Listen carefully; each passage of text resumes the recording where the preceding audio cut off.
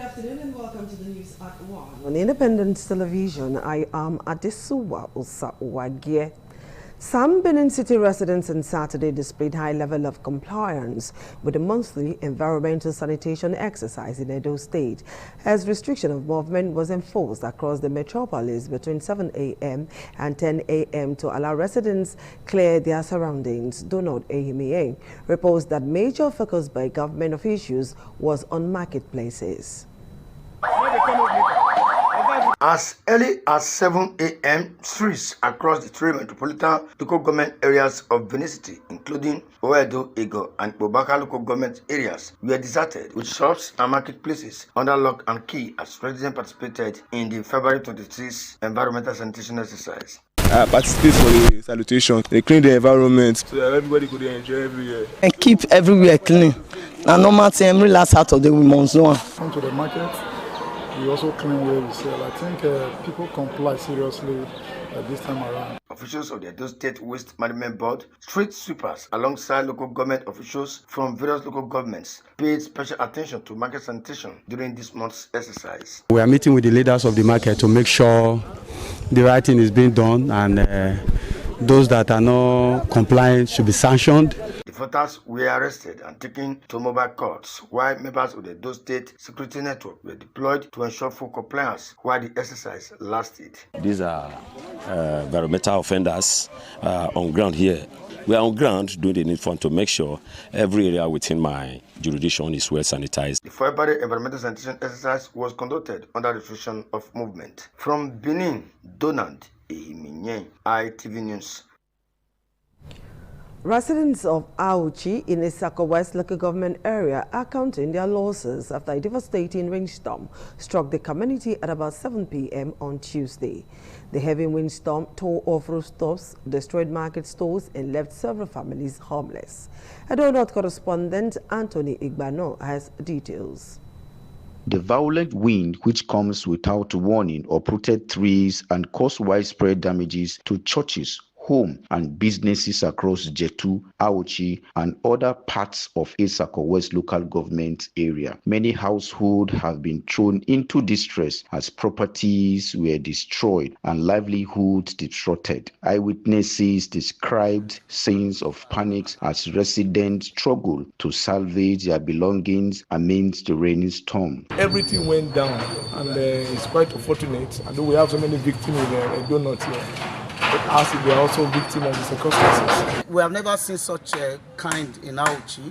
To the extent they carried caravan, carried the whole roof, the whole structure of this church, divided into three, hung some part of it on a tree, the third part carried to the other compound.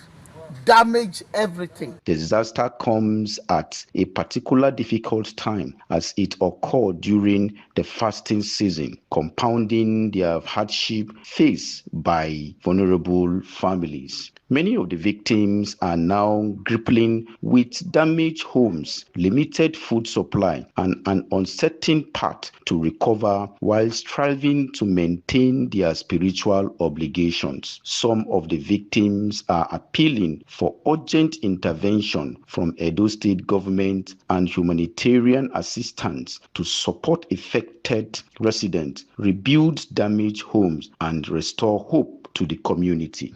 This is the situation I meet my house. Pull everything, remove all the roof. So I'm appealing to the well-meaning Nigeria, the local government, the state government, the federal government to assist me on what happened to me. But I believe the government can do it for me. From Auchi, Anthony Igbano, ITV News.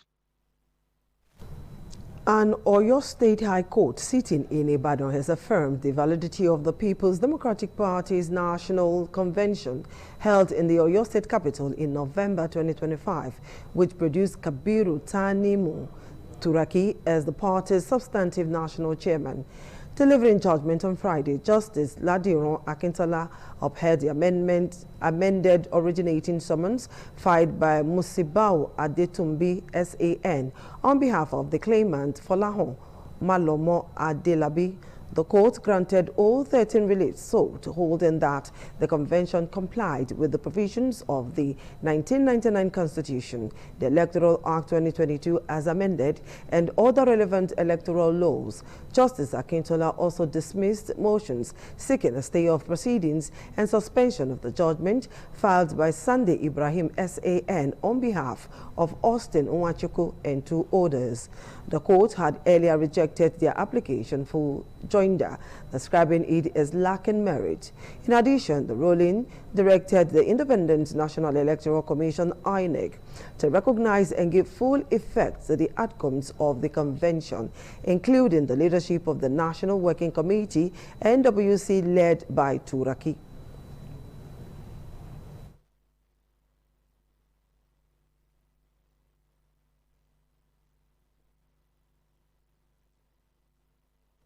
And on sports, the Nigeria Women Football League has opened its mid-season transfer window. The transfer window, according to the NWFL, will end on Thursday, 4th March 2026. It is an opportunity for clubs to reinforce their squads ahead of the second round of the 2025-2026 season.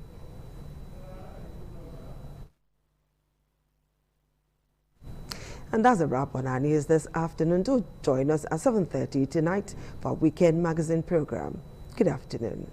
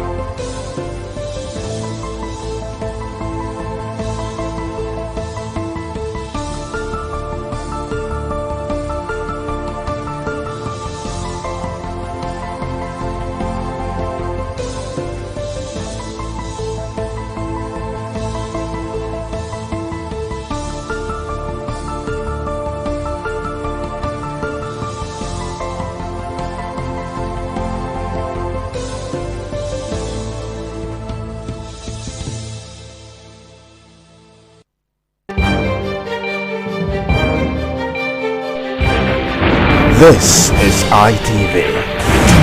Search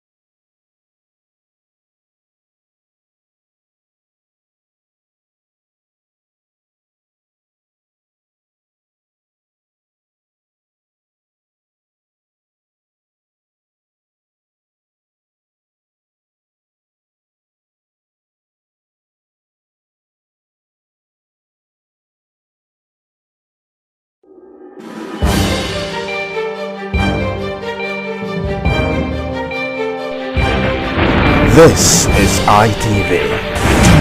Certainly the best.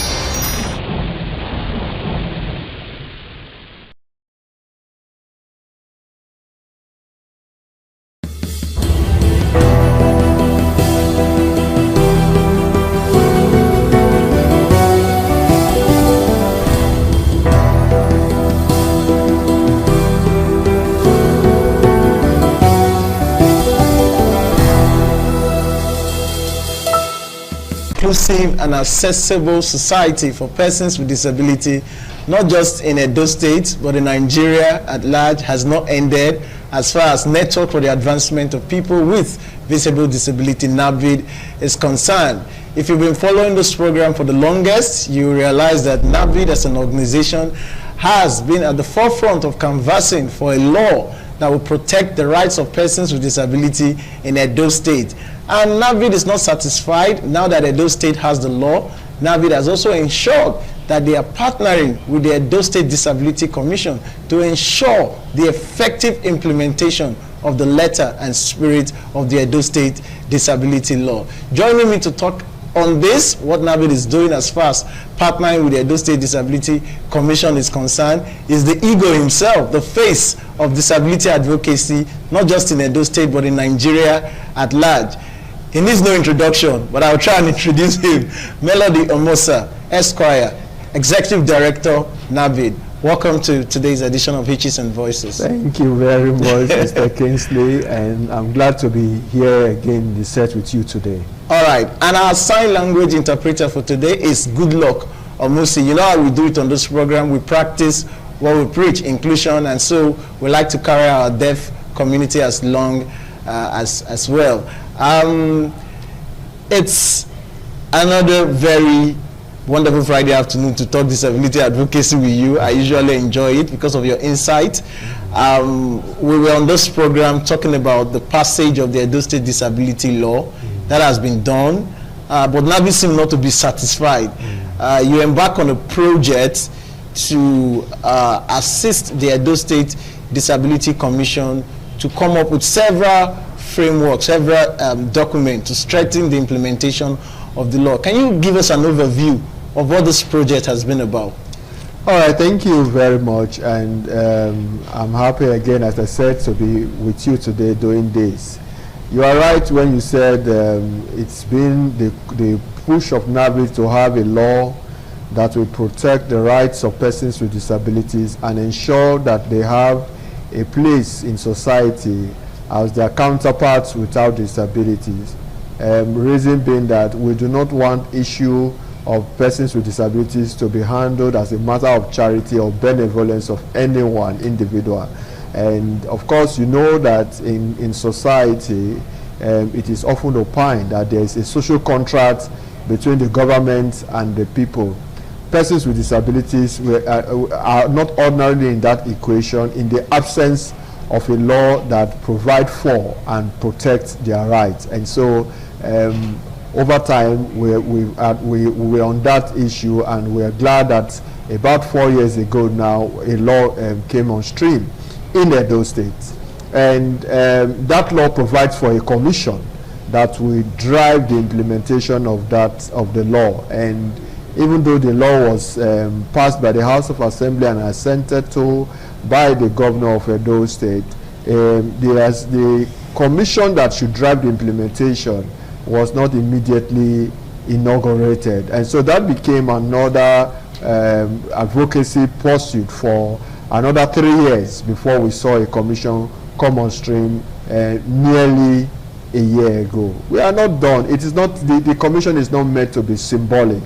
Having a law and creating a commission, it was not just about crossing the T's and dotting the I's. It is about ensuring that the commission substantially enforces and implements the disability law as provided for. And we engaged the commission and discovered very quickly that there was the need to partner with the commission to strengthen the delivery capacity, as it were, of the commission to engage society and government, even though it's an agency of government, it is meant to be, in its activity, to be regulatory and supervisory of the ministry, departments, and agencies of government in delivering, permit me to use disability and dividends for persons with disability as provided for in the law. So that commission is strengthened and has the capacity to do just what the law provides for. Brought about a project that is called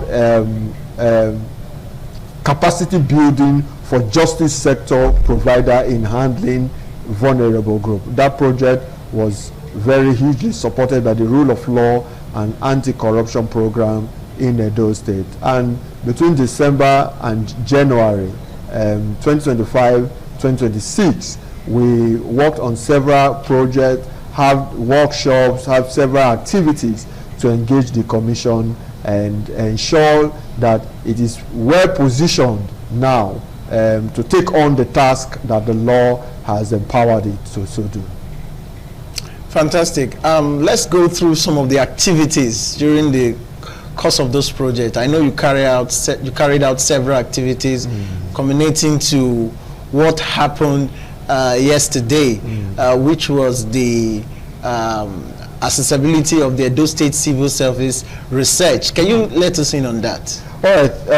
The first activity we did under the project, the capacity building for justice sector providers in handling vulnerable group.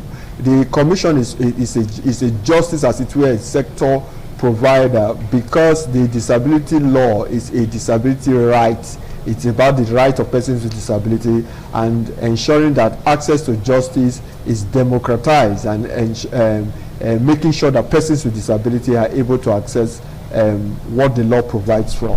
One of the activities we carried out first was to develop with the commission, participating actively, a operational guide, operational manual, where standard operational protocols for the commission in-house work was developed. It was a 2-day workshop that I had between 9th and 10th of December 2025.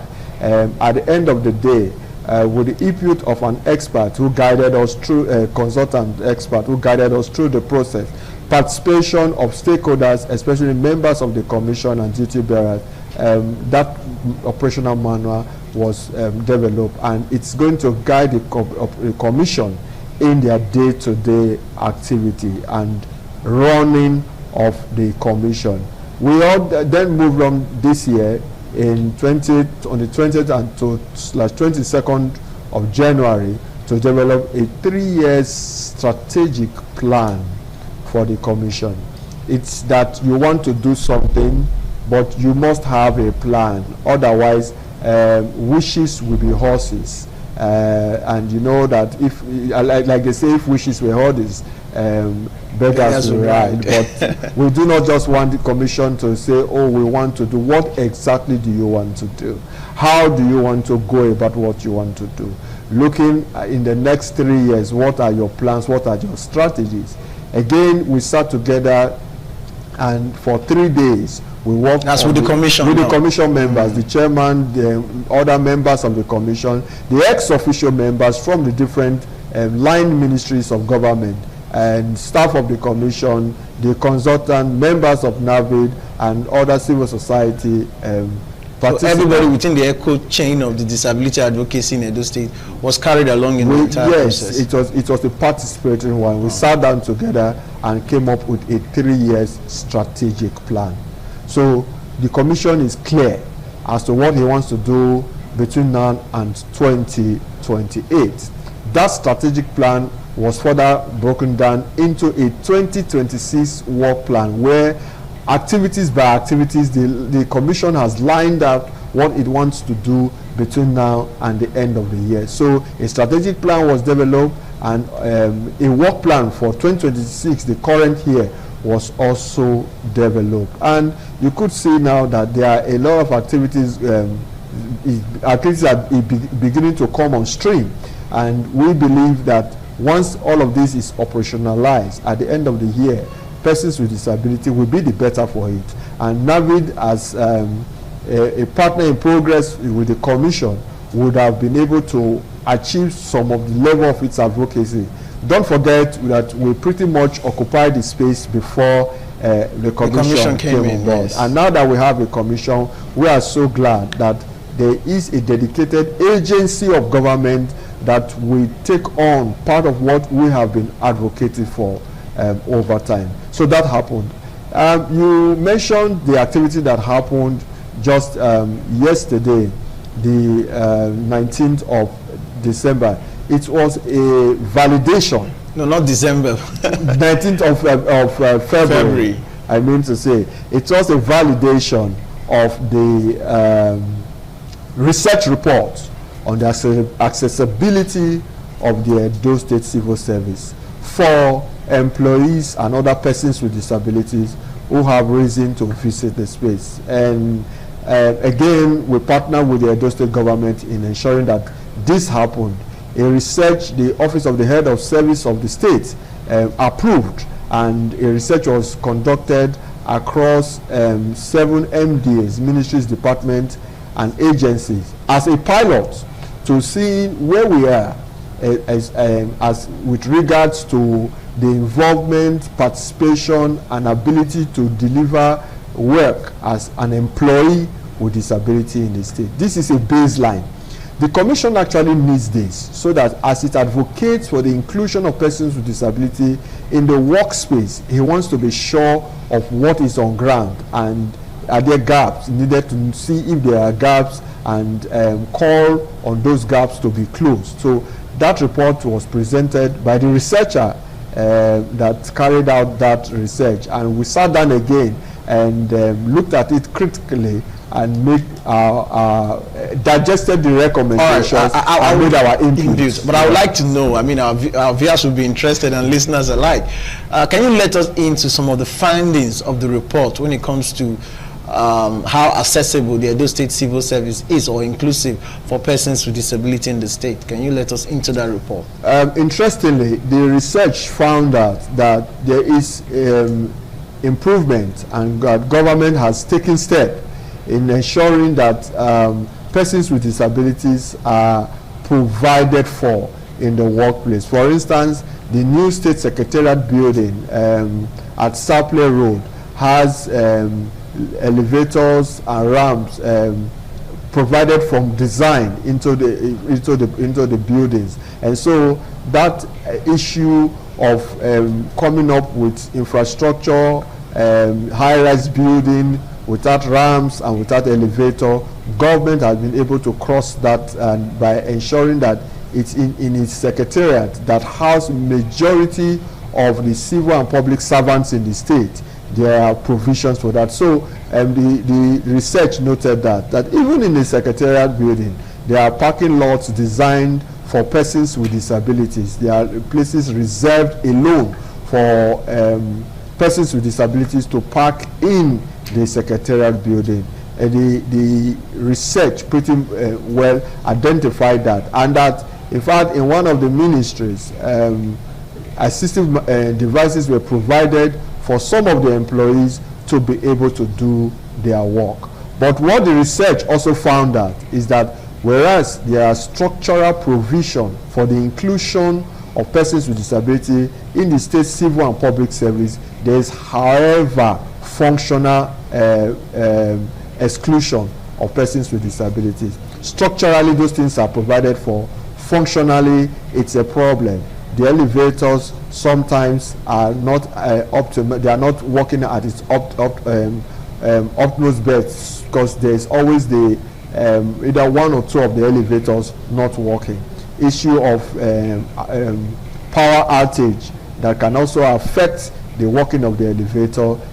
It's also there, and so the recommendation is that these things should not just be for decoration at all times.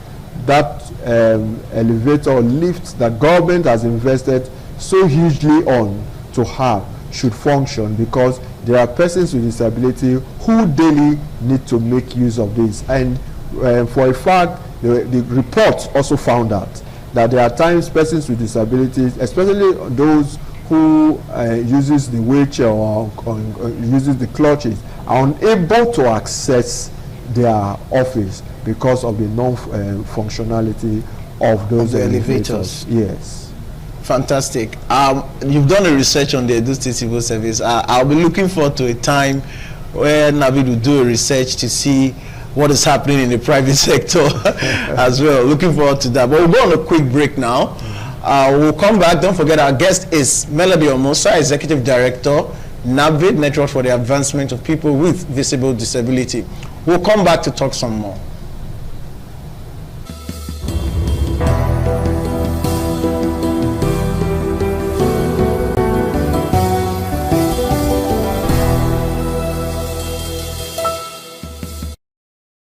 Program is still Hitches and Voices on Independent Television and Radio. I'd like to say a very big thank you to our listeners on radio as well. Don't forget we are broadcasting simultaneously on television and on independent radio. My guest is the Executive Director, NAVID, Melody Omosa, telling us about the partnership with the Edo State Disability Commission and all the activities they've done to create an enabling environment for the Commission to take off and implement the Edo State Disability law.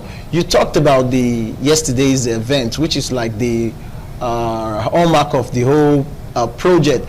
But I know in the course of the project, you also carried out an activity which is centered around something people don't usually talk about. That is violence against, sexual violence against persons with disability. You organize a training for some critical stakeholders. Can you tell us about that? All right, thank you. Part of the activity we carried out on building the capacity of justice sector provider was a one-day workshop in strengthening the work of the State Assault Referral Center, otherwise called the SAC Center, the State Assault Referral Center, where victims of sexual and gender-based violence report to. We needed to ensure that there was inclusive practice because unfortunately we've had reports of persons with disabilities becoming victims of violence and from some persons in society, and they needed to know where to go to, and if they go to the center, how inclusive are their practices? Are they able to take in and provide the care needed by these victims, survivors of SGBV, that are persons with disabilities? That became important, and it was an eye-opener even for NAVID that organized that project, and for the SAC staff also. They learned a lot about how persons with disabilities can be well handled. It is important that even data, before now, specific data as to the number of victims with disabilities that are reported was not documented, and we saw the need from that training that there need to be a disaggregated data so that patterns can be studied, and it's now possible to do advocacy that will help nip in the bud such occurrences, how persons with disability can even protect themselves not to fall victim of such. But by and large, that was what the training was about, and we just want to see that in every sphere and every system that have services to deliver to the people of Edo State, there are inclusive practices that persons with disability, when they access those centers, those services, those systems, are also accommodated and treated. Now, you've carried out these various activities. You've tried your best to see how you can build the capacity of the Edo State Disability Commission. What is your expectation moving forward? What are your hopes in terms of seeing to the proper and effective implementation of the law? Well, first I must say that the commission members, the chairman, members, and even the staff of the commission are very excited. They've expressed their gratitude not only to NAVID, but to the rule of law and anti-corruption that backed this project, supported by the European Union and the international idea. They are very grateful, and they've promised that not just promised, they've told us that the programs that we carried out indeed is helpful. So my expectation is that in the short term, we will begin to see some of these translate into actionable points for the Commission. There is a 2026 work plan. We want to see how they implement that vis-a-vis availability of resources. For the first time, the Commission now have a budget for 2026, and of course, given the items and the things the Commission hope to achieve in 2026, the government budget alone will not get that done. So the Commission will be reaching out to development partners and well-meaning individuals and corporate bodies to assist in carrying out those work plans. It is only when the Commission is able to do what they are set up to do that the inclusion of persons with disability in society and them able to contribute adequately to the growth and development of society will be guaranteed. For instance, from the research, we've talking about the accessibility research on the state civils and public service. One of the findings of that research was that employees with disability are contributing very meaningfully to the development of the civil service. We have some of them at senior and managerial level of the service, and this is a research that interviewed permanent secretaries, directors, and also other staff of these different MDAs, and they attested to the fact that persons with disabilities are contributing very well. So what we want to see is a community of persons with disabilities that are very useful to society. But for that to happen, they need to be given the level playing ground. And this is where the Commission comes up to ensure that any form of barrier, anything that is capable of hindering people with disabilities for contributing maximally to the growth and development of society is taken away. So that's my expectation, that the Commission will be effective, given that they have been so empowered and capacitated by the trainings that have happened to deliver on their mandate. All right, I want to ask this very quickly. You made mention of duty bearers and statutory members of the Disability Commission. How important are these duty bearers and statutory members? I want you to break it down. Who are these duty bearers? What role are they supposed to play in this entire process? So the law that sets up the Commission, for instance, has provide for a chairman and 3 members representing the 3 geographical zones, Edo Central, South, and Edo North. But also that they need to be representative on the governing council from different MDAs, and the law specifically mentioned 10 ministries and agencies of government that should have a representative on the governing council. What their role is to ensure that governance and disability inclusion happens in their different MDAs. So it is not just about knowing from the persons with disabilities or on the Commission, also getting the input of government and those who are not persons with disability, seeing what is going to work, and both government and the persons with disability understanding themselves and meeting at a particular point to enforce inclusion of persons with disabilities. All right, we look forward to such partnership, to such synergy. All is for the betterment of the community of persons with disability in Edo State. We also look forward to this conversation, the continuation of this conversation. I know that NABID is not stopping. There's more to be done. There's more to come. So this is a wrap on the program today, Hitches and Voices. My guest has been Melody Omosa Esquire, Executive Director, NABID. My name is Kingsley Okoje, and I'm saying spot the hitch and be a voice. Goodbye.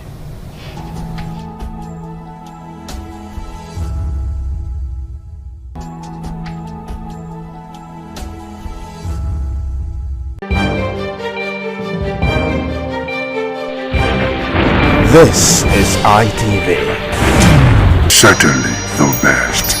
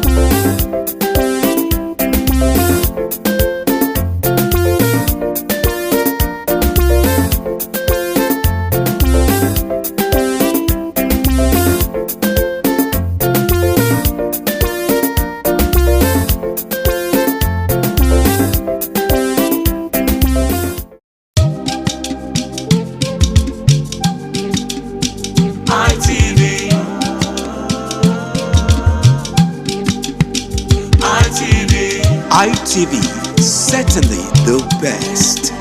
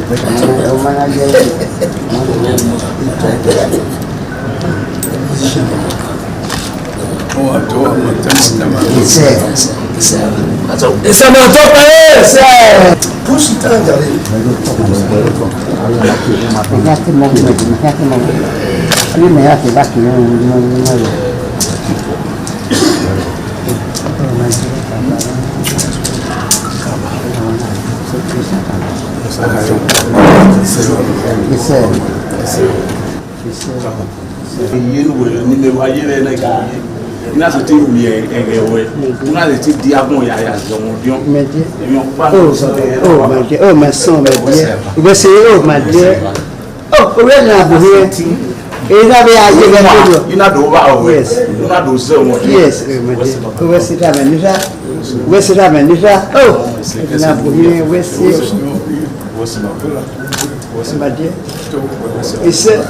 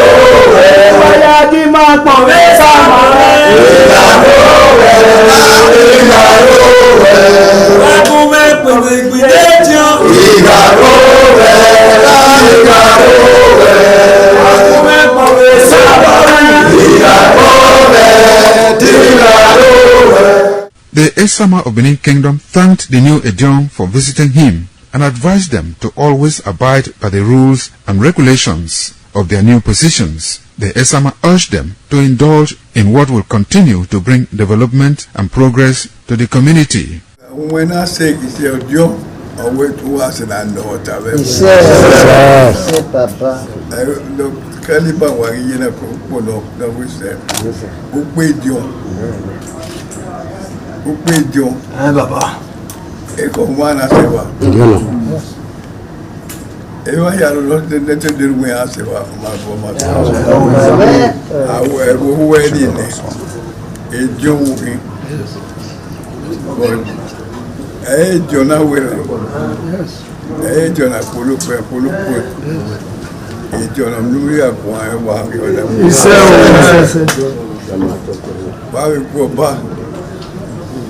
John William, rather than I had the way. While we are there, we don't matter look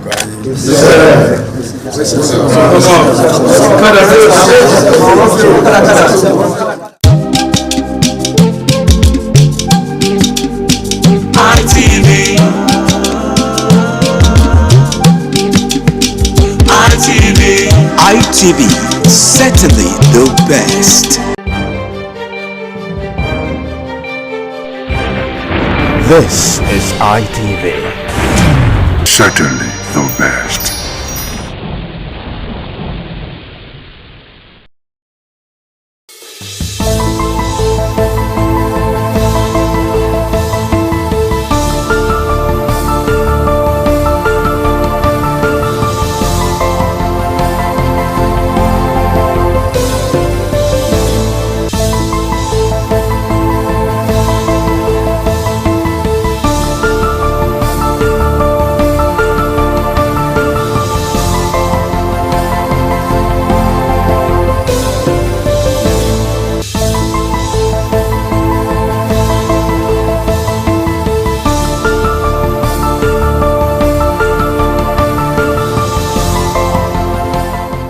Welcome to yet a fresh episode on the program Law and You, as we spotlight very important, issue that we see every day in our everyday transactions.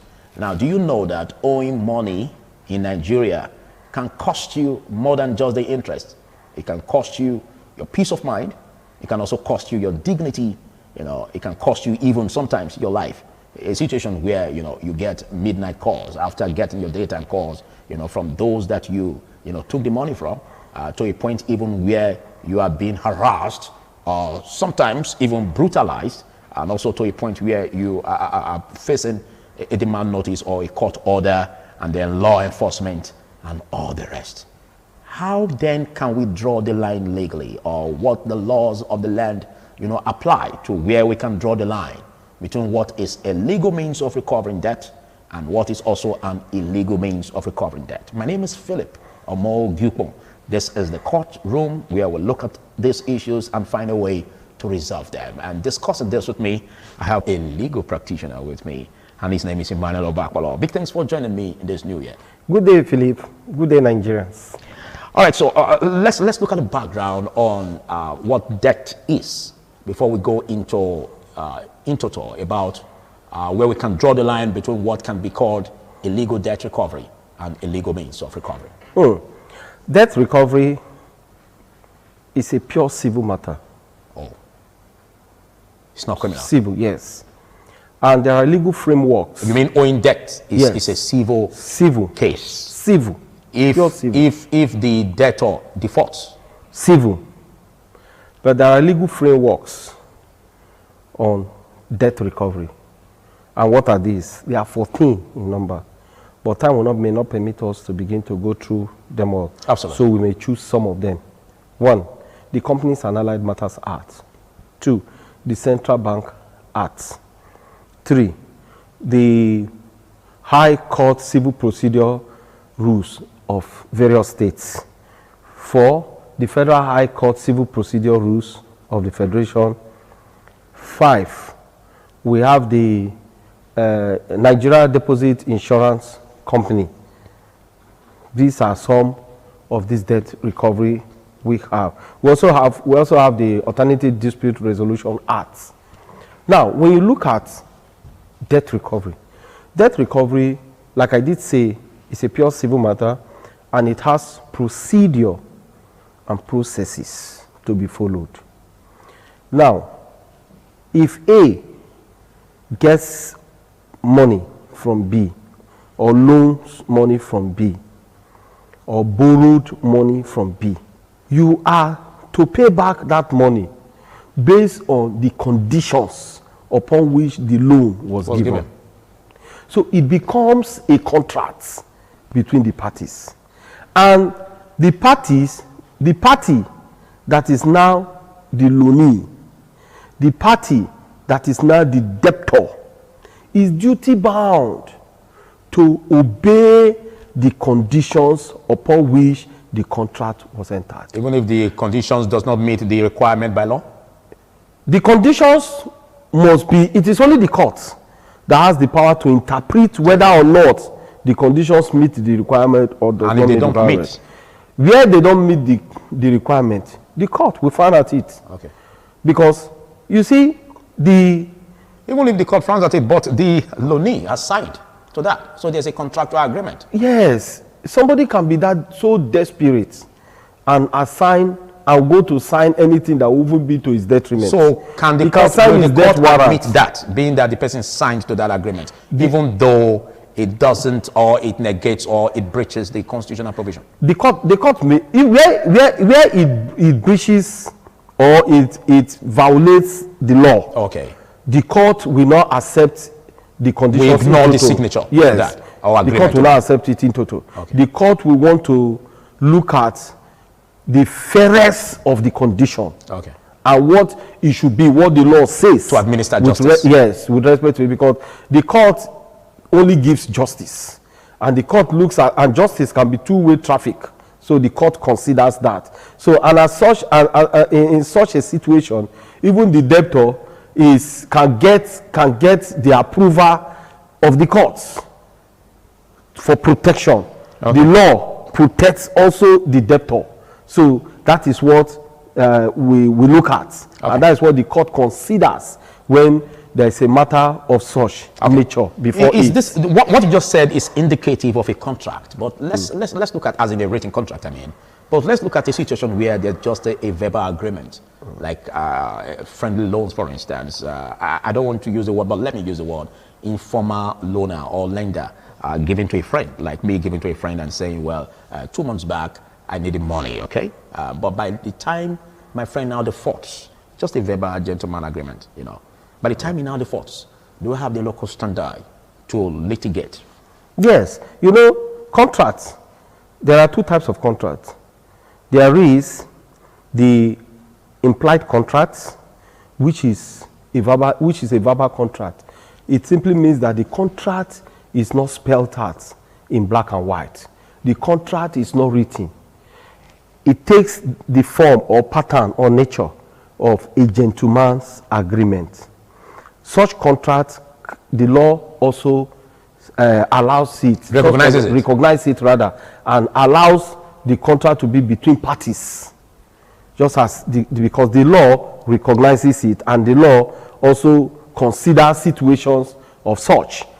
There is also the express contract. This one now is a contract entered by the parties where they spell out the contract, the conditions, written, the terms, everything that the parties must do with respect to that contract. And you see, express contract is always easier for the parties who entered it. For better covering. Yes, it's always easier. Yes, because of the contract is spelled out. Documented. That every person, every Tom, Dick and Harry can read and understand that this is a contract entered by the parties. However, where in an implied contract or what is known as gentleman agreement, there are also conditions the court will look at, particularly where that loan that was given or the borrowings that was administered frowns are contrary to conditions of debt of loans. I get me, of loans. For instance, the interest. If the interest is over burdensome, if the interest contradicts the percentage as provided for by law, the law will also look at such contract that the parties ought to be fair to themselves with respect to that contract. So what the court the one norm takes effect. Yeah. So what such a situation. Yeah. So what the court does is that the court looks at the fairness of the condition between the parties or amongst the parties, as the case may be. So in debt recovery, there are legal process to recover your debt. However, in course of carrying out the debt recovery, if a party, either of the party, choose to assault or batter another, it now has a criminal flavor. Okay. Before we go there, let's exhaust and explore this aspect you just said, most especially, for instance, for how you call it, a gentleman agreement, verbal agreement. And this does not involve, the lender having the license to do that.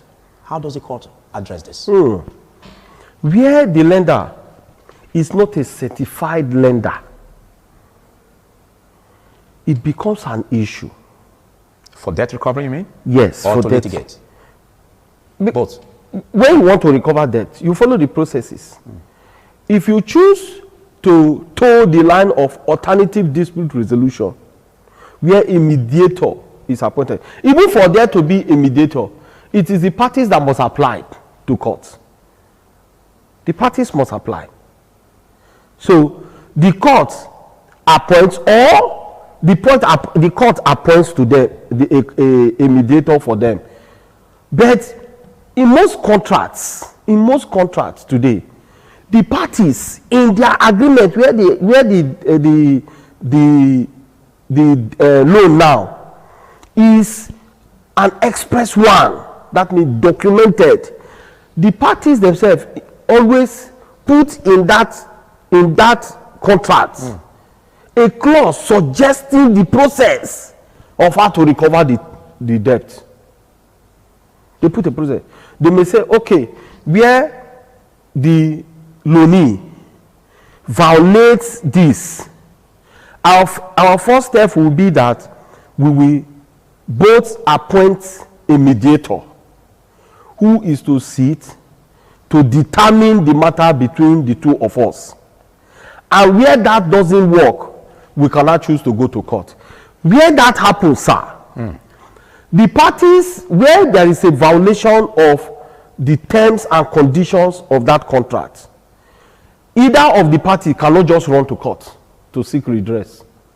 If you go where the conditions of the contract is now brought to court, and the court sees that there is a clause that says that first the parties must go to a mediator, seek an alternative dispute resolution to ensure that this matter is determined, the court will now ask the parties to go and do so.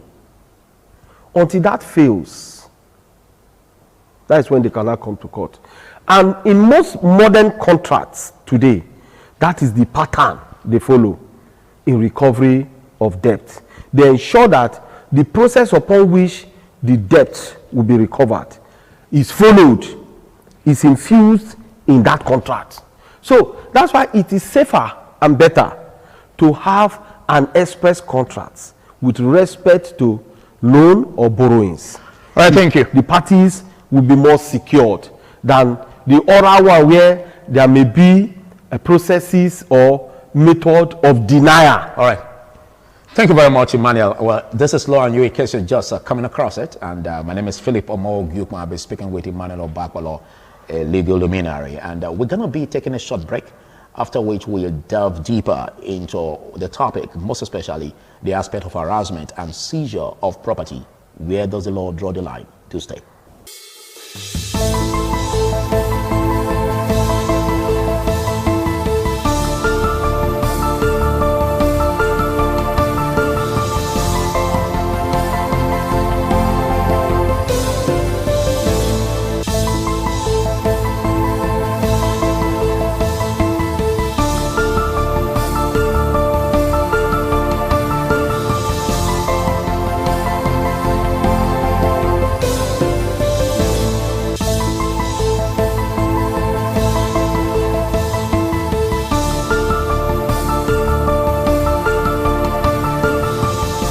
Welcome back. The show is Law and You. I still have my guest with me now.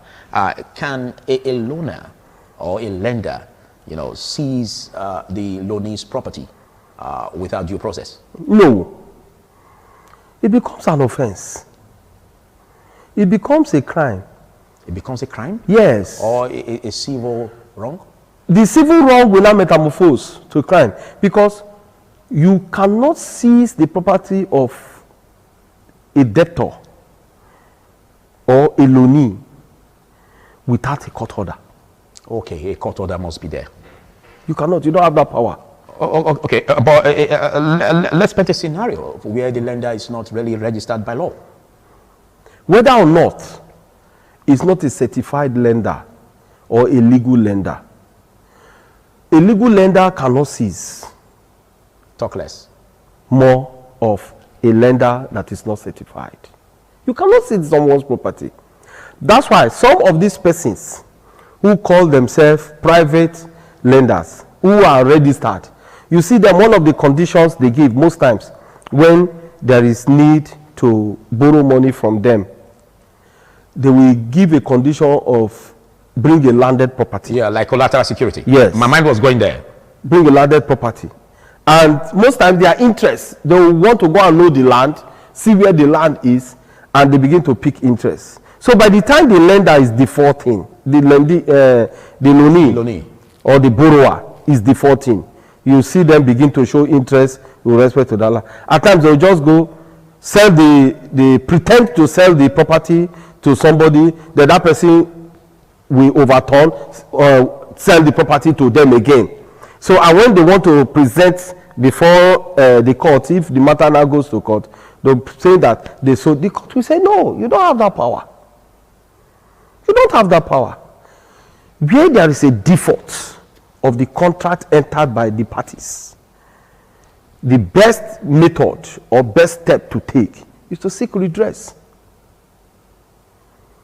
Go before the court and say, XYZ had violated the agreement, the contract entered between us or between the parties. And as such, I want to recover my money. The court will come up with a proper judgment. Okay. Someone that will even give both parties peace.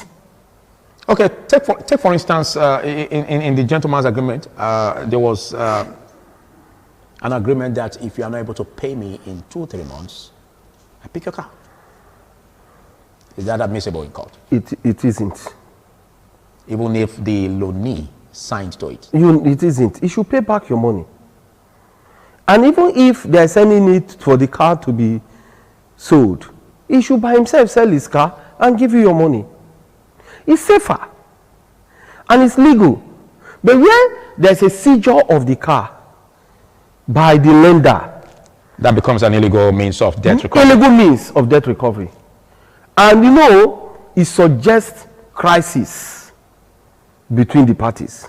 But mind you, at the point of entering into that contract, the parties enter into the contract with peace, smiles, joy, and happiness. But now that you want to recover the debt, there's now crisis. Because money is involved.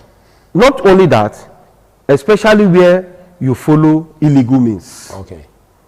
To recover that debt. There will be crisis between the parties. Where you follow legal means, for instance, you go to court for redress, the other party will even be more afraid. Okay. And may want to seek an alternative dispute ADR means of resolving the matter.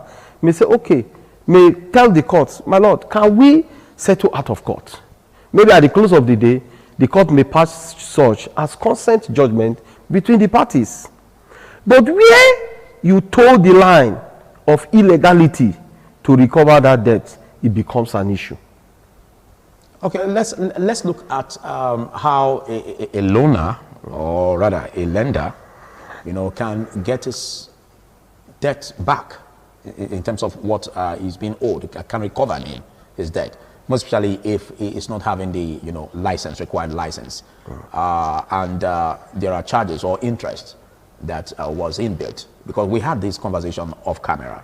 So I want you to bring back on record as in if such a lender or a gentleman who gave that money out, if he has the legal backing to impute interest when he has no license as a lender. It's commonsensical. It doesn't have right to request for any form of interest.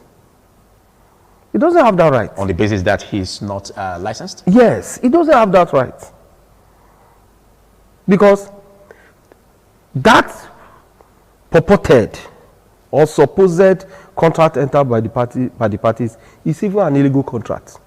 And an illegal contract cannot become legal by seeking redress in the court. But the court can give it a soft landing, mostly to the creditor, because it was just an act of kindness. Act of kindness. Take for instance, I'm lending money to a friend. It was an act of kindness. And act of kindness. You can't tell me I can't get the money back, even though I built interest on it. No, you can't get that interest. I can't get the money with the interest. Yes. What makes you say so? Because you are not a certified lender. Okay, so what would the court do, or what do we have as the law? So it still depends on. I only get my money back without it. Yes, and it depends on the process you also follow. Considering the fact that this money has spent months, I would have rather given my money into the business and then it yields profit. It is not. Isn't the law going to also find a way to resolve that? Because it involves money that I would have kept into the business and it would have yielded profit. It is not the duty of the court to know how long the debt has been and the time you choose to recover the debt. It is not the duty of the court. That contract from the outset is an illegal contract. So you cannot now give it the flavor of legality to ensure, because it passed through the bank, for instance, and it was written loan. Loan. Mind you, you just told me that it's a gentleman agreement between two friends, and the lender is not a certified lender.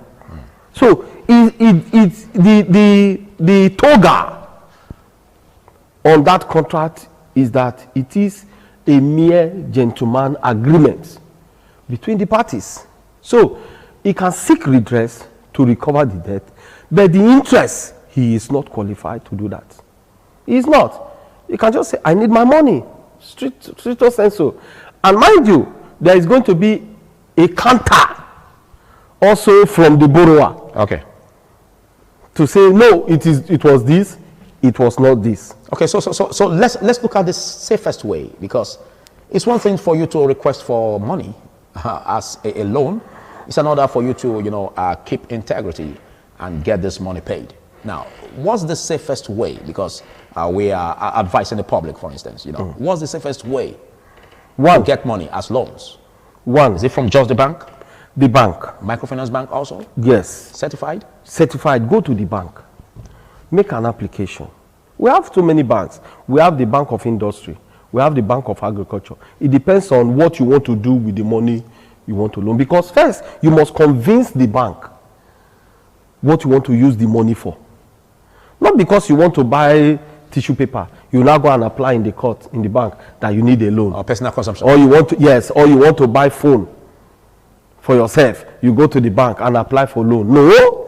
What will the money be used for? That's where we are, because this stringent means, all right, tied to getting loans from banks, brought a point where we now see loan sharks, digital loans, feasting on the unsuspecting public. So how do you address that bottleneck in the banks, for instance?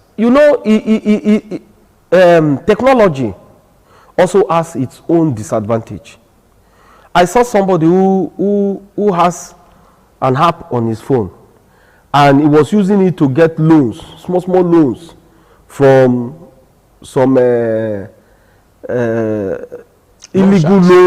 loan sharks. Yes. And one of the days they called him to say, come, you are already owing over 50-something thousand naira. Come and pay. We are giving you 3 days to come and pay the money. And he was running up and down. I said, why did you do that? So to avoid that, how do we tackle that aspect of the banks, for instance? Because we're going to be rolling this into a fresh episode, and we'll delve deeper into the digital loans that you just made mention of. But before we round off in less than 3 minutes, how do we clear off the bottleneck system in the regular banking system, for instance, that now gave room for all of these, ways by which those who are applying for loans now seek other means instead of seeking the right way where they will not be defrauded? So how do we address the bottleneck system in banks? The banks should ensure that the processes to flexible. Get loans are flexible, because just now it is very cumbersome. But the bank doesn't allow personal consumption. No, you cannot, because Like you are you said. hungry. You want to go and apply for loan. You must What demonstrate do you that do you can with the pay. money? Convince the bank, because the bank too Except it's a salary account, for instance. Yes, the bank too that can be given on personal consumption. Yes, because it's you have a salary account. Yes, But if it's at the not- end of the day, when the salary comes, the bank takes the money. But if it's not, then maybe we'll be looking at the turnover, for instance. Because one, the bank also consider how much is this person applying for, the amount of the money. So that will now make the bank to be strict and ensure that the process is strict. Why? The bank want to be safer, to ensure that they are not giving their loan to the wrong person, and that their loan will come as at when due. And two, even the borrower will not be a fraudulent person. Okay. 2. And 3, 4, the borrower too will use the money for the purpose for which it was applied for. All right, thank you, Emmanuel Obakpolo. Awesome to have you join on this very, very sensitive and fresh topic on today. We're going to be looking at this, an extension, which is the second episode, which we'll be looking at still on debt recovery, both the legal and illegal means. Do well to join us same time next week. I am Philip Omo Gupon. Bye for now.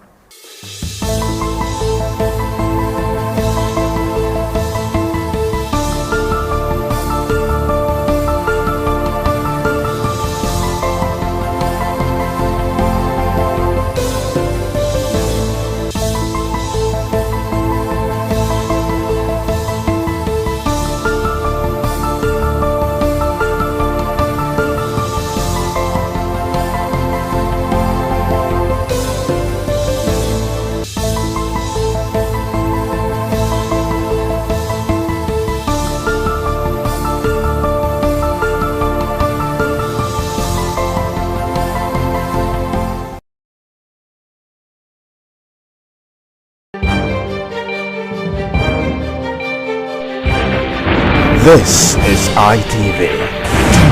Certainly the best.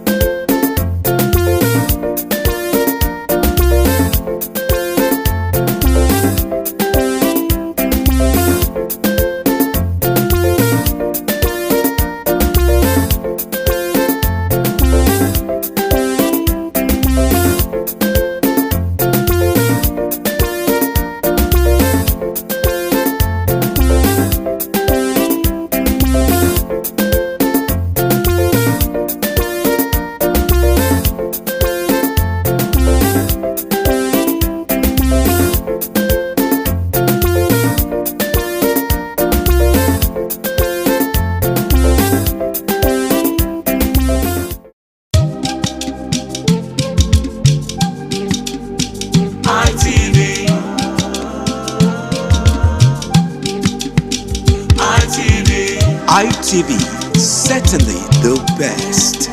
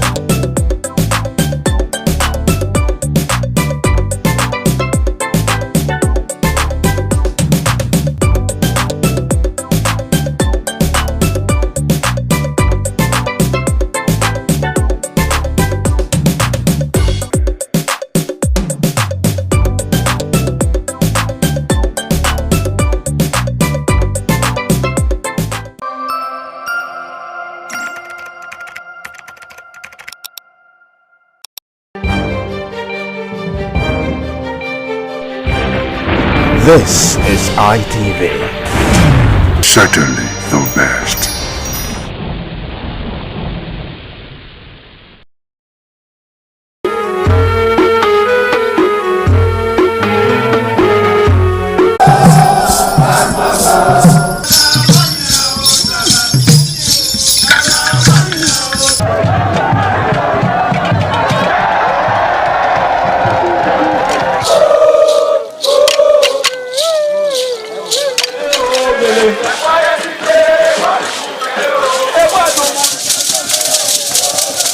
This is Aqua Game, a popular game in Africa played by our ancestors to entertain themselves after each day of farming.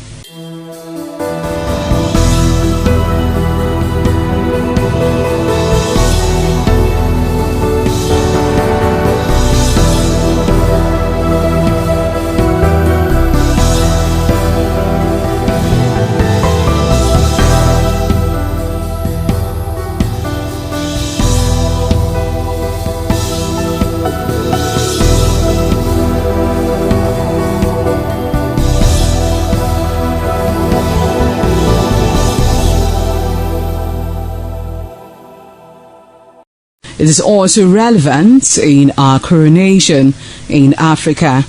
It is a sport and indeed very interesting, as every seed had a role in the game.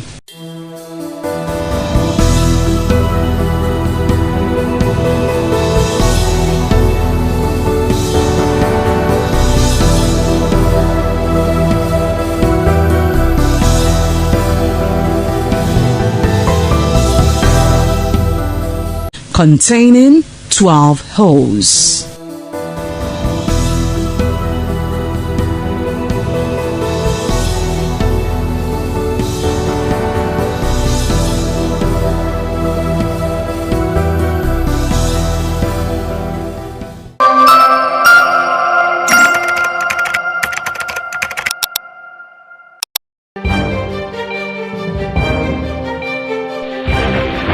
This is ITV.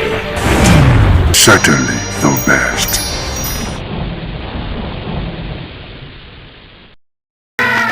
Viewers, again we welcome you to Message of Islam, reaching you from Independent Television Benin. Today we have a topic which is of vital importance. And the topic is simply Islamic ruling on intoxicants. Islamic ruling on intoxicants. What are the substances that constitute intoxicants? Inshallah, in the course of the program, the panelists will tell us. To take this vital topic this evening, I have with me in the studio Ustaz Sani Abdul Hafiz. Salaam alaikum. Welcome to the program. Wa alaikum assalam wa rahmatullahi wa barakatuh. Thank you. Alhamdulillah. And we also have in the studio this evening Al-Aji Professor Bunyamin Adi. Salaam alaikum. Welcome to the program. Wa alaikum assalam wa rahmatullahi wa barakatuh. Viewers at home, peace be unto you. Alhamdulillah. I'm your uncle Al-Aji Alamin Alao. Now let's go straight to the business of the day. We are looking at the topic Islamic ruling on intoxicants. So let me start with you, Ustaz Sani Abdul Hafiz. What are the substances, what are the things that constitute intoxicants as far as this topic is concerned? In the name of Allah, all praise belongs to Allah, and we ask for Allah's peace and blessings upon the noble Prophet Muhammad sallallahu alaihi wasallam. The substances that constitute intoxicants is anything that can change the sense of reasoning of a person when they consume it. This is what is referred to as intoxicants in Islam, and we call it a muskirun. And the Prophet Islam said every muskir, that is anything that intoxicates, is haram. Anything that intoxicates is haram. So whether it is alcohol or it is any of the substances that people consume, such as heroin, cocaine, cannabis, call them, name them, they are all under the classification of intoxicants, and they are prohibited in Islam. This is because of the Islamic objective to protect human mental health. That mental health is of paramount importance. When you have too many people who are sick in their head in a community, of course, you can be sure that everything will be in disarray in that community. So Islam considers mental health to be one of the very, very important part of the human system that needs to be protected. Now, thank you very much. I'm coming to you now, Prof. Now, we have some who argue that it is not forbidden in the Quran. It's not entirely, completely forbidden in the Quran that you should take intoxicants. And some will refer to Quran chapter 4 verse 43, where Almighty Allah says that, oh, you believe, do not approach your prayers when you are drunk until you can grasp the meaning of your words. Some will refer to Quran chapter 2 verse 219, where Almighty Allah says that when you talk of intoxicants, there are benefits in them and there are sins in them, but the sins outweigh their benefits. Why we now have Quran chapter 5 verse 90, where Almighty Allah completely forbids or condemns the consumption of intoxicants. So can you please help the viewers to reconcile these three verses of the Quran?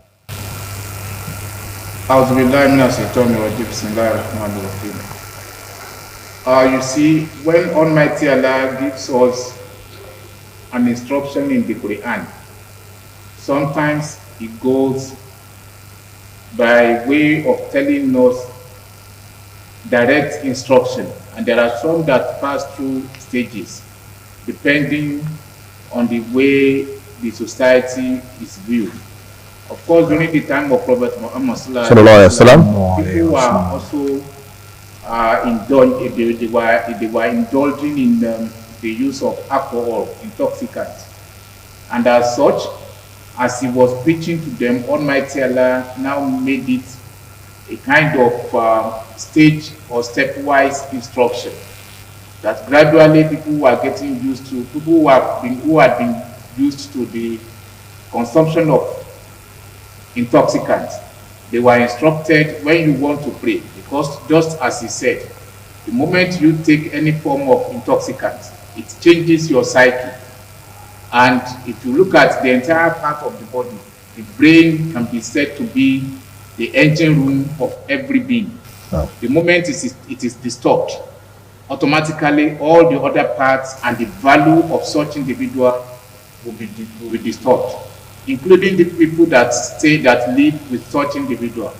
That explains the reason why Almighty Allah calls our attention in many verses that whoever wants to worship him must have the psyche complete.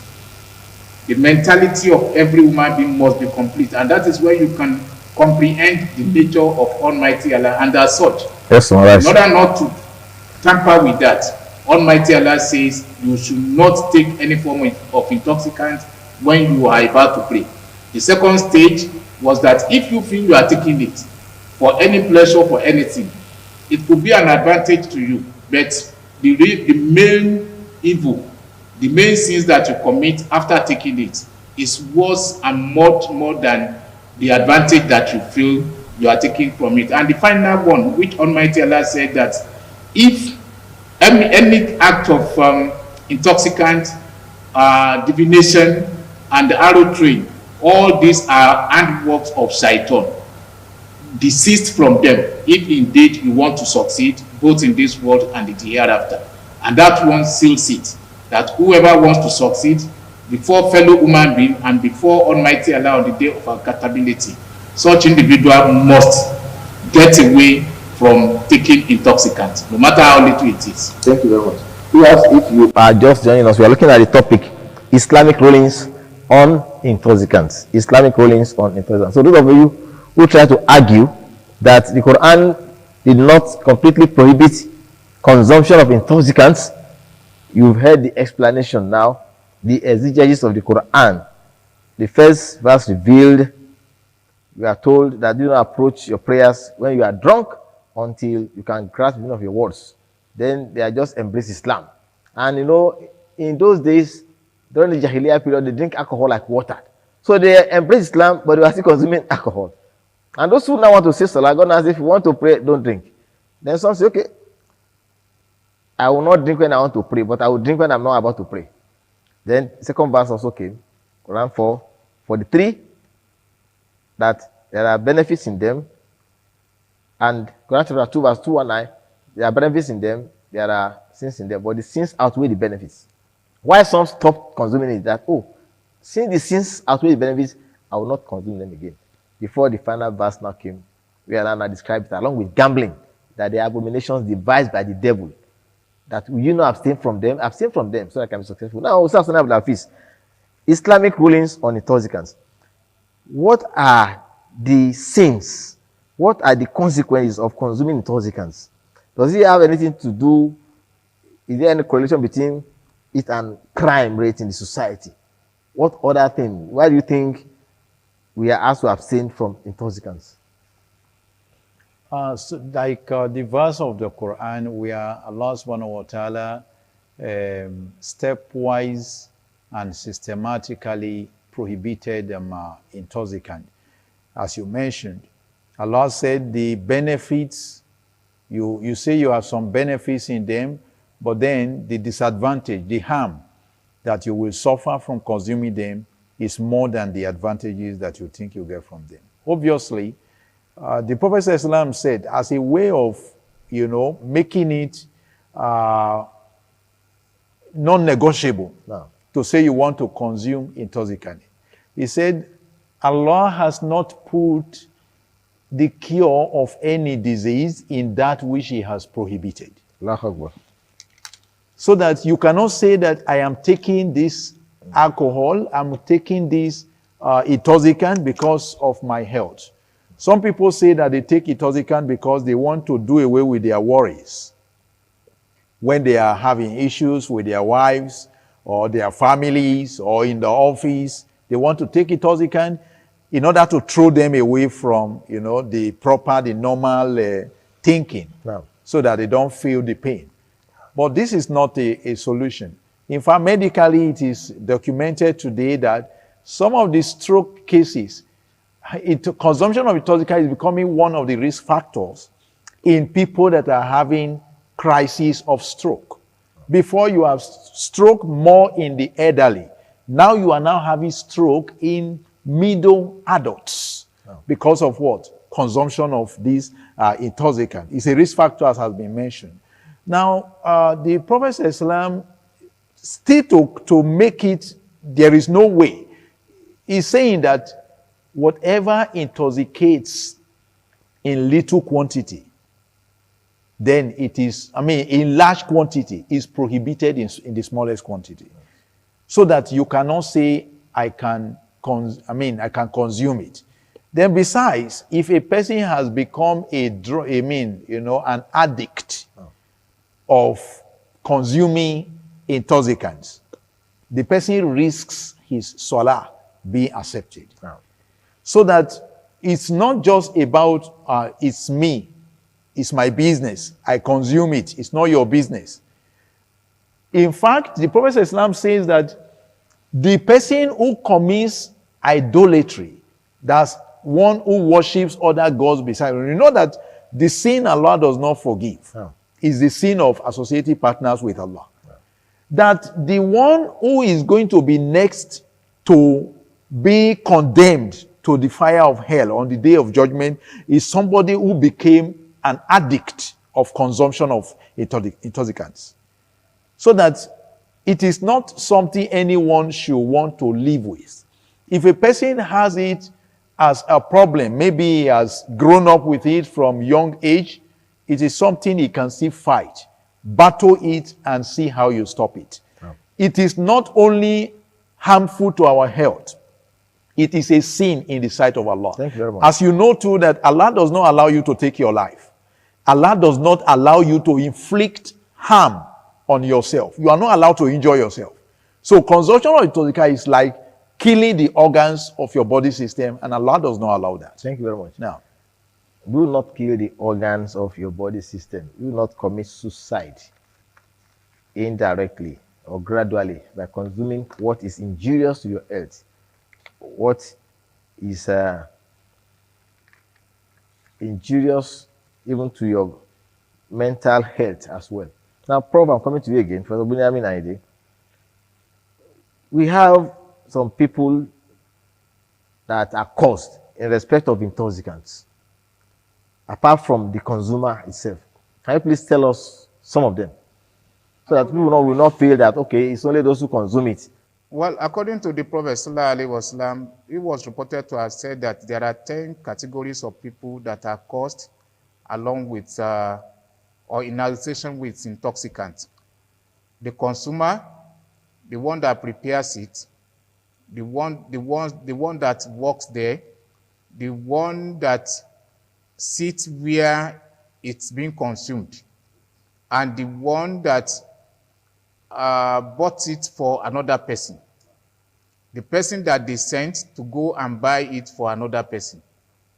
The person that carries it, and also the people that sit down where intoxicants or intoxicants are being consumed. All these are the categories of persons that are caused along with intoxicants. Alhamdulillah. You can see, in order for consumption of intoxicants to stop, in fact, if people are consuming intoxicants and you greet them, you are also caused. So if they greet you, do not answer them. Then the distillate itself, the intoxicant itself, is also caused. We have 10 categories of people who are caused. So if the carrier is conscious, the buyer is conscious, you will discover that it will be difficult to circulate intoxicants. Now, coming to you again, Ustaz Sani Abdulaziz. I was talking about relating consumption of intoxicants with crime, armed robbery, kidnapping, assassination. You can see the in the country. Now, do you feel some kill under the influence of intoxicants, or that's their nature? Relation between intoxicants and crime rates? Surely, the consumption of intoxicants is connected with the level at which people are ready to commit crimes. Yes. Fornication, for example, and adultery are more like the twin sister with intoxicant. Hardly will you find anybody who is morally shameless that he will not consume, intoxicants. The same thing with those who go into armed robbery. Some of the people who go to the extent of taking the life of others, they need to be a little bit insane for them to be able to do that. They look for substances to consume to deaden their conscience, so that they will not have the human feeling that, oh, this is a human being that I want to deal with. So there is a connection. Apart from crime rate, it's from the regulation in road safety that somebody who is under the influence of alcohol should not drive. Now, somebody who is under the influence of alcohol, to tell you how much it is so risky, can sleep with their mother. You know, you asking somebody that, okay, which of the sin is the one that you think is the greatest? To commit adultery, or to take intoxicant, or to murder? Alcohol consumption, intoxicant consumption is the greater of them. Why is it the greatest? The man who can stay away from committing adultery and can stay away from committing murder, by the time they consume intoxicant, they can do any of this. To the extent that one who is under the influence of intoxication can sleep with their mother, they can commit incest, they can go to any length because they are not in their senses. So how about you having for example, a medical doctor that wants to attend to a patient being under the influence of intoxicant? You have an engineer that wants to do the computation of what you need to be able to give you something that that's going to be durable, an edifice that will be solid, and is under the influence of intoxicant. Because some people just think that consumption of intoxicant is normal with life. It's a way of flexing. It's a way of maximizing your enjoyment of life. But it is not true. You are harming yourself. You are harming others. So this is why Allah subhanahu wa ta'ala prohibited it. There is connection with between consumption of intoxicant and the crime rate in society, no doubt. Those you are calling bandits, those you are calling Boko Haram, many of them, they consume these substances. Now, Prof, is there any punishment under the Sharia? And what is punishment under the Sharia for consumption of intoxicants? And then some of the students now take different substances. However, you are a professor in the University of Benin, so you must have had some experience concerning what I'm talking about. Can you please advise the viewers and the students of the need to abstain from intoxicants? Well, from Islamic point of view, if one is known to have taken any form of intoxicant, the person should be given 80 strokes of the cane. Yes.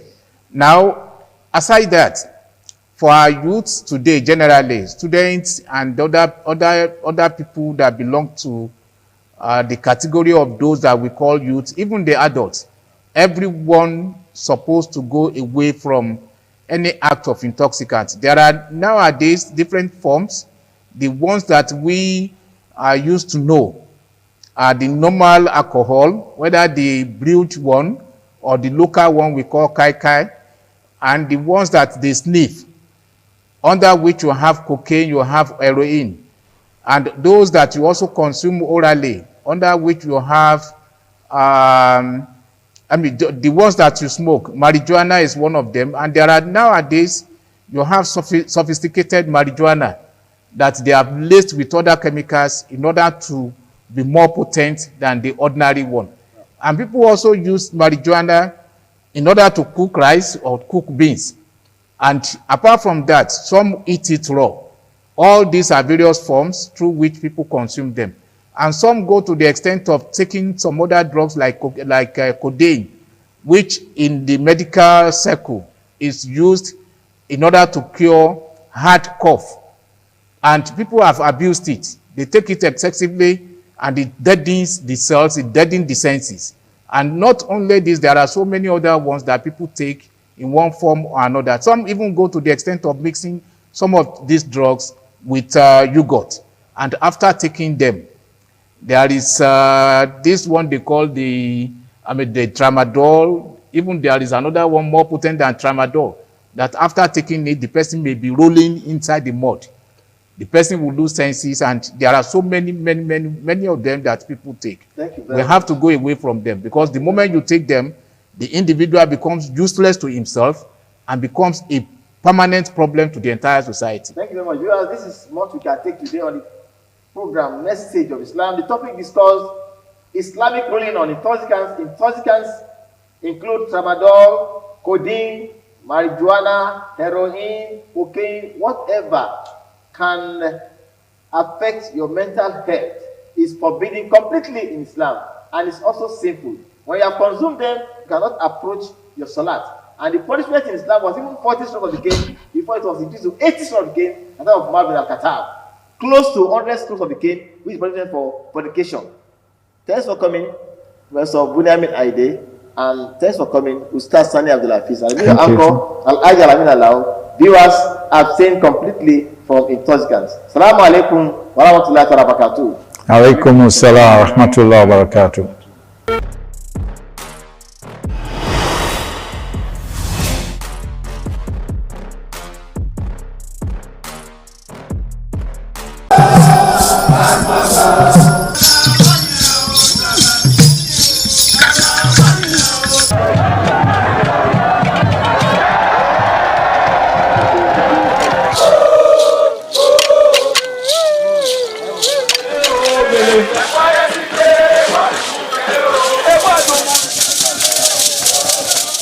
Omonoba Nedu Ukwakolopolo, Ewai II, Oba of Benin, stepped out majestically with loud crowd to perform the Sultan rites of his late mother, Queen Mother Ioba Omoni Ipoyeme, Ioba Ewai II, who departed this world 49 years ago.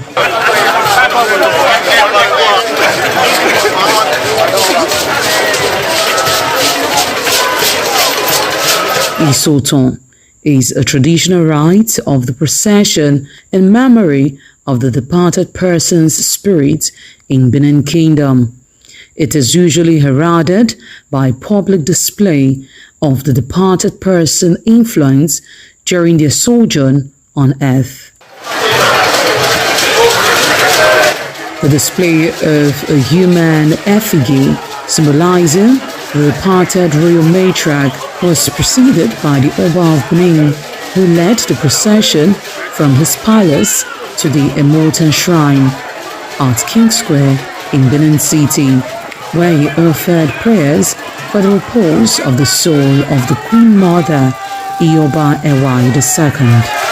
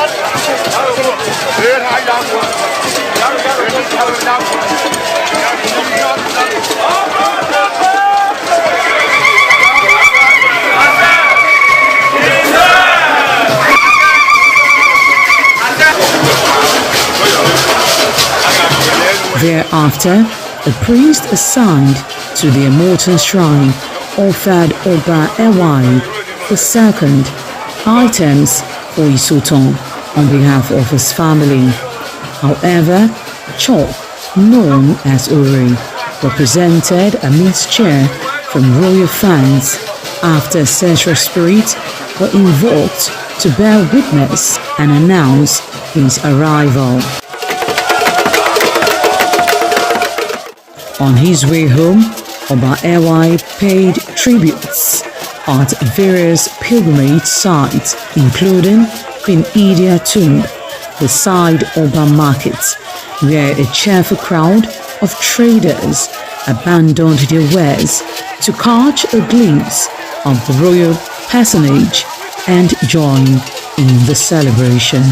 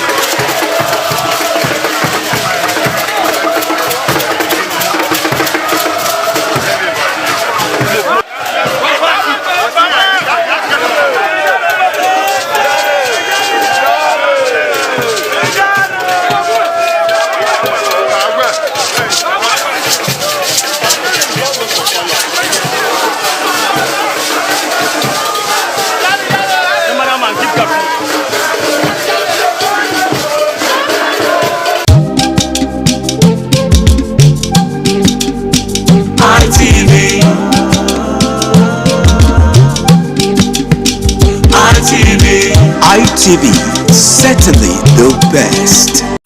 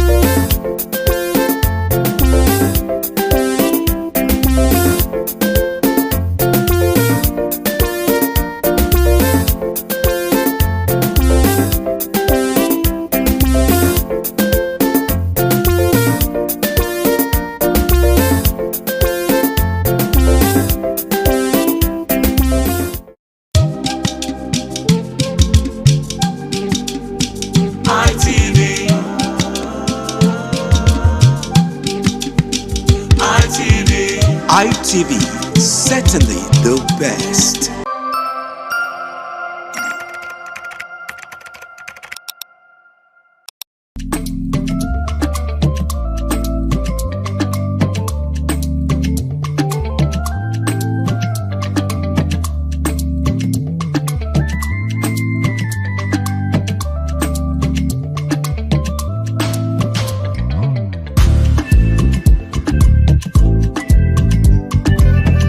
Hello and welcome to WIC, Women in Conversation. This is a table where women discuss issues that surround women, things that bothers us and things that makes us happy, things that gives us the privilege to continue to be the good mother that we should be and the good wife that we should be and a good person in the society. We talk about everything here. We talk about men because they also ask, why don't you discuss men? We do talk about men sometimes, but not always. It is a table for women where we converse and where we discuss.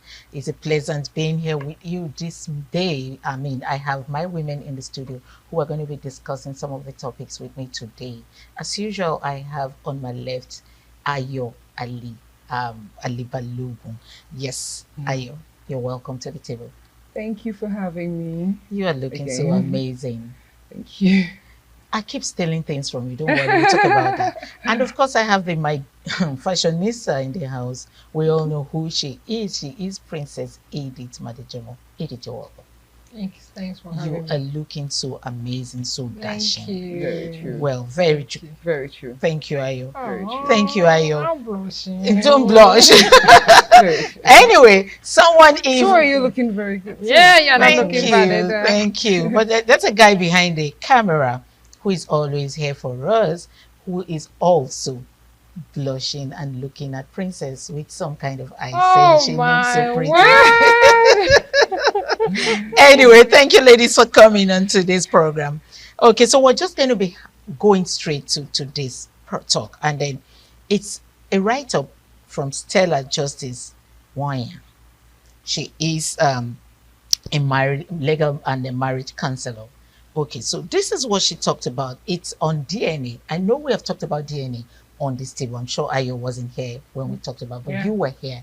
But this is a different dimension on the talk of DNA. And she says, if your husband threatens DNA tests on your children and you know there are is, let him do it. Once it comes out positive, go straight to a lawyer. File a civil claim for breach of trust and ask for 100 million compensation. Oh. Marriage is not a testing ground for suspicions.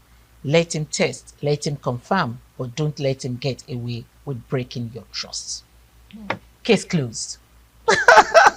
I mean, this is so much. When I saw it, I'm like, okay, no, we need to talk about this. Do you agree with her, Abiodun? I don't.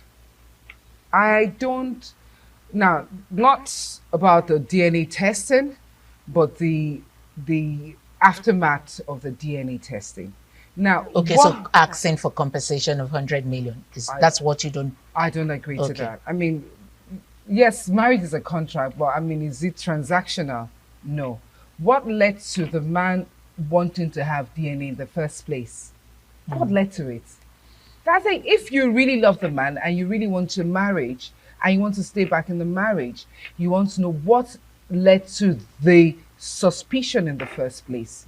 So to solve any problem, you need to have the root cause analyzed. There's a root cause analysis of any problem, you know. Now, having said that, you also want to go further to see if you can salvage a marriage. You would walk away if the feelings is dead. Why would he want a DNA?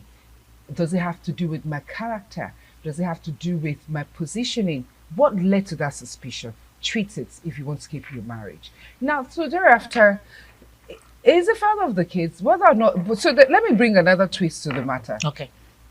In the Nigerian law, you know, for a few years now, there's been a lot of buhaha on DNA, this one, or a married woman carry this one. The Nigerian law says it, and I have lawyers who have educated me on this.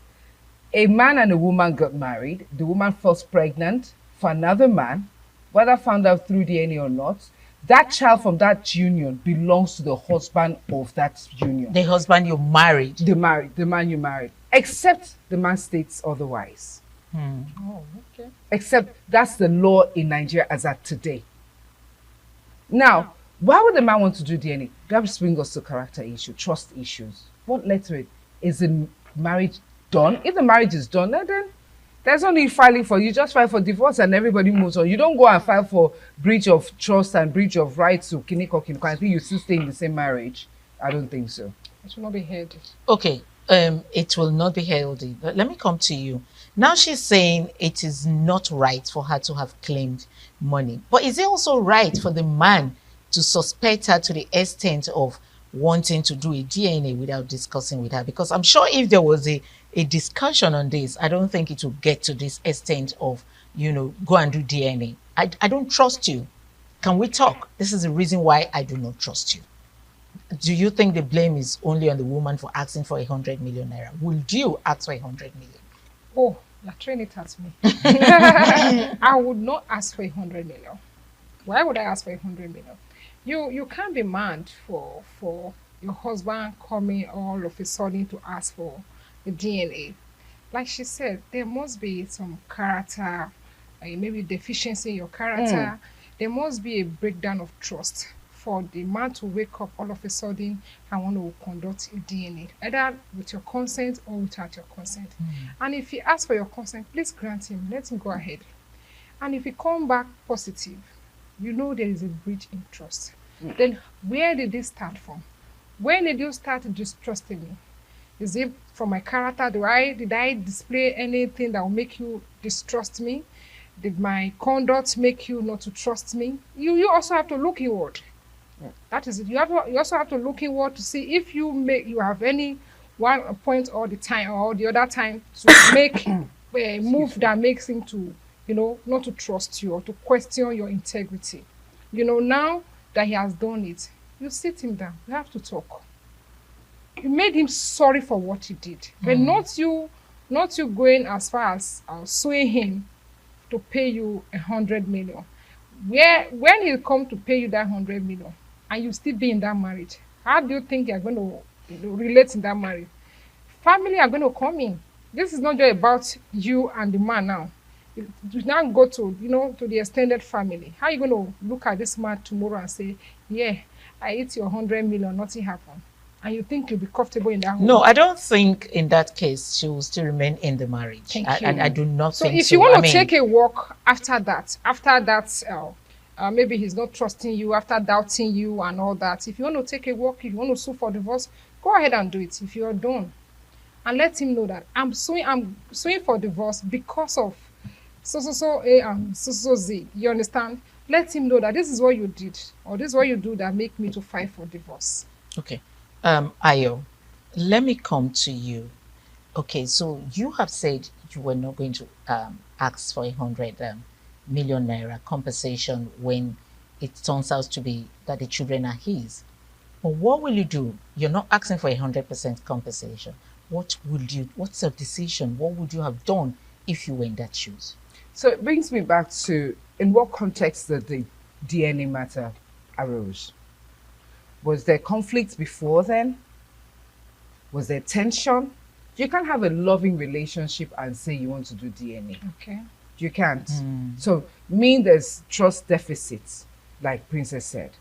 So once there's trust issues, it's either you walk hand in and seek counseling to, salvage the marriage. If there's no trust in the marriage or in any relationship, business relationship or whatever relationship, there's no point for it. You understand? So now, let's now say what led to the man saying he wants DNA. I love what Princess said. You have to do introspection. Check yourself, what have I displayed? And sometimes, online counselors. Okay, so I want to find out why you think it has to do with just the lady.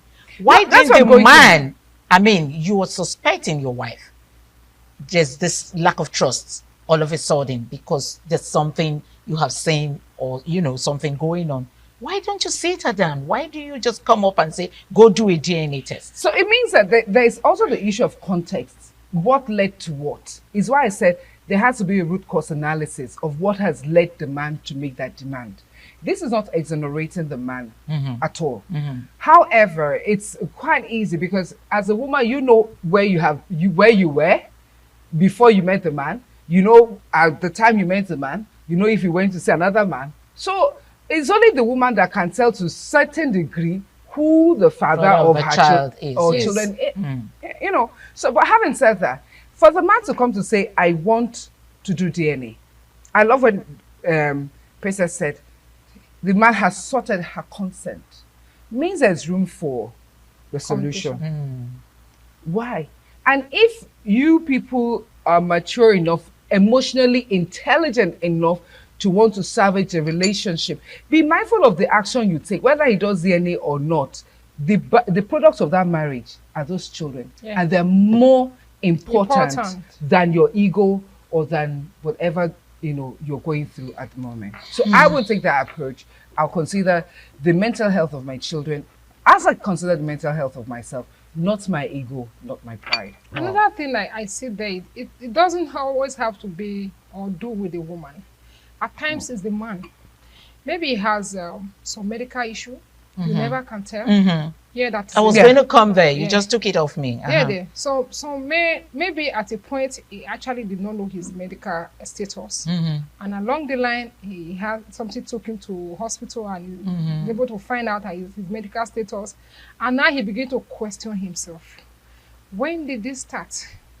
When did I start being not be able to? Are you getting it? Absolutely. So he has to now flashback.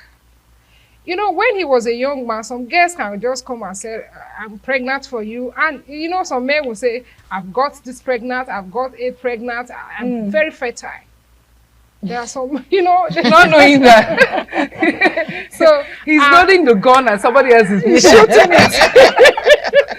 Oh my God. Somebody else is shooting it. And he's just not the empty catching. Do you understand? You can imagine that. So okay, so if that's the situation, okay, the situation, of course, because he just maybe a doctor just told him, "You are this or you are that," don't you think it would have been better he discusses with the wife and let her know why he's wanting her? You never can tell what some men would do, or even women would do.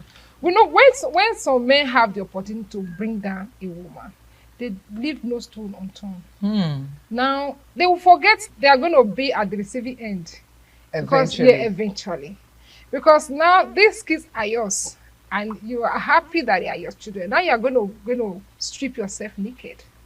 He won't think of that initially. All he will be thinking is, "I want to do DNA. I want to find out if this children are mine." You get it, and he just want to deal with the lady, disgrace the embarrass woman, her, embarrass the woman.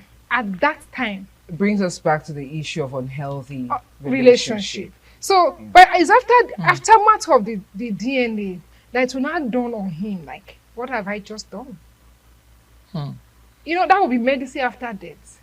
And if you have a woman that is very firm, that is where this claim is coming from.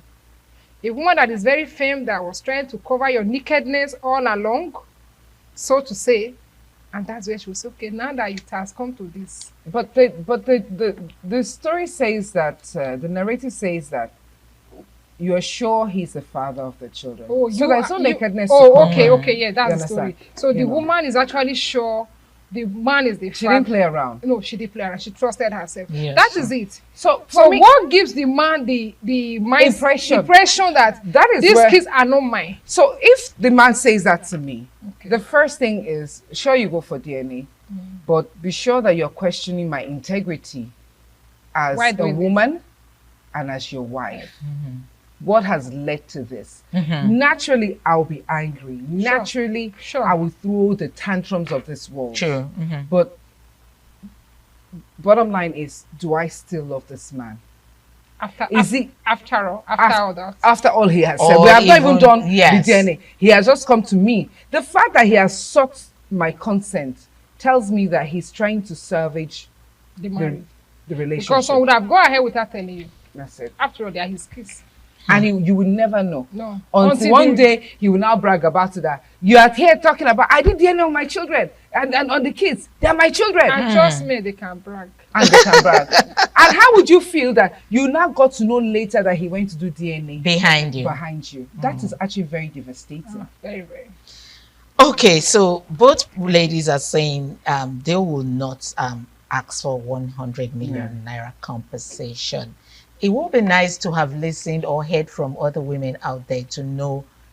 I'm sure the Gen Z girls and millennials, and well, the Gen Z girls will ask for 100 million compensation. But anyway, let's go on a short break. We'll be right back to continue this discussion. Sit back.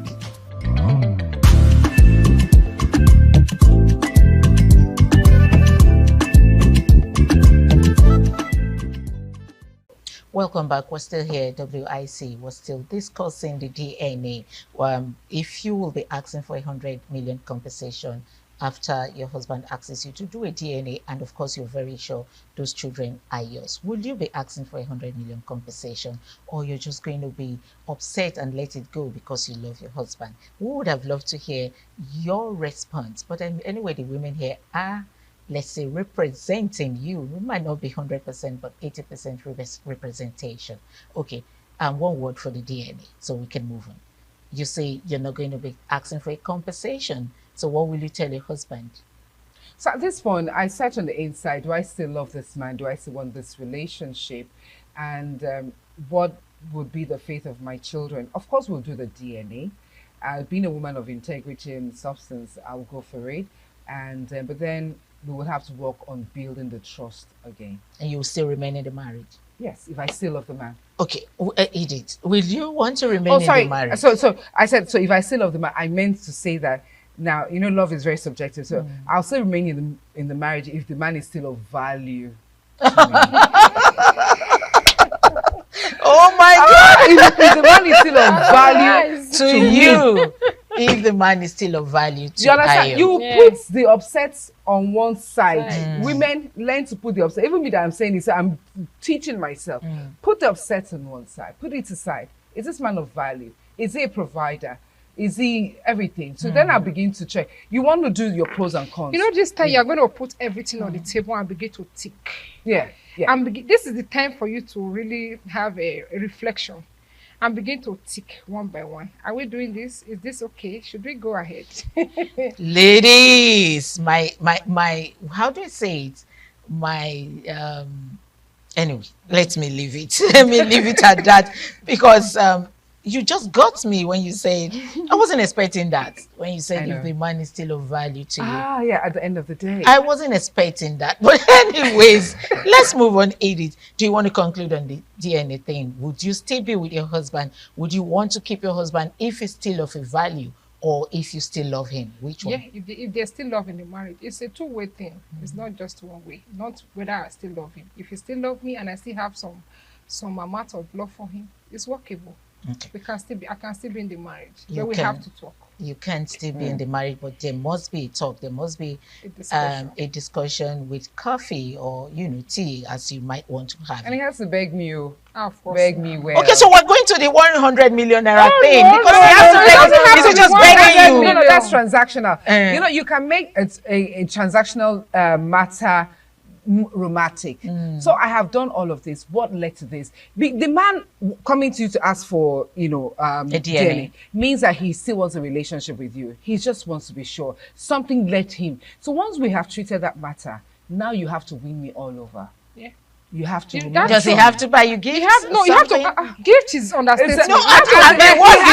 He has to win me. I mean, he has to wow me all over, because I have to feel. We have to start building that trust all over again. You don't get it. You want to build the trust all over again. She wants to build the trust with him wowing her, and then. Yes, because you see, the truth of the matter is something gave on the inside of me. It's natural. You have questioned my integrity, and it's for someone who upholds herself as a woman of integrity, it's going to shatter me. Of course. So I love you, but you have to win me back.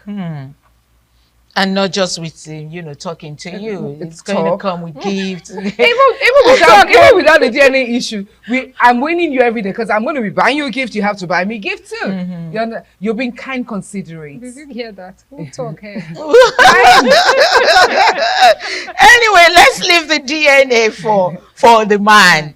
And let's leave the 100 million naira compensation for the woman. It might be in a different way. It doesn't have to be 100 million naira compensation. It can be. But you could just woo me by, spoiling me with gifts, spoiling me with cash gifts, spoiling me with, getting me a beautiful car. Getting me a beautiful car to calm me down because, you didn't trust me. And that's not good. That's not good for marriage. You just have to trust me because there's love in the marriage. Anyway, let's move on. Let's go to an everyday woman. How can an everyday woman help to shape the system? I mean, looking at Nigeria right now, the country needs help. The American has referred to Nigeria as a country with particular concern, and you hear people say women can actually help to build a damaged, let me not say the country, but a damaged relationship in a marriage or even, just relationship. Women are always there, or rather they're the ones that are able to build this relationship together. Okay, so now how can an everyday woman in this country help to shape the system, the economic system, everything about Nigeria? How can we help? So I think I'm going to start first by identifying who the everyday woman is. Now, because average Nigeria would think it's that woman walking on the streets, the ordinary citizen. So there's that ordinary citizen as an everyday woman. There's that chairman of captain of industry as an everyday woman.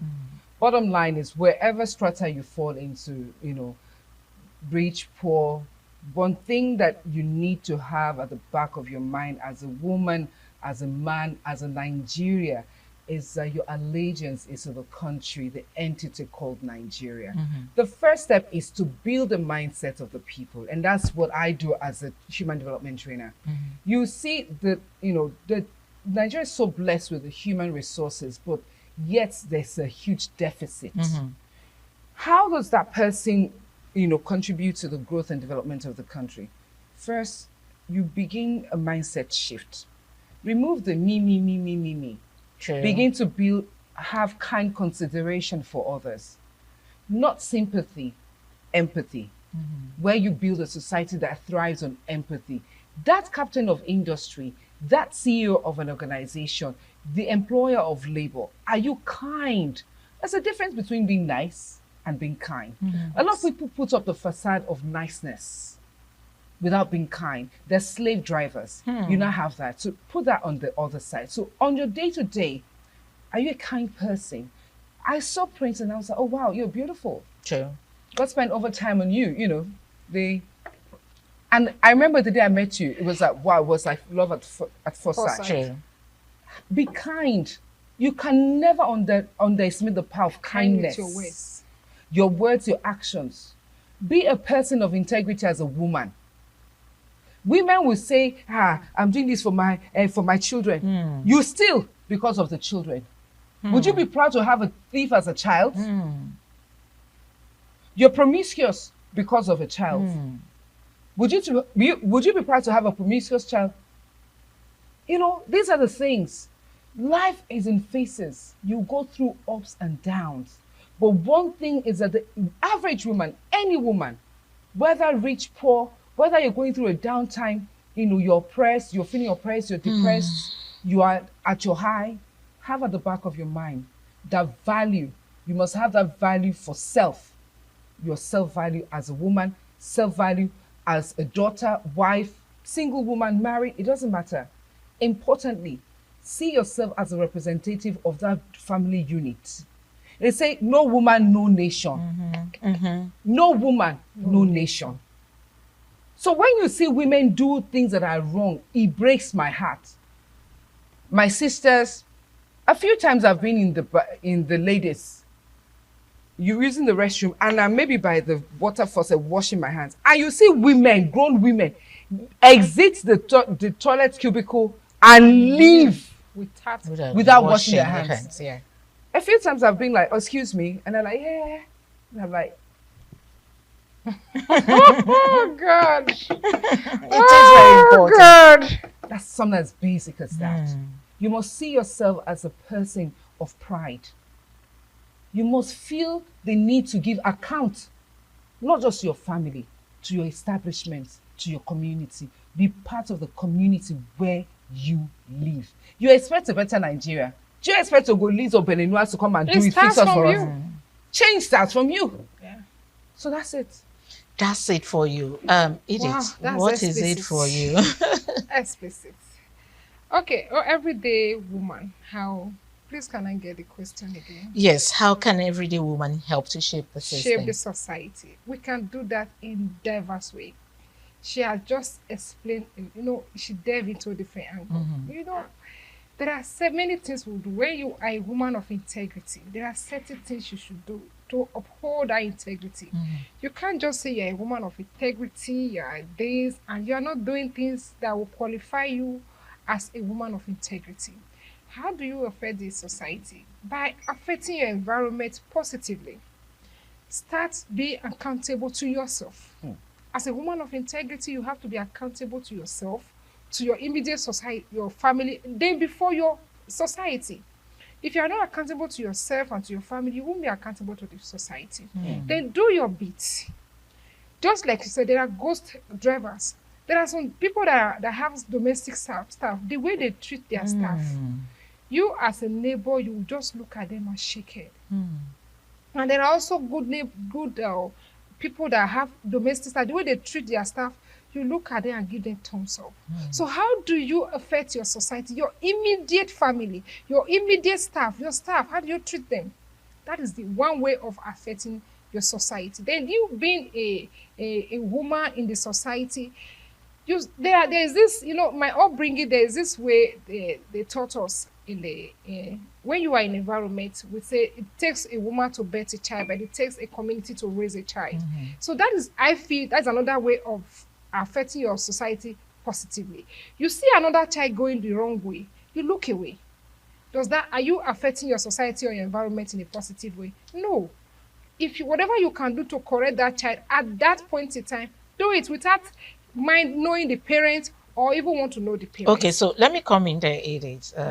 We're talking about how an everyday woman can shape the system or help shape the society. And you are talking about correcting children. Some mothers don't accept that. So I have come across a mother who was fighting her neighbor. I was driving past, I had to stop by and say, what's going on here? I needed to, our women, excuse me, women, let me use the Yoruba language, baby.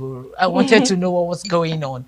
Okay, and this was this lady asking the daughter who just turned 15, but was wearing and exposing clothes to go out. And she called her back and said, no, I mean, this is too exposing to trek. If you're sitting in mommy's car, that'll be nice, but go back and wear something more covering. And then the mother came down from upstairs. Go and advise your own child. Leave my child. Did I beg you to advise my child? So in a situation like that, it's not every mother that accepts that you talk to their children. It's different way of correction. I understand what you are saying. There are some parents out there, not just a mother, there are some parents that doesn't want you to talk to their children. They will ask their children not to greet anybody. There are some parents like that. So when it comes to affecting the society positively, I believe you do your bit, do your quarter, and do it very well. Okay, do your bit, do your quarter, and do it very well. And then Ayo had said that she gave an example of someone using the toilet and she was there and she calls the person back. Do this. I mean, as little as it is. Thank you for being tuned today on WIC. We'll see you again next time. My name is Patricia Uru.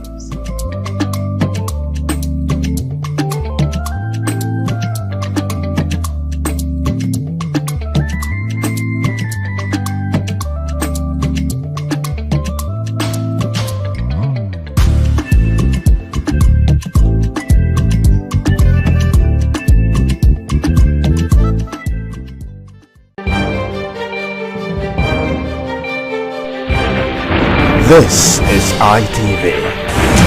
Certainly the best.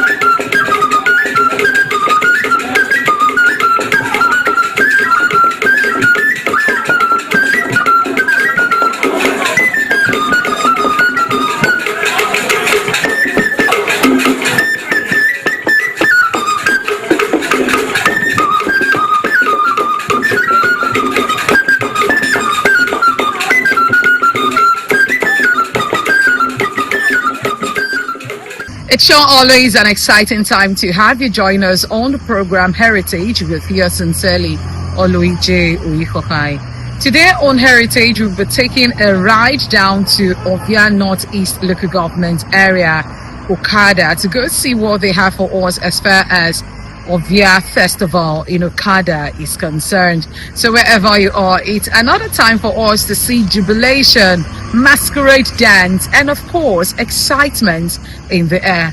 Don't go nowhere, don't touch the dial.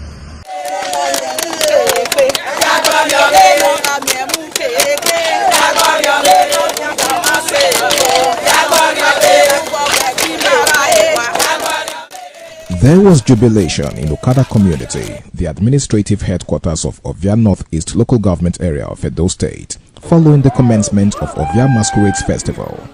The arrival of the masquerade into Okada town signaled the commencement of a 2-week-long traditional festival, which climaxes on Igwedohia ceremony that forms part of the annual Ugie in Benin Kingdom in December of any year, scheduled for the Ovia Festival. The Ovia Festival in Okada is the topmost of the 4 traditional festivals in the community, which rank as follows: Olele, Ekponiyomo, Ugbohoho, and Ovia. Ovia Festival is one of the significant cultural celebrations centered around the worshipping of the Ovia deity. It emphasizes peaceful coexistence, purity, cleansing of the land, community bonding, traditional rituals, dances, and reinforcement of cultural identity, often tied to the festival. It also brings people together for blessings and cultural awareness.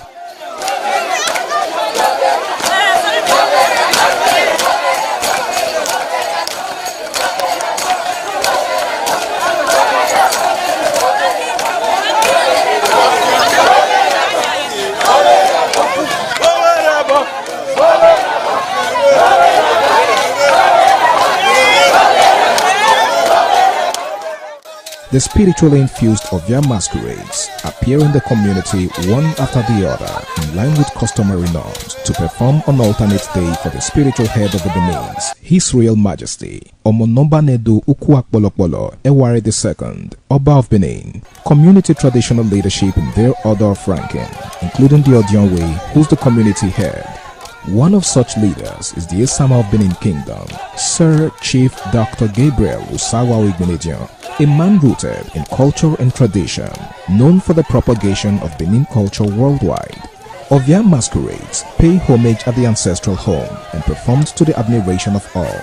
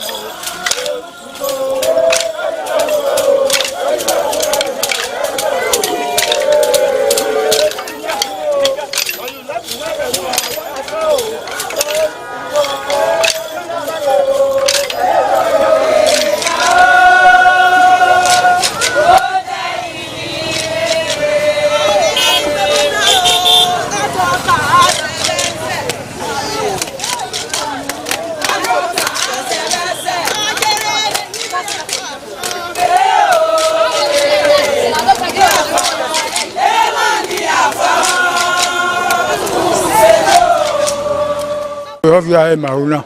Oye na una be huwa na be ma be huwa ro na. E na we sin wo keke egbera e magwalo boy. No we ava no mo area ovia ogbe. Emi a logo o pe ana ku na logo gbe. Odo gui ne. O gui no keke ne. Egwa e bona kede opopo mayawe. Mawe no le mo ni risi keniro wa. Le gbera me aro ni da doge igi owe da doge gbera me aro. Magawe funenia ukpona ni mawe na. Evike ni matiti yo to bu mana toma inya magwayo ka magwayo gede magwayo toma. No we ni ebe mwewo na ria obe aziduna.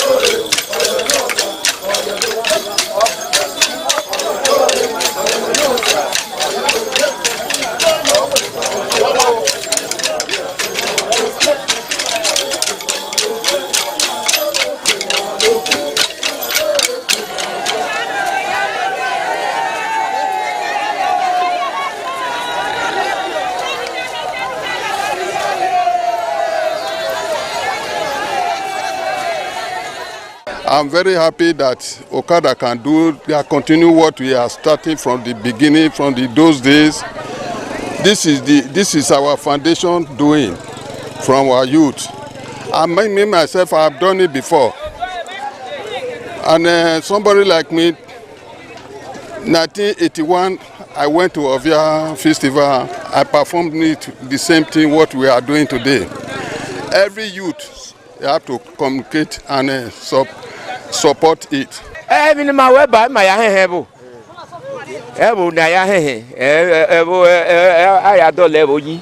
I see name in Afia. I give in me here, ye have ebu. And I give in or ye. Anywhere here with the bill at the hour, my no cake now. No, they are the level. Who gave you Madonna? Who gave God by my dress? Oh, God, no, what my wife, you know, as a man talk by. I'm your giver, as a my baby, Ebony Ama.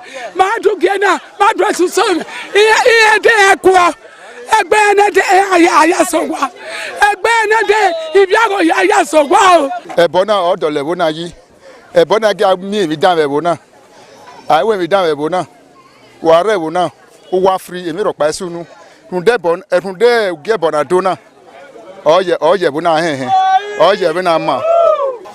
The Ovia masquerades also pay homage and perform for the second in command with much excitement and songs from Okada women.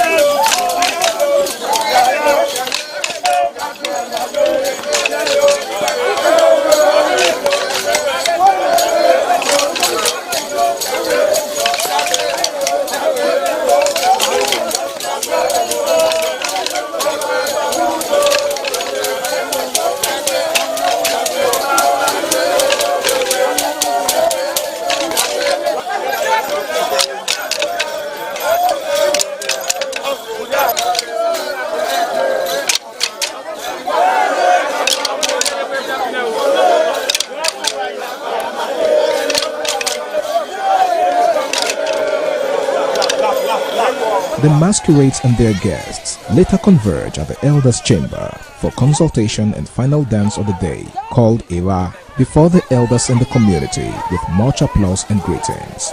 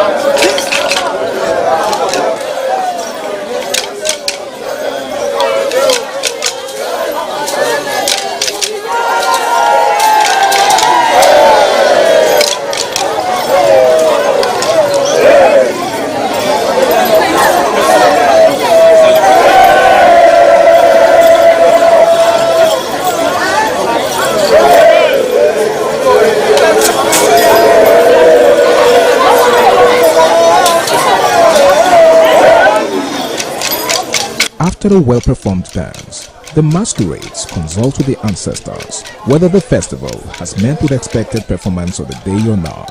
However, with the acceptance of the performance by the masquerades by the ancestors, the shout of joy rents the air as the masquerades and those that accompanied them celebrate and dance in an extraordinary dance called Iranuvei.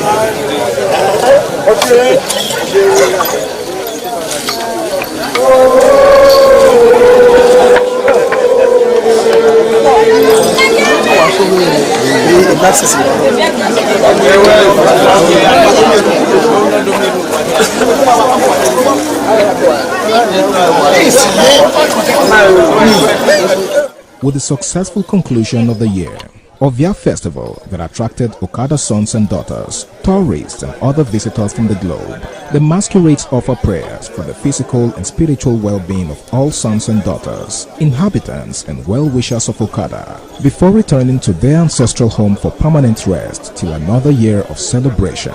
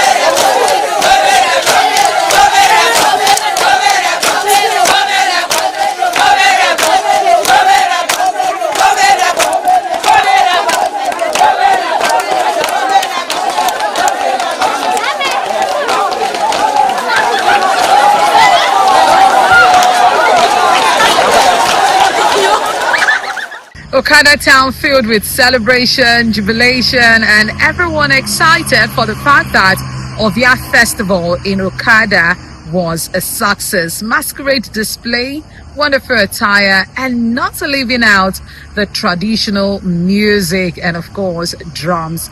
Till we'll be seen again next week for another exciting time on Heritage, getting you closer to your culture and tradition.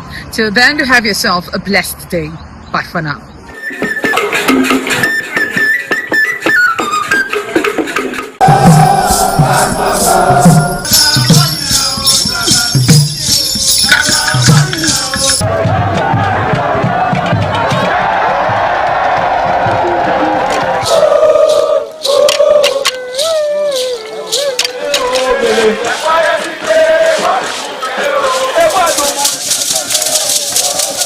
This is Anegbete community situated in Isako Central Local Government area of Edo State. It is an agrarian community with united people that promotes unity and oneness for peaceful coexistence. The inhabitants of the community migrated from Benin, the cradle of black civilization, a kingdom where king is truly king. The ancestors of Anegbete saw that age was the main determinant of leadership in the rural setting, and the eldest man in the settlement was regarded as the leader who presided over meetings, and his authority is held in high esteem. To further strengthen this unique system of leadership, age group evolved in Anegbete.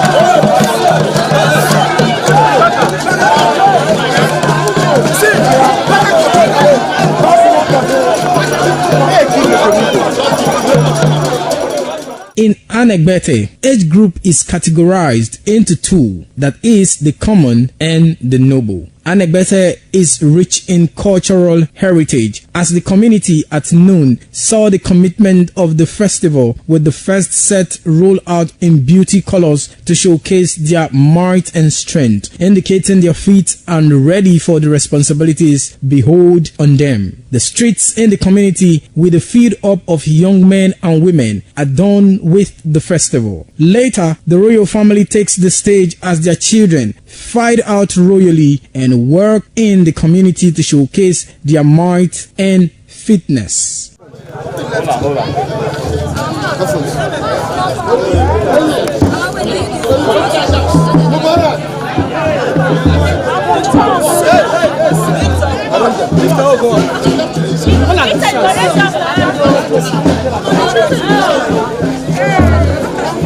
My leader.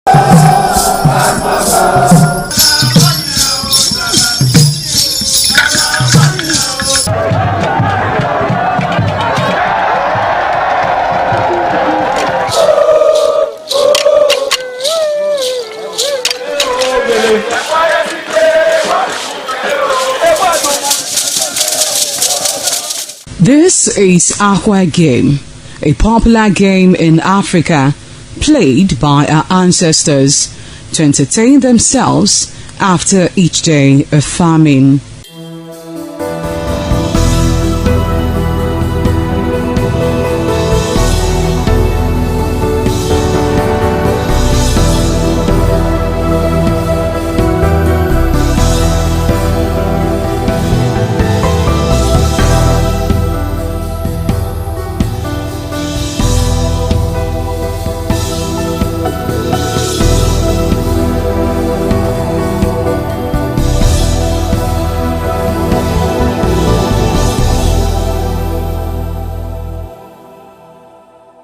It is also relevant in our coronation in Africa. It is a sport and indeed very interesting, as every seed had a role in the game.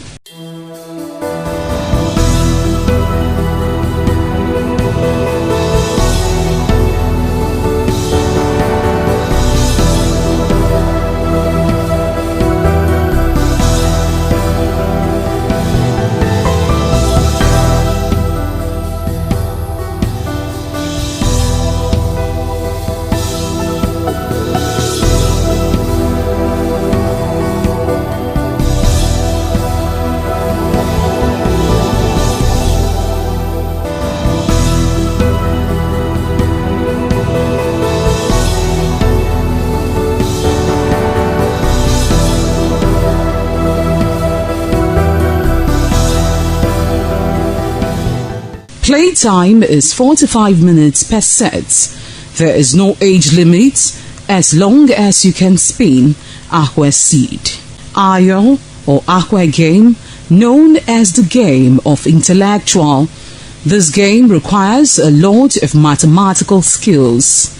Aqua game is played with carved wooden box containing 12 holes.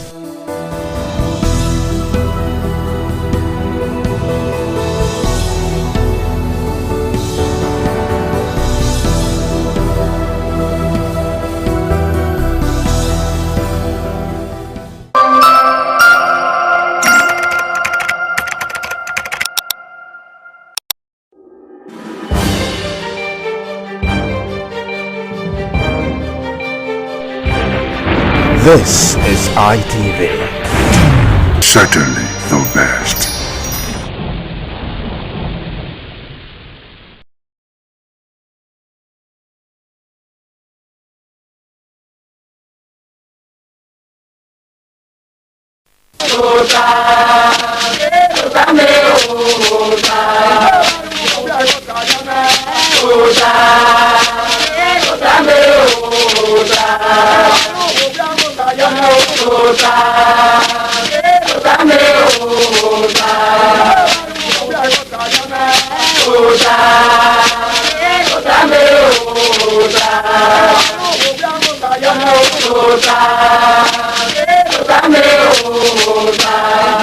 Waya bota now.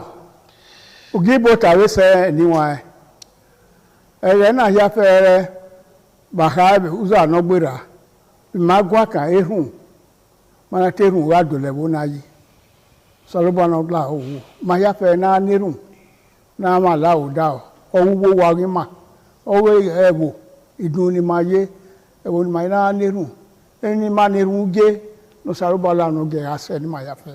Ọba atọpẹ ṣe níwọn ẹdẹ náà na mara ma agwa kan ihe wo ihe bi ha kinewo wo kine owa ni maye ihe sọba na gihe mu maria iru ni manano ya na ogwo egwa ye be na de na ore wa go teme Victor Bizugbe de na wo wa de na wo zamu ya bi total Africa pa ti wo wa ni wa gbe okuto ni wa dan he emi ma kan gwa hu da na tere ma Wẹ́rẹ́ àwọn ẹ̀rọ ìwé ya àríwé mi ìwé ya lòdẹ́ ọba àtọ́pẹ́ yìí. Iṣẹ́ ọ̀rẹ́ wa ọ̀tẹ̀ ẹ̀ pásítọ̀ ọ̀hún lámúrè.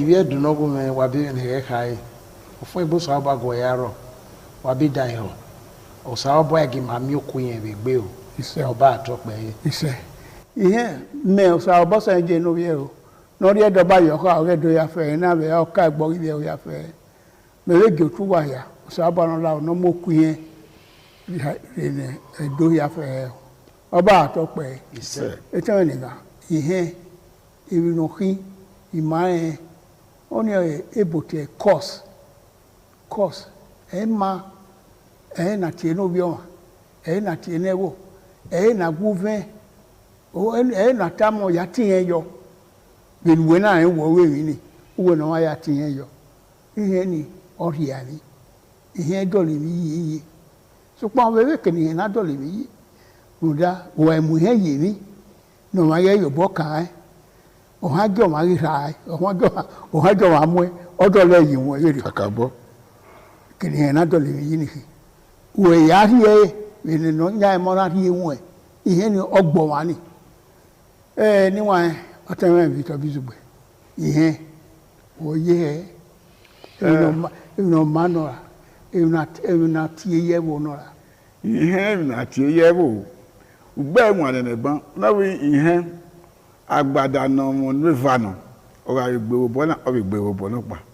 So pa ihe no mo ye gbe vio. Ihe keke be bo o pa yan hin. Ti an ju fi kian. Ebi ga sunu ma uti hen yo. Waru da gu ti hen ye mi. No ya pris no me ya ye me we emi ni o bo mo abehe ero emi na ogwe o kaka bo yo bodaye ihe o wa nwe mu na no bun ma me we ewo no ma he emi na ye no de omo na dagme do won no roto tebi na ati he yo o gwa ma na he ona ye no uligi aro to tonu na ati he yo ẹ̀wọ̀n náà yẹ kẹ́ ìhìn àwẹ̀ múládìá ẹ̀wọ̀n náà wẹ̀ ẹ̀wọ̀n náà gẹ́ hìn sí nẹ́gẹ́ tẹ̀mú nìyíró tó tọ́ ẹ asán ayarọ́ àfọ̀n ayarọ́ o dọ́wọ́ bí i máa sẹ̀tì àwọn àmú yọ̀ máa bẹ̀ ò bọ́ àti hẹ́ yọ ìbá ní hẹ́ náà sún agbó máa dọ̀lẹ̀ mí iyì so pọ́n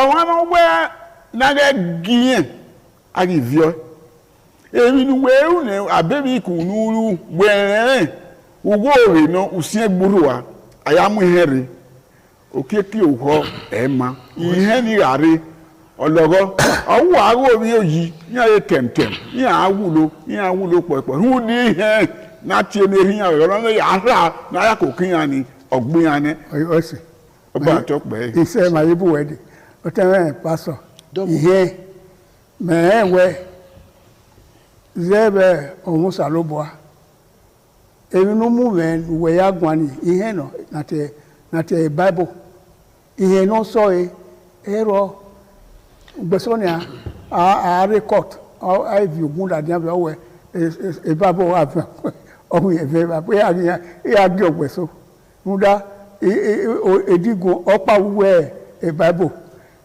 ihe no Bible no ote domono wa talk be edono pe wo wọ́n tàgé màgbọ́n kan nù dàbí ìmọ̀nà ọ̀yìn ìyẹn kéwẹ́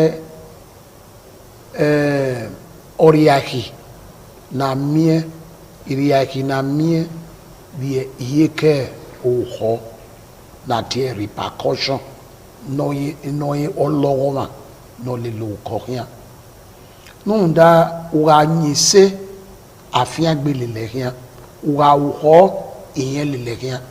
Ebe no salobana ka bu we binu wa we yeriye yoto aro ke bu we zokba eri afia gbe we roto afia gbe ke biye we zokba wa we miye umiye wa we mierun eri afia gbe u we mi afia gbe we eri mataba be binu wa o salobo ayagbona je unwe iye ilele ya fe no na te 10 commandment no ile ogi gbeni no ro iye oga okike thou shall not kill uga kill ne oni uriye abiye okike ema we no ti meka e ba no ha we emi na ko aro ayiso emi wa akoro ema yo bo ma ko aro wa kiri ete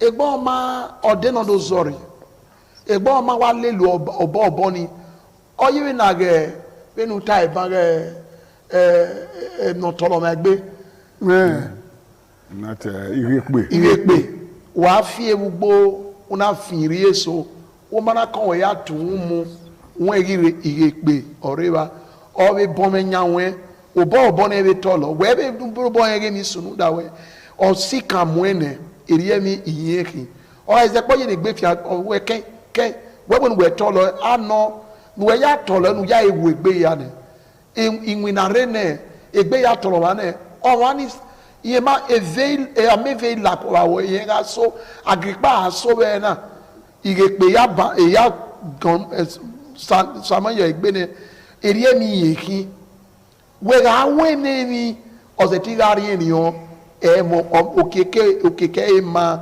nunda iye tosio makoto iye oyoma mita iye ogboma dine yimi iye osiologo mayoma egbe dopa emi opa no gire egbe yen e mani bunro emi we lagbera ni o ma ege mi yen no nunda osapo aje mi fe newe ewe urawe urai uriene ewona ugawe uriene beno be aye webe no wa egene ke na gbotion ege ebe ye na bomegboa ona wo mo pa ma derin unda era ro wa yero wa ye gi kia osalowo duwa no dege ni bro pa ma ri egbe la na ona tie ege eke ori gba odu ona we ha ona wo ye no sa oba tie we ona we bo ni akinu wo we mi ya ona wo tun wo no pe na tie ebe owo yo maka gba o ebe yo maka be ri e oboje o e dado okun ge ìyẹn ní ọgbogbo yìí ebe ìyẹn náà gẹ ọsọ wọn ọ̀nà wẹ yàwọ̀ ẹ̀ka bẹ lọ́dọ̀ pa ọ̀nà wẹ wà wẹ ẹ̀wọ̀n yẹn máa mẹ́rin nìyẹn wẹ ọ̀nà wọ̀ mma ìyẹn wẹ nìyẹn ká máa náà wẹ ìyẹn ènú bàbá ìyẹn dé nù àdùzà ọ̀nà wẹ ẹ̀sàgìọ̀ tún ẹ̀ nùtọ̀ mìíràn ọ̀víẹ̀ bùnyẹn ká dé nẹ ọ̀nà wẹ gìyẹn tá màá ọ̀nà wẹ ebe wà kíyàn ọ̀nà wẹ ǹda ebe àkpòrú ẹ̀dínlọ́wọ́ ọ̀nà wẹ ìyẹn rọ̀ ẹ̀dá gbọ̀n rẹ nọrịrị mi ọkụ ya afọ irugbe gbuo ya ọwa uwe la ma gwa ma be la wo wa u sa me no ma nwa ma be nwa me no ko bo were ona ti ra di ne aba we gbe mi ade ke to afie de ne na unda ori yen ne o sa no go do ati ne wa gbo ma u ya ri azigo u gbe emu fua o u gbe emu fi eze o we ga o ga ma mi no dere we iye ni de o ga logo ma ni emi ese ezo oba atokpe ise anyway what da matana wani gbama wadanye matana wano gbera gbiye wadanye matana u vara ko o yue akara ni yue abio u gbama ni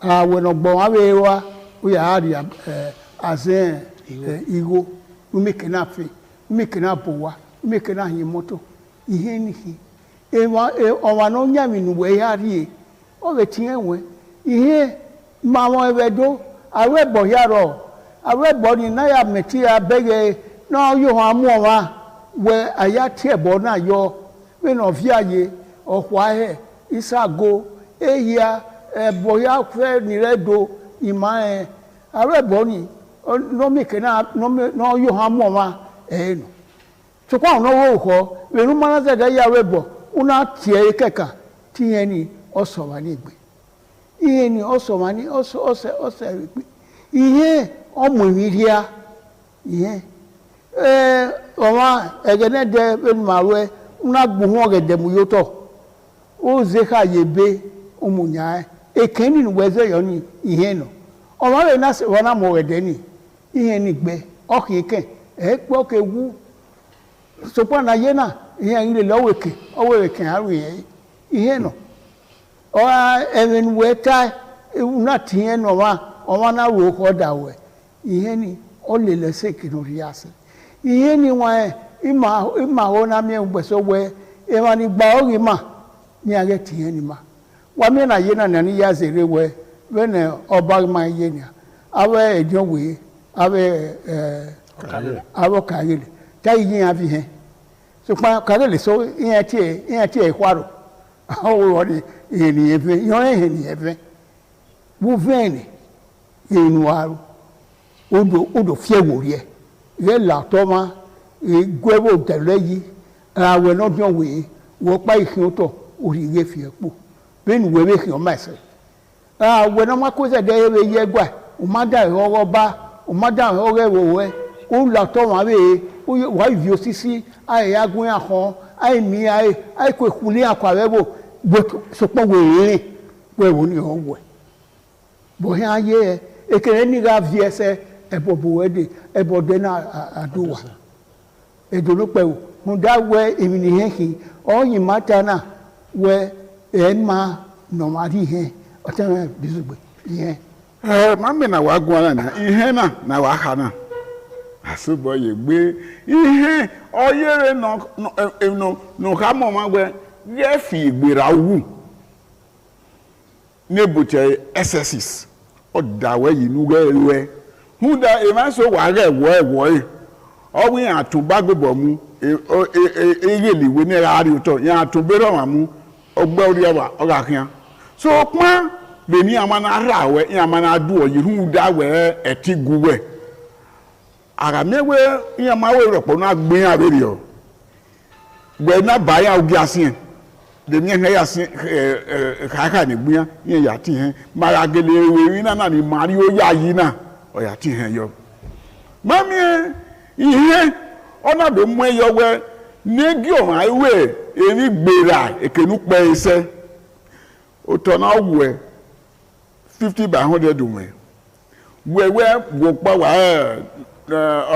o ma be ro wa u ya mu 100 by 100 or 150 u ya mu no nya nu we fi obo yi ni e se ti go esin hu digo ego ebi no kan ya ki eke ori he oti he no ori oni no kan abe ho no gwa lo ma no wa be mi ku ni e kan si eyo wa we ga ti e ogwa le mi ami e wo won gbege awe no de o e po ye wo kokko ni kuluku gbodo akun egbemu okun egbemu nu we ihe ni oroyo egbene o ga fe pe yen do kin o kan du adowe ya ere o ma na te o de pe awe ye ti ladan wo wa hu da be mi ku no ru ihe oyo egbene o ma ko ma no we mi no ma ai be okeka we be no aye awe me ne ga ya bo won adowe na yin ya ara yin ya abe se ti be ki he gbori egbe ba edo yin ya yo ne bowe no re be no hu awe u ya confess why make a confessional statement ya mi eko masalobua osalobua yabo we eri obe ye o ma no we ni ihe na oyo wa ni la egbe ne ona do mi eko ona kieguri egbe bo awe se o we fo egbe re hu do ni o ke ni ma yo bo wo we ya le ni he ma ke ni ma de yegbegbe hu da na yegbe vio igba no legbe wi o ma ko wa no ga we sarieti ni o ma wu ya ri awo o wu ya dolewo yi etinari enu we na ya dolewo yi ihe wa esike edugboru we ye ara owo mo na wa be mi ku una fi aito una ari ya webo we ri ropa so pan o ma ni na fi gbogbo yi do ne ra o na samo go ba meze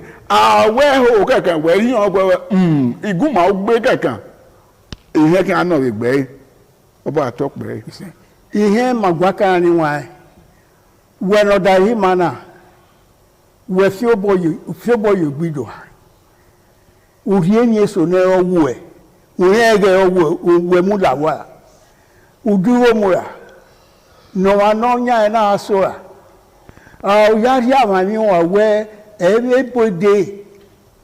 ebode uda ihe ofian utome ona te so mi piye a gboso wa wo owo kigbesi ya gboso no imanibu yan wa pa ma ka wo yan gbele yan o but ni bu wo yan fi obo yido o yan ru no ma keke eduna iye emi emi he na mi we ni wa egenede ka sunu yo via sunu yo kwa eba sunu ye bonibu ti ya mu na mi we omo ma ro ho wa gele ya ti ani yemi omo no we mi ni ihe na fe o waro lo ima ne do ma ri oko aya vie oni emani me a wera me ya o vie weso owo ko na owo fi owo yo ha owo e ma fi owo yo ha we do vie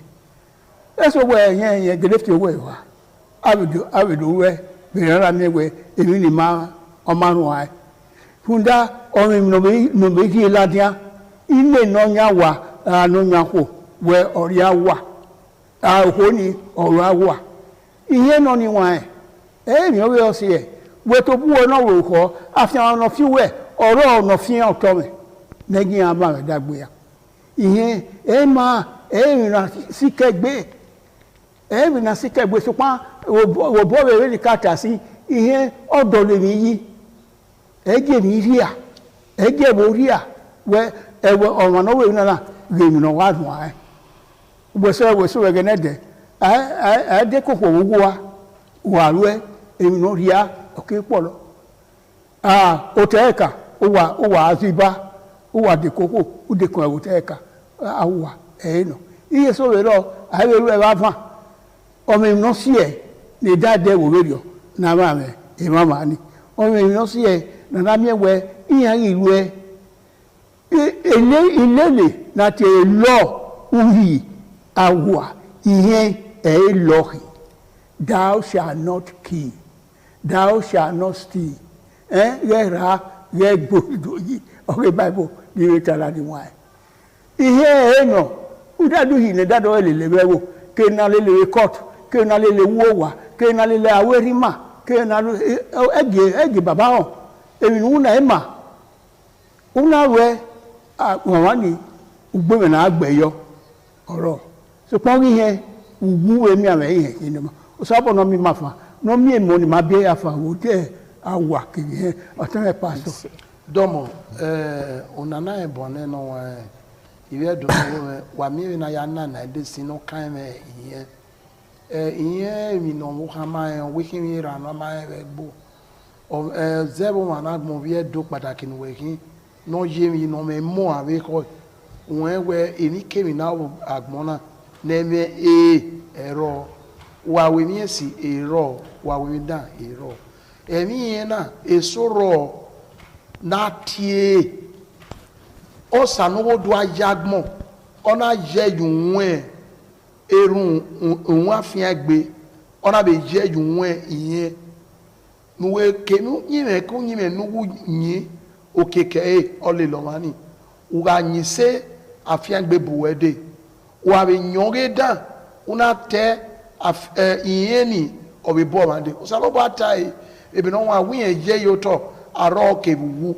owe zokpa yemeji yoto afiangbe kebiye we zokpa nunda emi no ma ko oro iye soro na tie no ma uwawe esoro na ya bo agbon to agbon oro ugawe uyegbe vio eso yiye ya buebo beneri mata eba aimogo wegbo aiwogo beze aiwogo gaba bi yeso iye no eme soro na mego akwon awona ya gwa loto ara iwe na weto we mi ye ugbeso ko fi owe yiwa awe owe mi ye ibi ehun mi a odo ehun mi nda oleba ene odo bo yawe mi agwa na ni iye olawa ni ado awon mi wewewe ama eweri omo wa de fe dokma emi wa sunu emi yon lawa ataye yo to ni aya rile owani aya rile eboni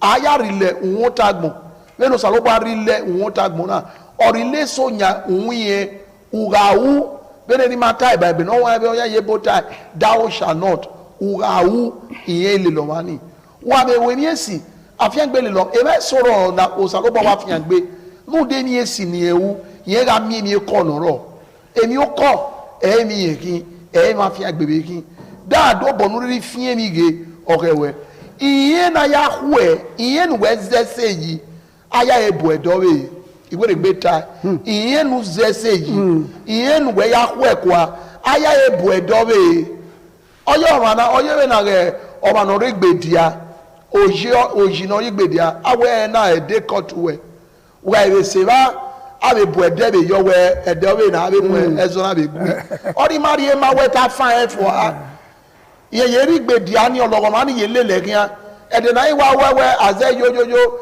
e george kai we ofo wa ya gbe wa ede de agi mi won se na la ona zo bo mi ye nu da okeke oho e ma wesi eni wa na zo bo bi kokoro ko ma edoro pe wa mi eni ni buro ni he si yebo olowo wa ni he si yebo obo sense wa ki ma zo bowo na mi we ihe osaba no eje mu eworia awano rebo uyinaji ya se gba be abe politician ni se boyo oteso gebo iya ori we ni he se eminu we inu awuna won le lo je nu na tala won mu we iye ke aya re ma we nu wa re ma osaba roju wa ya ma supa ai we lo de mata o ligi no rona emi e orusin na ye na ni bana wa la gbogbo le mana uwa mi ni ami ode not odo awa ari owebe awa fi o si afi oda e mo ni re owebe ni die ni emi no kin awa fi han lawo wa ari tede mi esowo awon na mu go da kile ihe we ni we to bo no wo ni ibi weru ni so ihe ewe wa ru ni no ri o si lade we na mu nwe igo na ahayo we no wani mara me no ru e wa ge he ihe ni ki eni ya ke ni wa e bo na wa la wo abe o te se ge wa ru so no i kose na wari no wari he we no aru no man na ne no when I saw John Ebo yo gwe John Vio boye o ven o keke are mu na o ya mu na wa so a ori ni anyway aka ya wese do no pebu na la wona ye we na we mi o we na teme ma no ma mi ori o ebuku na la wo re iyen ma be gbe o se mi ame osowu oso ipapa osi ologun ma yo wa na la na yo bi ma si emi ni bi ibi o hadori oja ebo keke oba atope ise atame ihe no ma ye gbedede gbe owe ununaya ti he reye ununaya ti emi ame ete ununa ti yari bae hu do ni ikepu na yiri opa yin oku wa gi ma le ni he ru da were igban re bo ki le gbe wi owan no re gbe mi ni ne o ga we o ga ko kieke o se ti yari emi ebe de na akwe afi were no ro gari pa egwa de ma gbe idetoku itwe wa ya ni be na mi ho na itwe awe ebonire ikabeto itwe ma ni be igosa o to pe me anyone me twe agboya fe keniri ye kovia keniri yo kori on wo de ke ya fe o saro ba wo no mu here no dade bo ya fe oba to pe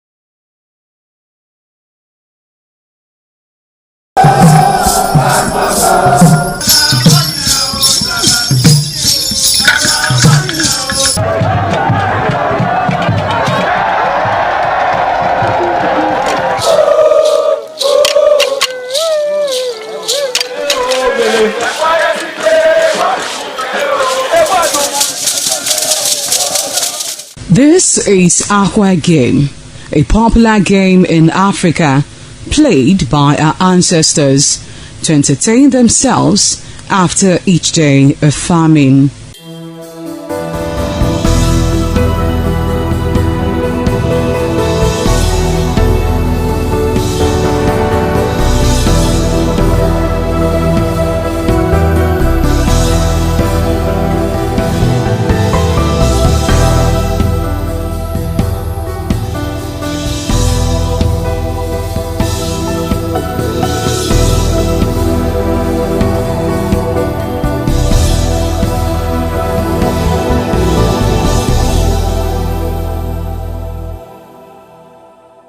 It is also relevant in our coronation in Africa. It is a sport and indeed very interesting, as every seed had a role in the game.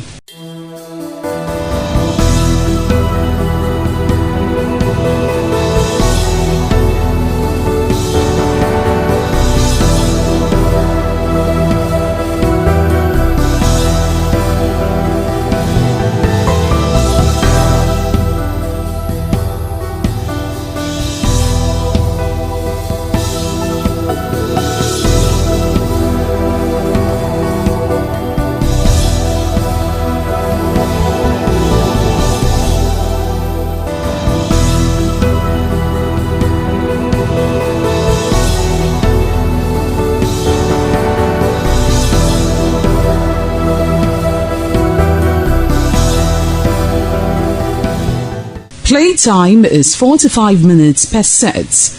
There is no age limit as long as you can spin aqua seed. Ayo or aqua game, known as the game of intellectual. This game requires a lot of mathematical skills. Aqua game is played with carved wooden box containing 12 holes.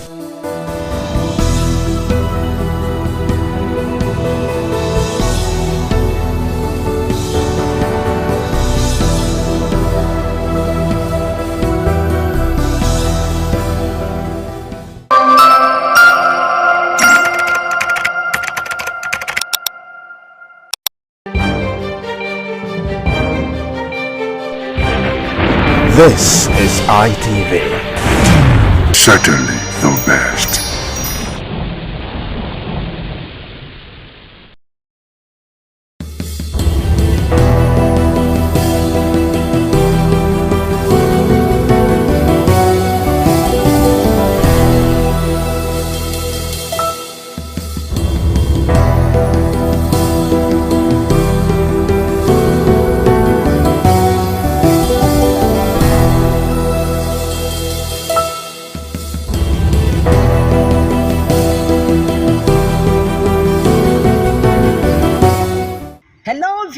Welcome to Viewpoints on ITV. I am Caroline Okonji, and today on Viewpoints we're going to be talking about the current electricity issues and situations that we as business owners, as individuals, are facing in Nigeria, as over 80% of households lack adequate access to grid, as Nigeria's electricity sector suffers from chronic liquidity trap and infrastructural decay, leading to frequent national grid collapses, with generation dropping below 4,200 megawatts, far short of the 4,000 megawatts required for its citizens and population.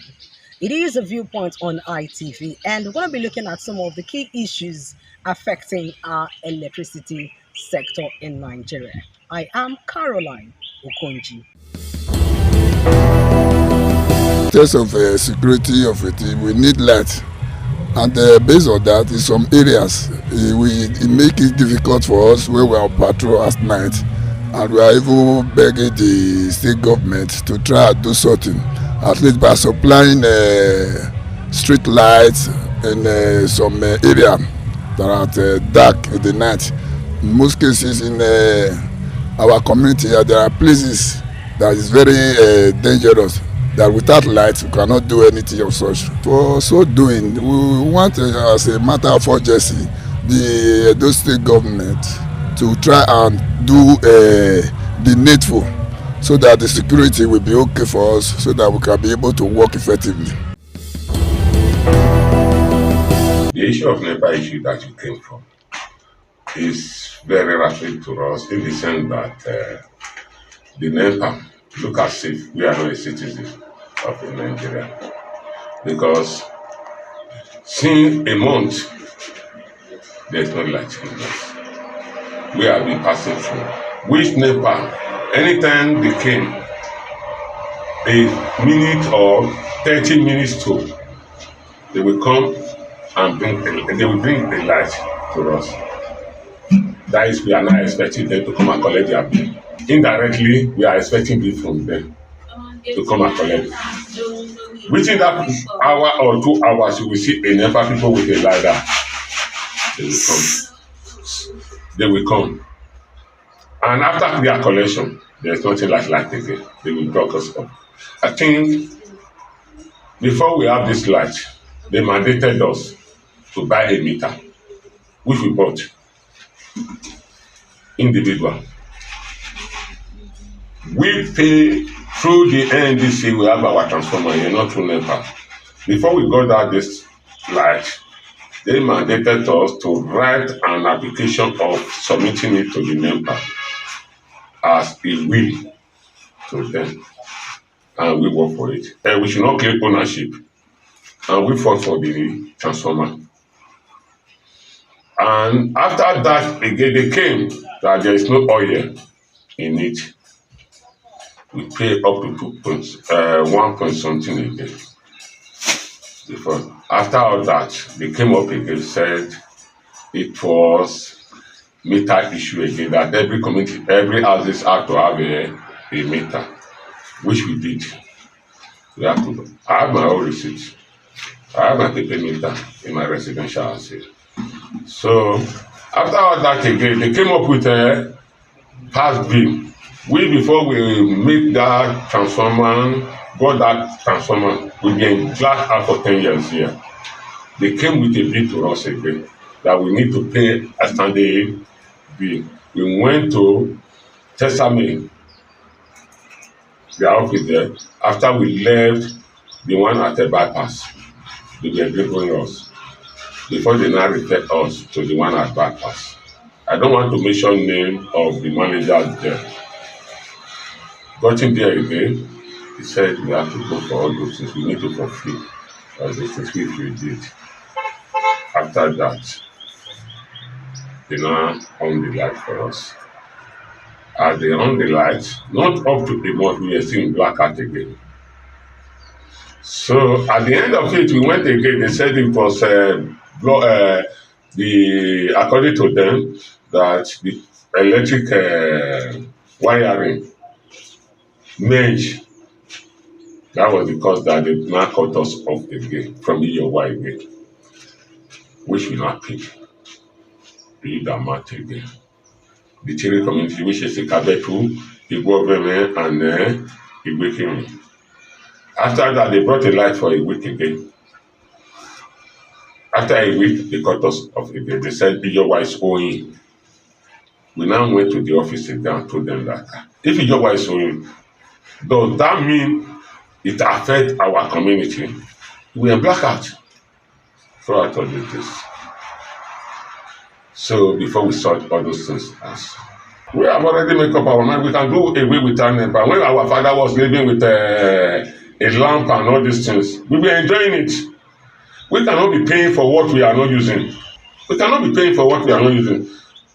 So if they feel they want to cut us off from this NEPA issue, they should cut everybody off totally, so that we will know that we are not with NEPA. Not that after 3 weeks, they will not bring a light under 2 hours or 3 hours. They will come and collect their money. It's unfair to the masses. The electricity issues and challenges that BDC in the state is devastating, in the sense that as a minister I suffer a lot in terms of electricity. As an individual, not only me, the entire people of Edo State, and not only in Edo State, Nigeria as a whole, we are really facing electricity challenge in the country, in the sense that we are not getting constant light. Even though the tariff of electricity is high, people don't even get the light. I don't know how the government will enhance constant light for the Nigerian people, especially in Edo State here. We are seeing the government are not taking a proactive step towards this direction. But if the government will be able to ensure that people are paying for electricity and they are not getting electricity, government should take a drastic step in this direction by making sure if people have constant light, people will want to pay for it. But a situation where you don't see light, at the end of the month you see BEDC personnel coming to people's house to come to cut lights, is really a problem. My major concern is that let them provide us electricity and people will pay for it. But a situation whereby we don't have constant light, out of 24 hours, people cannot boast of 3 hours light in a day. It's a problem that we are really facing. People who are doing business cannot do business effectively. People who are doing business, they want to make sure their food stuff does not get spoiled. Nobody can preserve their food again. Even though they cook, you cannot preserve it. Even though electricity for our artisans to work, they cannot get electricity to empower their equipment in order to boost productivity for the entire society. It is really a problem. The state of electricity in our country, in our state, is very poor. Very, very poor. We don't know how government is creating effectiveness on this aspect. We say Nigeria is generating electricity and the neighboring are getting electricity, and the people that are in this country are not benefiting it. Nigerians, we are crying. As a person, I am crying. We don't say as an individual we don't want to pay for electricity. We are not saying that they should give us light for free, but let them make light available and let people pay for it. They often tell us the national grid is collapsed. So ultimately it's to develop enough capacity, the whole process of generation, distribution and the rest of it. And then the enabling law, the happy thing recently is that they have said is deregulated. State governments and private investors can now enter the electricity market, generate and sell. So we do hope that will be a great deal of improvement, because without electricity, really, we are going to remain in the Stone Age. We cannot industrialize. Even domestically, we cannot have the comfort we should derive from electricity. We should consider all the options, whether the new sources like wind, solar in our country, so that we're able to generate enough for our consumption. The darkness is cover for any kind of nefarious activity. Yeah, so if the place is not well lit or substantially lit up, people can ordinarily hide under the cover of darkness to perpetrate just anything, not just robbery, kidnapping and whatever you have. Yeah. Don't also forget that we now have private investors. The government doesn't have so much to do with electricity anymore, apart from regulation. So they also have to maximize their profit. So it may have been a mistake in the first instance, divesting from electricity at the level of government.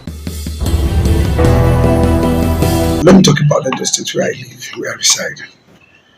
The total blackout is nothing to write up about. We really suffer when it comes to light. Edo is suffering. I think our governor is trying to, you have to do more. Our Excellency, Senator Monde, our governor of Edo State, executive governor, you have to do more when it comes to that light issue. We are suffering. There are some of us who can provide electricity for ourselves, solar and all that. Maybe a generator, this was the case, but not everybody. And so at this junction, I think it is expedient that our governor looks straight into this issue and solve this problem. What would I call it? I don't know the right English to use. The right English right now, we have serious problem when it comes to light. Businesses are going down. Those selling drinks, those who have koro, without generator, you can't do anything. And the J is on the high side. Those small J, those are better passing our neighbor used to buy then 30,000, 10,000. Now you can't buy it. Then the other one is the Tiger and the LMX 1 point something for ordinary generator. So it doesn't make any sense at all. So we're begging on our executive governor, the governor that knows what to do, to please to look into us and save us from darkness. Then when it comes to these funny BDC people, we're raising a child that came from the US and the others. The first thing they learned in Nigeria is NEPA don't bring light. Children brought from abroad. The NEPA don't bring light. Can you imagine such? And so these funny people, 2 days, they'll bring the light on and off for 2 days. The next thing they'll come with their estimated billing. They start dragging people, wires and all that. It's high time. I think it's high time we stand our ground and let them know that we're not fools. We are Nigerians. We all own this nation. It belongs to nobody. It belongs to nobody and it's for everybody. We should stand our ground and fight for our rights. This BDC, I bet may they pack, may they go. NEPA still better pass. You can't go out at night when there is no light. The security issue is what the government is trying. I cannot chrome them in one day, but we individual too. Like the police used to say, see something, say something. But sometimes when you say something, they use it as a bait. And so we need to. Edo State government need to give us security as well. Nightlife in Benin is almost gone. But I also want to say kudos to our governor. For the first time, it was December free of bloodshed. It was wonderful. Look, we have most of our people in Nigeria right now, those living in diaspora, those living abroad. Many of them came December and this January. And they came and they're enjoying it. So I believe our excellent governor, our excellency can do more about that to give us more security. Like those travel, if you're traveling from Benin to Akure, Benin to Ifon, those roads are no-go area at night. You can't date. So I believe with all hands on deck and our governor and the police, our CP, let's hope and pray for our action governor to do something about insecurity. ADDC, since they came in, I don't think they have done well by my own assessment. And darkness is synonymous with demonic things. And they have thrown their city into darkness, Benin City, Edo State as it were, is in darkness.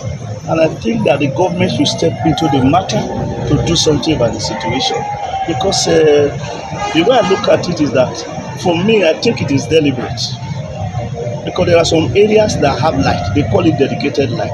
So why can't everybody have the same light? Because there are areas for 2 weeks no light, for 1 month no light. Some people have 3 hours a day. Some people have 1 hour. And if they bring light in this 20th century, people shout, hey! They'll be saying up NEPA instead of up BERC, which is BEDC. So the thing is that government should step in and help us. People are dying, and most people are paying for darkness.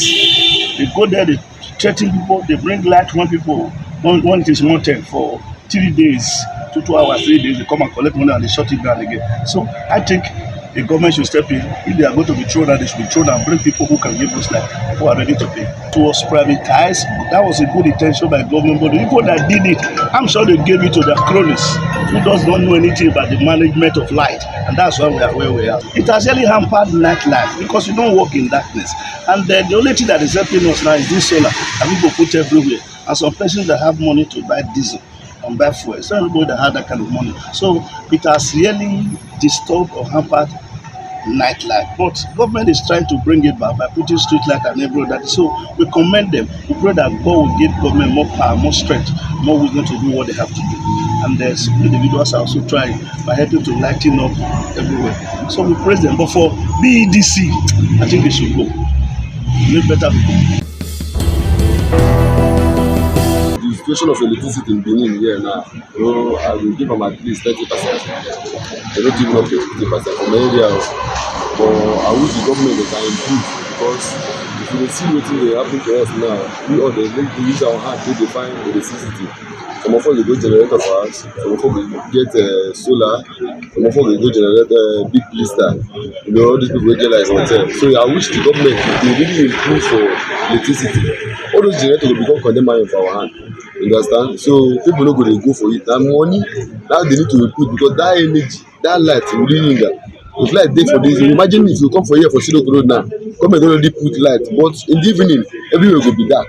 So where there is light, everything, even the security aspect of itself, wetin anything concerning light is too plenty. No be one particular. So we need light.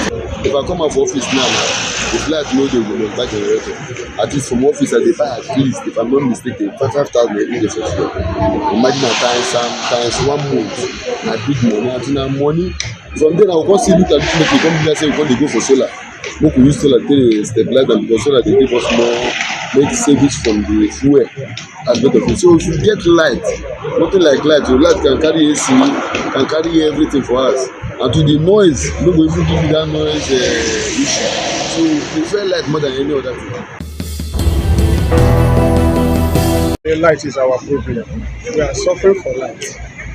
You can see our business without light, we cannot improve. We need light.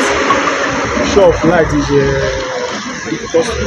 very, very, very low. I don't know if you're getting it, very low. We need light. The show of light in Edo State is very poor.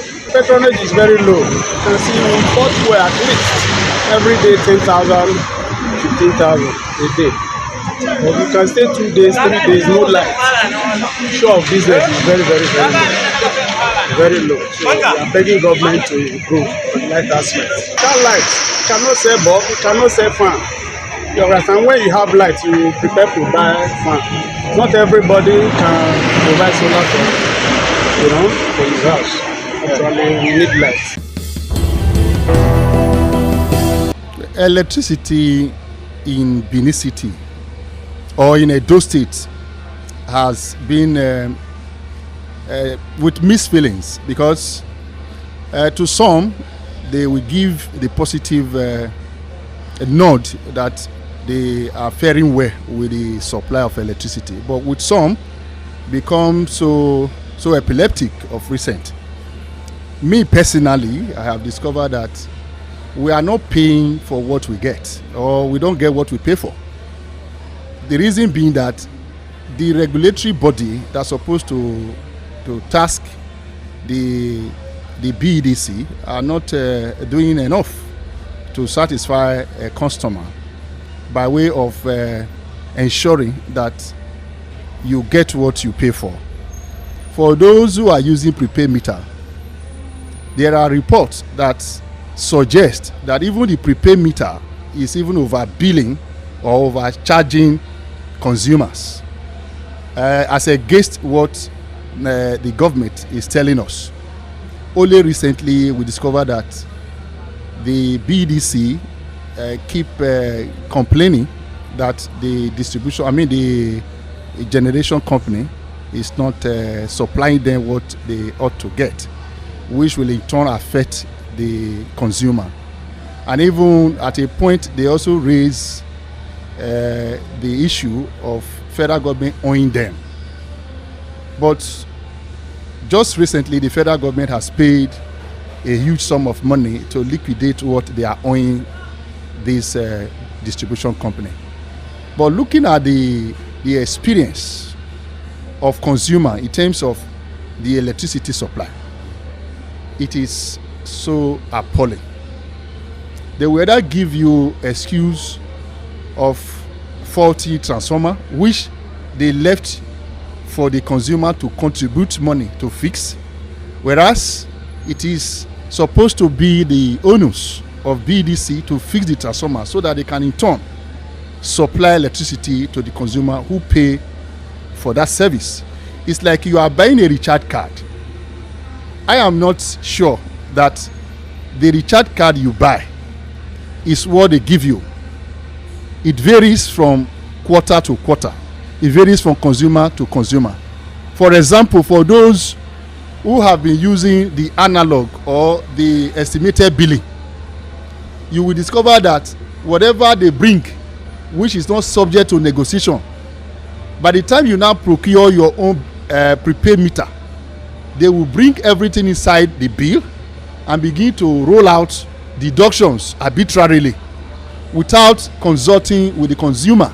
Even the estimated billing they brought was not even discussed by the consumer. So, and there is nobody that is there to advocate for the consumer or to leverage on the complaints. Nobody to complain to.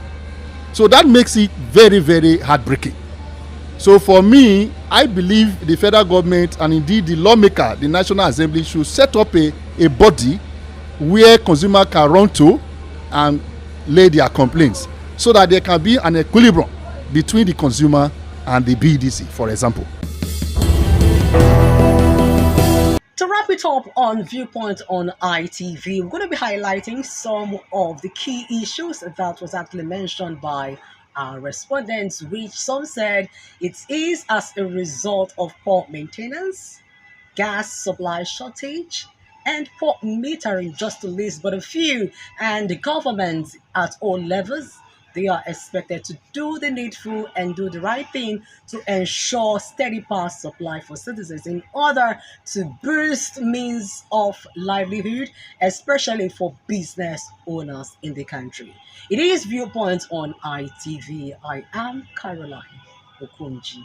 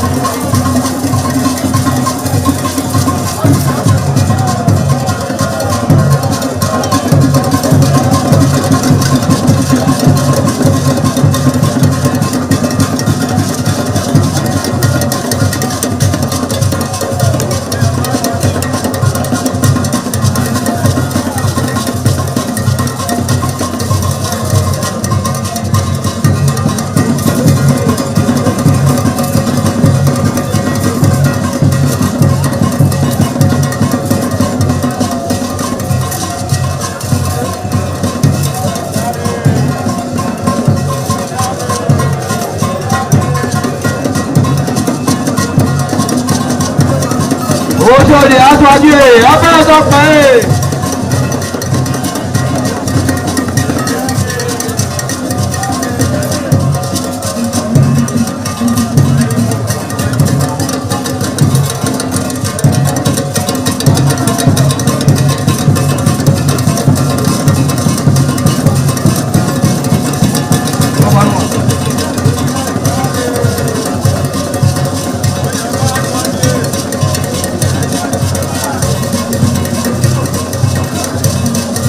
Àyàbá sọ́kè abẹ́rẹ́ sọ́kàn ẹ̀.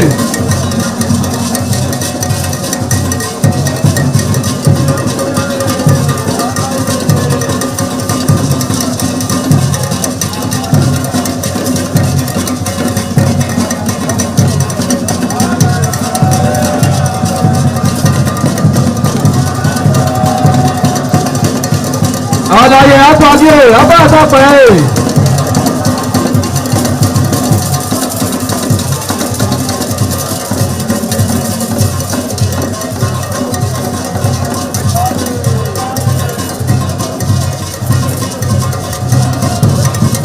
Ẹgbẹ̀júwà.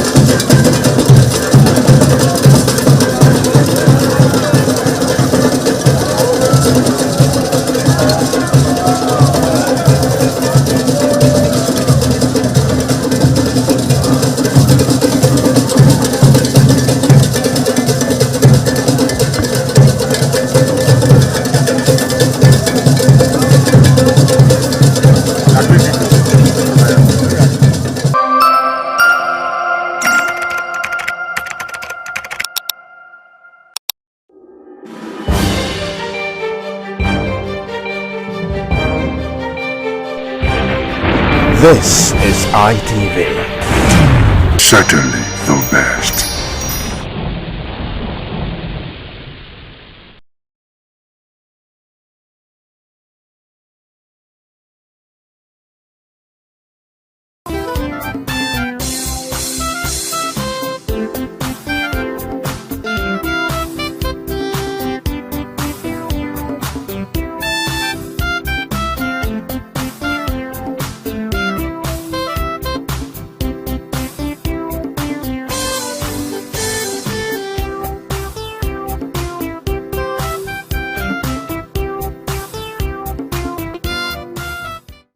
Good morning, tech lovers. Yes, you're tuning into Tech Today, that one program where we discuss everything, anything technology, where we'll break it down to you in simple terms and we'll let you understand what we're talking about when it comes to the world of technology. Yes, my name is Momo Lawal.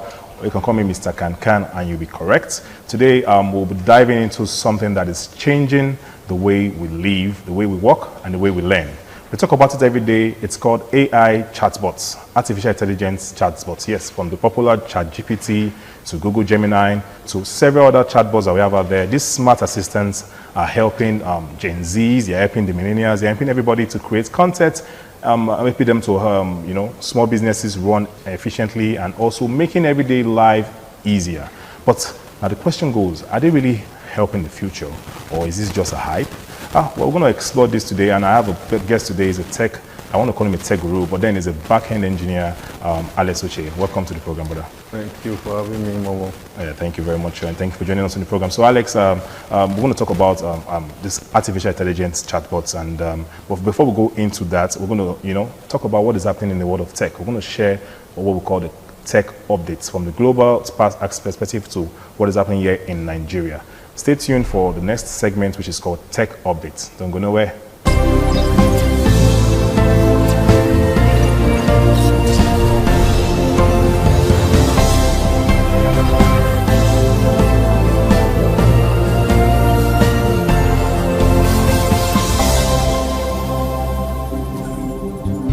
Welcome back to the program. Yes, it's still Tech Today. And going straight into the Tech Update segment, we have first globally that robots are now smarter at working with humans. That's what Fujitsu is saying. So Fujitsu has introduced a new technology that allows robots to understand and predict human movements when working in the same space. So what this just simply means now, before now, we all know robots just follow instructions. But with this new system, robots can now sense what a human worker is about to do and adjust their actions, like it's slowing down or if a person is moving, aside. So why this is important for us to know is that with this new technology, it makes the workplace safer. You don't see a robot walking into a wall or just, going because you say move, it just moves. It now knows when to stop and not when to keep going. It reduces accidents in factories and in industries. This also shows that robots are being designed now to assist humans and not to replace them, for popular opinion.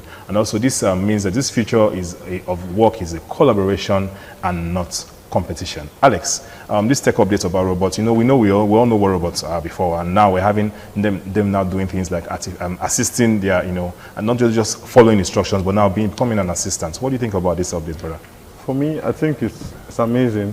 Okay. The fact you have somebody who understands you, a boss who understands you, who can even think for you.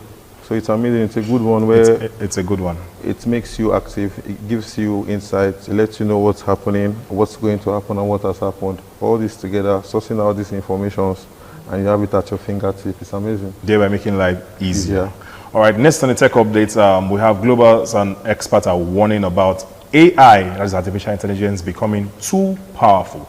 So over 800 experts, tech leaders and public figures worldwide are calling for a pause on developing artificial intelligence systems that could surpass human intelligence. So what is happening right now is that AI is getting smarter very, very fast. I believe you all know, because sometimes before you think something is already even acting in that way, it even has sarcasm and all of that. Before people say AI could not have emotions, but now you'll be talking to your chatbot and it's even saying, come on, you're funny. And it's giving you all those emotions and you think you're interacting with a real human being. So experts now fear that if it becomes too powerful without proper rules, humans may struggle to control how it is being used. So AI already is affecting some jobs and then social media, and you see some fake news flying around, and it's even affecting decision making. So what those 800 plus experts are saying is without regulation, proper regulation, it could be abused, and governments are being urged to act early. Alex, I think this is a wake-up call for governments and people around that use AI. So this update I think is a valid one, and it's a good one. It is, and it's here to stay for us to actually regulate the AI, know what it's about, and then make sure it doesn't go overboard. Yes, it's a good one. Imagine AI. I think I watched a episode on the series one time when you see the name of the series is Love, Death and Robots. Okay? So this AI chatbot now started overdoing the work. It was supposed to be a cleaner, a vacuum cleaner, but now it now started being a smart vacuum cleaner. Now started purging the house and purging the owner. So without regulations, we don't know where AI is going to go. So the message is very simple: AI progress must go hand in hand with safety and responsibility. Lastly, on the global tech updates, we have that McDonald's is using artificial intelligence to run its supply chain. So McDonald's has developed AI, artificial intelligence, to manage how food and supply move across its global outlets. So AI now helps McDonald's predict how much food customer will need, where it is needed, and when, so they don't overstock or run out. So this is something we should care about, and it's an update that we should know, because now it means that we'll have less food waste and faster services and lower costs, which can even help to stabilize prices. What do you imagine this, Alex, being brought into Nigeria here, and you see our food out? It seems you like food very well. Exactly, my point. You know, if this is being brought to Nigeria space, you know, it will cut down a lot of wasteful resources. I agree, bro. Where you get to know how much it's being. But for example, you have to employ an accountant who has to know how much you need to manage. But with this sort of AI, it gives you everything. You need this amount for today. We use X amount tomorrow. And then it's all wrapped up. And people don't tend to, there's no food wastage anymore. Exactly. Cuts off labor, so many things. It's cut out. It's cut out. AI is really helping the world. Now, going local now, the tech updates happening here in Nigeria. First, we have Nigeria's approved satellite internet companies. So Nigeria has approved satellite license for companies like Amazon's Project Cooper to provide internet services. So what this simply means is that instead of relying only on cable, that's fiber cables, optical cables and all of that, or network masts, internet can now be sent directly from satellites in space. We have one like I think Starlink does that. So yeah, this means you have better internet in rural areas and remote areas that don't have masts that's up to that area. Exactly. You have support online. This can also support online education and also encourage remote jobs. And also it can also boost Nigeria's digital economy. Alex, I think this is a welcoming one. This is a good tech update from Nigeria. I really appreciate the Nigerian tech team. I really like the tech experts for actually bringing this around because it's a good one. If this stays in our internet, you know how much we use the internet daily. You know our issues with our internet. So people are streaming us right now within the internet. Exactly. So you know how it is bringing the Starlink, and you know others will come in. It's a competition, and then we get it right. Yeah, I agree. We'll get it right, and then we'll now bridge the gap of how people can access the internet. People in the rural areas especially can have these services right in their doorstep because it's just to access the satellite. Next on the tech update locally, we have Nigeria takes action against abusive loan apps. So there are new regulations that have been introduced to control digital lending platforms, especially these loan apps that harass borrowers. So now, what this simply means is that loan apps can no longer shame users. They cannot send threats or contact families and friends aggressively over unpaid loans. So this is Alex, I don't think have you ever experienced something like this before? Not directly. Okay. But to not be directly. We're on the internet and we see what happens. Okay, people lashing out on people. Yeah. And now with all this AI, you see that it cannot just come in. You see that they tell you that they call their friend to tell them that their friend is owing them money, blah, blah, blah, use their name as collateral, which is just lies. Family and friends. And they now know that you borrowed money from a loan app. We even heard at the time, one time, some loan app would take videos or pictures of some of their users and start sharing it online. That's breach of privacy. Now, why is this very important for us as a tech update is because this protects the user's dignity and privacy, like what Alex just shared. It also encourages fair lending practices, and also it builds trust in the Nigeria fintech space. It's a good one. I think it's a good one, and I'm enjoying this tech update. So technology, of course, should solve problems, not create new ones. Lastly, on the tech update segment, before we get into our topic of today, Nigeria pushes for a unified AI strategy. So the Nigerian Communications Minister has called for a national and African-wide plan on how AI should be developed and used, similar to what what they're calling out in the global scene. Yeah. So instead of scattered efforts around, Nigeria wants a clear roadmap on artificial intelligence. They want to know how it's being built, how it is being regulated and applied across different sectors. So, Alex, this is a talk update that I think we said similar thing globally, and I was saying it now that the NCC is now, putting it in Nigeria. I really want to thank the NCC for actually bringing this, or should I say foresight, for bringing this in Nigeria, trying to regulate how this goes. Because we see a lot of things happen to social media nowadays. You don't even know what is real and what is fake nowadays. People just use it anyhow. Nobody to regulate these things. If you see what you believe and you go and spread false rule, that's how it is. So we need to actually have these regulations to know once somebody who comes up with a fake AI information, it's out there. This is AI too. This is not real. This is AI. Yeah. So yeah, like Alex is just saying, this will really help Nigeria startup, compete globally and also prevents the misuse of AI. And also, I think it also positions Nigeria as a tech leader in Africa. So countries now without an AI plan risk. And they're falling behind in this global tech race. Now we're going to short break and we'll come into the topic of today, which is talking about artificial intelligence chatbots. We're going to tell you different chatbots and maybe just divert your mind away from the one you think you already know, and give you other options and tell you how you can work with them with your different businesses out there. Don't go nowhere. Still Tech Today on Independent Television.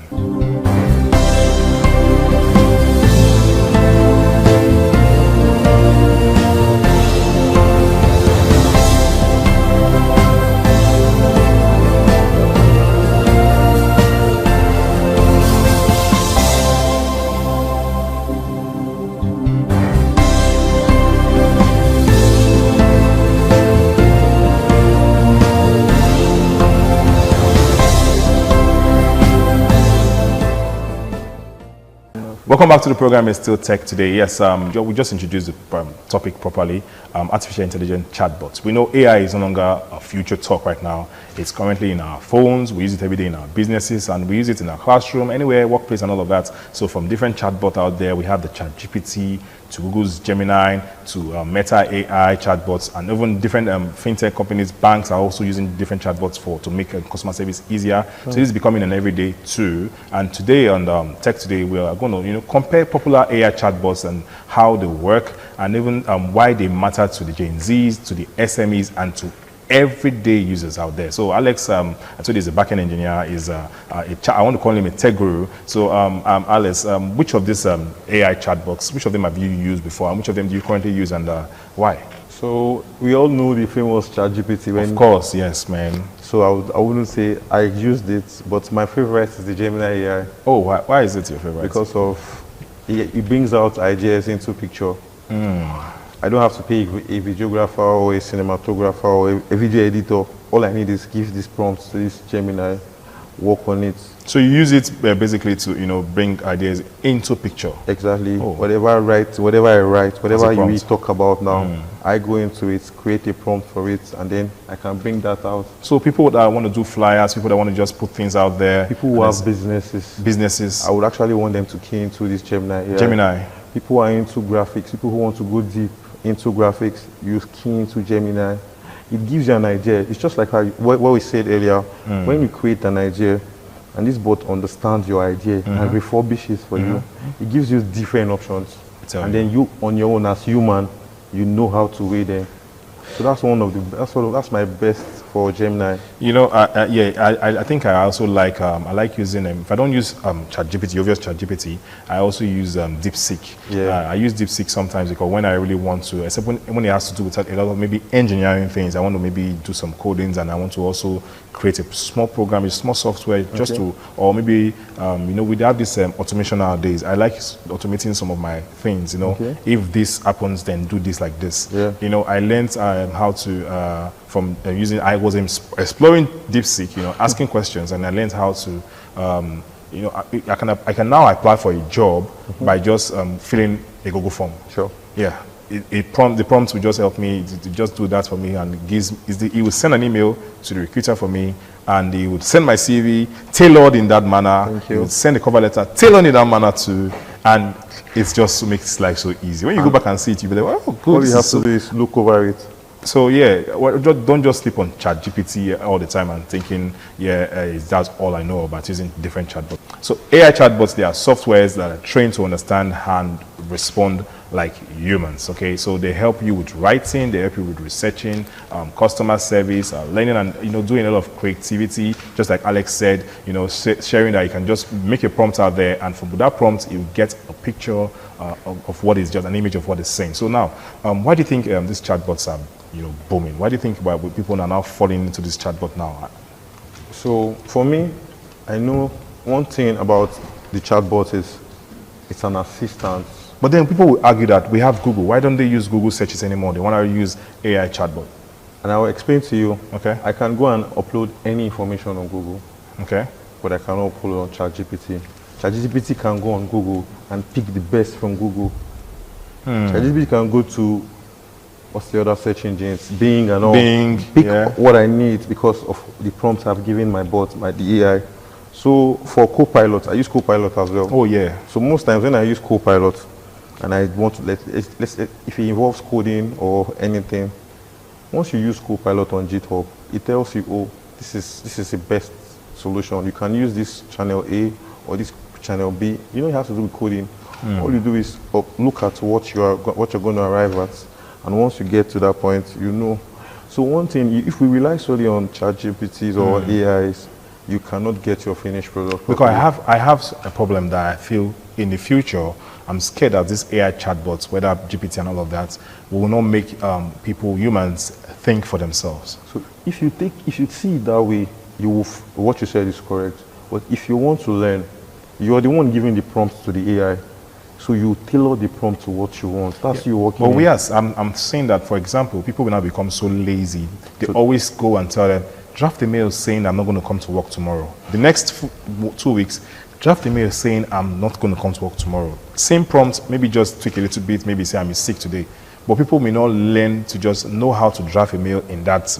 Now I can now know that I can tell myself, I can tell if this is an AI generated mail. Obviously, we or should if know, it, because we're in the tech space, you should know that. Yeah, I can but tell. I know that for some other persons out there, they wouldn't know if this is some persons, I think one time I got a mail where the person even forgot to remove what GPT said. And all yes, a refined version of this, and don't do that, please. For the lazy ones, they will always be caught. But one thing I know about this, once you do this, you take your time and read what is given before you send it out.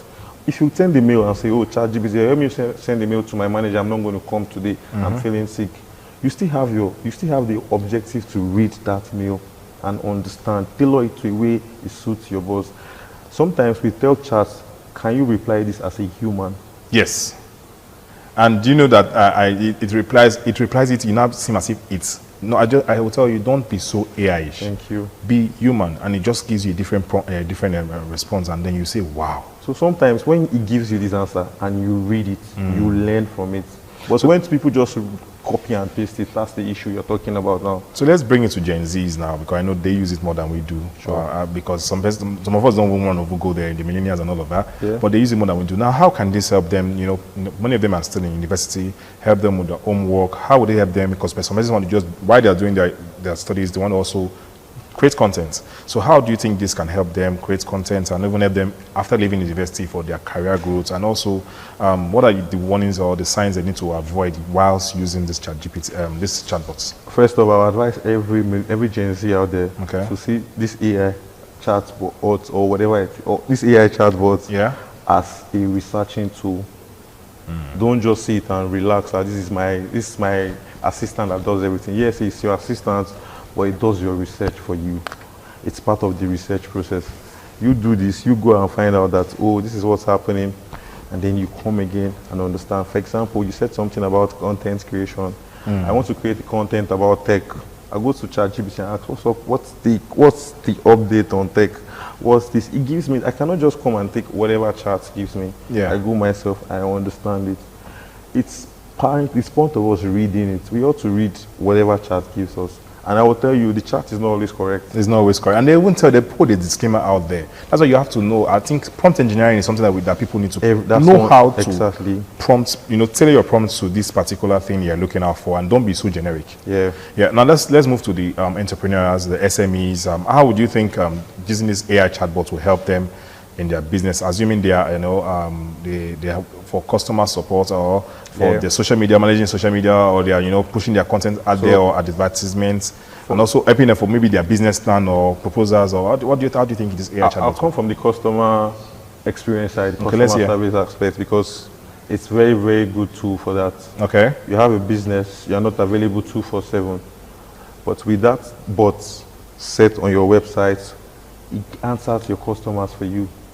It gives people, if Momo is into, let's say, Momo has this airline services. Okay. Momo is traveling in Belgium now, and I want to book for a flight for myself. I reach out to Momo, and the bot will help me because of the prompt you've given your bot. Yeah. He sets my flight for me, gives me the exact prices, and then it makes it easy. That's for your business. Yes. Now, for, let's say, small customer success business, I don't want to start mentioning brands. No, let's say you have your business right now, and then your customers, there's a glitch somewhere. Your customers are furious online, texting, hi, this is not working, this is not working. The bot is there to help them know that. Though we know Nigerians, I will tell you, we are not patient with the bot. But once you arrange your bot in a way, it lets them know that this is the issue and this is what you should do to troubleshoot. Yeah. So once you troubleshoot, your problem is half solved. You know what's happening. So that's why I feel for every business, there are different parts where this AI tool is very important. Yeah. If you don't use it for your graphics, use it for accounting, use it for different aspects. Use it to plan your business, use it to even save money and save time. Use it for, like Alex said, customer service automation, just answering people. Even WhatsApp, use it for WhatsApp businesses to say, hi there, this is so and so business, I'm not available right now, leave this message. People now go further to even engage in, following up on that. You say, okay, what do you want to buy? I want to purchase 3 bags of this and that. Okay, how many quantity, where are you located? And it helps you, and it works 2/7. It's already there, so you don't have to be awake all the time to reply these messages. Now let's talk about the risk the ethics and limitations that we'll have. People talk about this privacy issue and all of that in AI. Okay. So how are you using AI chatbots? So let's talk about that. How do you think we can manage this privacy concerns, data privacy concerns, and the popular thought of that AI would replace humans and replace human thinking?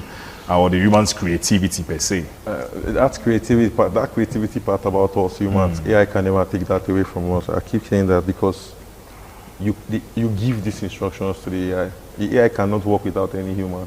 You prompt this AI. So if I want my AI to work for me this way, I tell him, I want you to be this for me. I want this result in this route. It does that for you. Then it brings out other options, more for you to choose. Okay. So I don't see AI.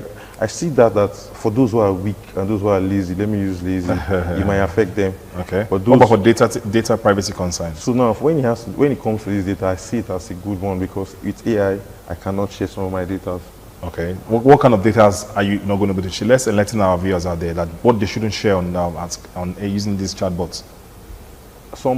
Anything that has to do with privacy, anything that has to do with your personal life, you don't tell ChatGPT these are your hobbies or this is who I am. You don't go and explain yourself. You don't give the chat your bio.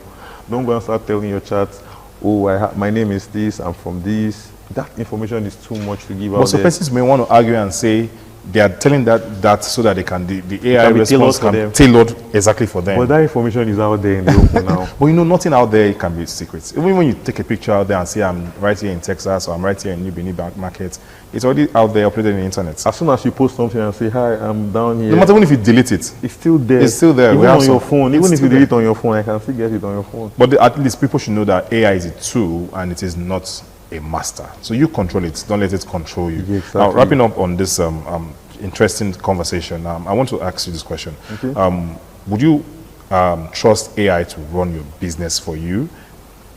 101%. Oh, really? Yeah. You would just trust AI to run a business for you? I would give my AI my prompts, monitor it, and let it run it for me. And you think it will make a mistake to do something you don't want?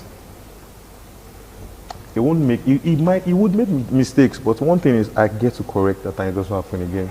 Because once you set a prompt for an AI, I will take you to chat customer service again, respond on this gambling, respond to this. It cannot make mistakes. AI cannot take an answer for something else to drop another thing. Yeah, actually. So, although there was a time I was in ChatGPT, he made a mistake about a particular figure when I was calculating, and I was like, why did you make this mistake and all of that? He said, oh, I'm sorry, I forgot. I thought you wrote it as this, exactly. And he explained why the mistake happened, and then I was like, don't do that again. Always cross-check, double-check before you give me a response. And he said, moving forward, and he stored it in my memory that I would like that. So, wrapping up on the program, for those who don't really use all these chatbots, what is your last word? What are your final words to tell them all about? That have not used chatbot before, and maybe they are using only one particular chatbot and they don't use any of this that I just mentioned. The world is evolving. I don't want any of you to be left out. We have to use these tools. These are meant for us. We started this thing started as little as text. Now the AI is everywhere. We have bots. Yeah. We need to use remotes to do things. Now it's just by saying your voice command and then things are moving. So how long would you wait? All we have to do right now is get along with this, join the band, use it and be beneficial, get productive with these things. Before you go and call someone and say, I want you to come and help me do this, the bot has done this for you. The AI tool is already ready at your beck and call. All you need is a phone, a smart internet, and then you are good. So for those of you out there, I don't want you to sleep on it. Go into this thing. Whatever issues you are having, ask your bot and see. It will give you an insight. Then from there, you can start solving your problem. Thank you very much. I did not want you to even stop giving that advice out there. Yes, it's been Tech Today. Thank you very much, Alex, for joining us. Thank you for having me. Yes, I want to just end by saying that AI chatbots are not here to replace humans, but they are here to assist humans. So the real advantage out there is, like Alex shared, is knowing how to use them wisely. So whether you're a Gen Z, you're a business owner, or just curious about this, or just watching the program for the first time, AI is now part of your world. So, those who understand AI today will lead tomorrow. So before we leave the studio, I want you to know that we do this also on radio on Monday by 8:30 p.m. till 9 p.m. Every Monday is on radio, 92.3 FM, Independent Radio. So thank you, Alex, once more for coming to the program. I really appreciate your time. Thank you. We'll be seeing more of you again. Surely. All right. So I always know that in this world of artificial intelligence, in the world of technology, it's good to stay curious, stay connected, and stay very informed. Until next week, my name is Momo Lawal. Bye for now.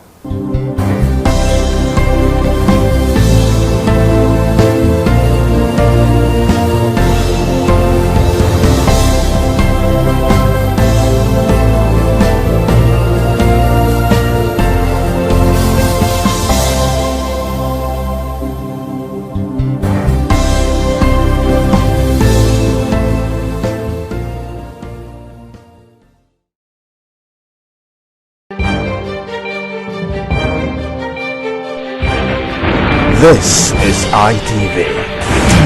Certainly the best. Viewers, again, we welcome you to Message of Islam, reaching you from Independent Television Benin. Today we have a topic which is of vital importance. And the topic is simply Islamic ruling on intoxicants. Islamic ruling on intoxicants. What are the substances that constitute intoxicants? Inshallah, in the course of the program, the panelists will tell us. To take this vital topic this evening, I have with me in the studio Ustaz Sani Abdul Hafiz. Assalamu alaikum. Welcome to the program. Wa alaikum assalam wa rahmatullahi wa barakatuh. Thank you. Alhamdulillah. And we also have in the studio this evening Al-Aji Professor Bunyamin Adi. Assalamu alaikum. Welcome to the program. Wa alaikum assalam wa rahmatullahi wa barakatuh. Viewers at home, peace be unto you. Alhamdulillah. I'm your uncle Al-Aji Alamina now. Now let's go straight to the business of the day. We are looking at the topic Islamic ruling on intoxicants. So let me start with you, Ustaz Sani Abdul Hafiz. What are the substances, what are the things that constitute intoxicants as far as this topic is concerned? In the name of Allah, all praise belongs to Allah, and we ask for Allah's peace and blessings upon the noble Prophet Muhammad sallallahu alaihi wasallam. The substances that constitute intoxicants is anything that can change the sense of reasoning of a person when they consume it. This is what is referred to as intoxicants in Islam, and we call it a muskirun. And the Prophet Islam said every muskir, that is anything that intoxicates, is haram. Anything that intoxicates is haram. So whether it is alcohol or it is any of the substances that people consume, such as heroin, cocaine, cannabis, call them, name them, they are all under the classification of intoxicants, and they are prohibited in Islam. This is because of the Islamic objective to protect human mental health. That mental health is of paramount importance. When you have too many people who are sick in their head in a community, of course, you can be sure that everything will be in disarray in that community. So Islam considers mental health to be one of the very, very important part of the human system that needs to be protected. Now, thank you very much. I'm coming to you now, Prof. Now, we have some who argue that it is not forbidden in the Quran. It's not entirely, completely forbidden in the Quran that you should take intoxicants. And some will refer to Quran chapter 4 verse 43, where Almighty Allah says that, oh, you believe, do not approach your prayers when you are drunk until you can grasp the meaning of your words. Some will refer to Quran chapter 2 verse 219, where Almighty Allah says that when you talk of intoxicants, there are benefits in them and there are sins in them, but the sins outweigh their benefits. Why we now have Quran chapter 5 verse 90, where Almighty Allah completely forbids or condemns the consumption of intoxicants. So can you please help the viewers to reconcile these three verses of the Quran?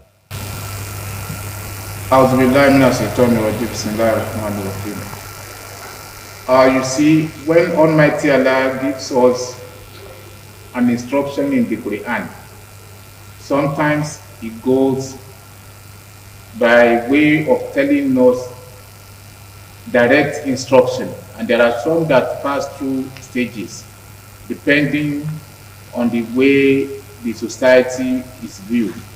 Of course, during the time of Prophet Muhammad people were also they were indulging in the use of alcohol, intoxicants, and as such, as he was preaching to them, Almighty Allah now made it a kind of stage or stepwise instruction that gradually people were getting used to, people who had been used to the consumption of intoxicants. They were instructed when you want to pray, because just as he said, the moment you take any form of intoxicant, it changes your psyche. And if you look at the entire part of the body, the brain can be said to be the engine room of every being. Wow. The moment it is disturbed, automatically all the other parts and the value of such individual will be disturbed, including the people that live with such individual. That explains the reason why Almighty Allah calls our attention in many verses that whoever wants to worship him must have the psyche complete.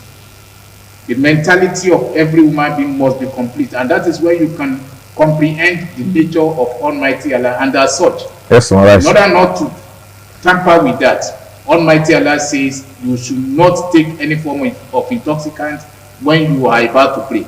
The second stage was that if you feel you are taking it for any pleasure, for anything, it could be an advantage to you, but the main evil, the main sins that you commit after taking it is worse and much more than the advantage that you feel you are taking from it. And the final one, which Almighty Allah said that if any act of intoxicant, divination, and arrow trade, all these are handworks of Shaitan.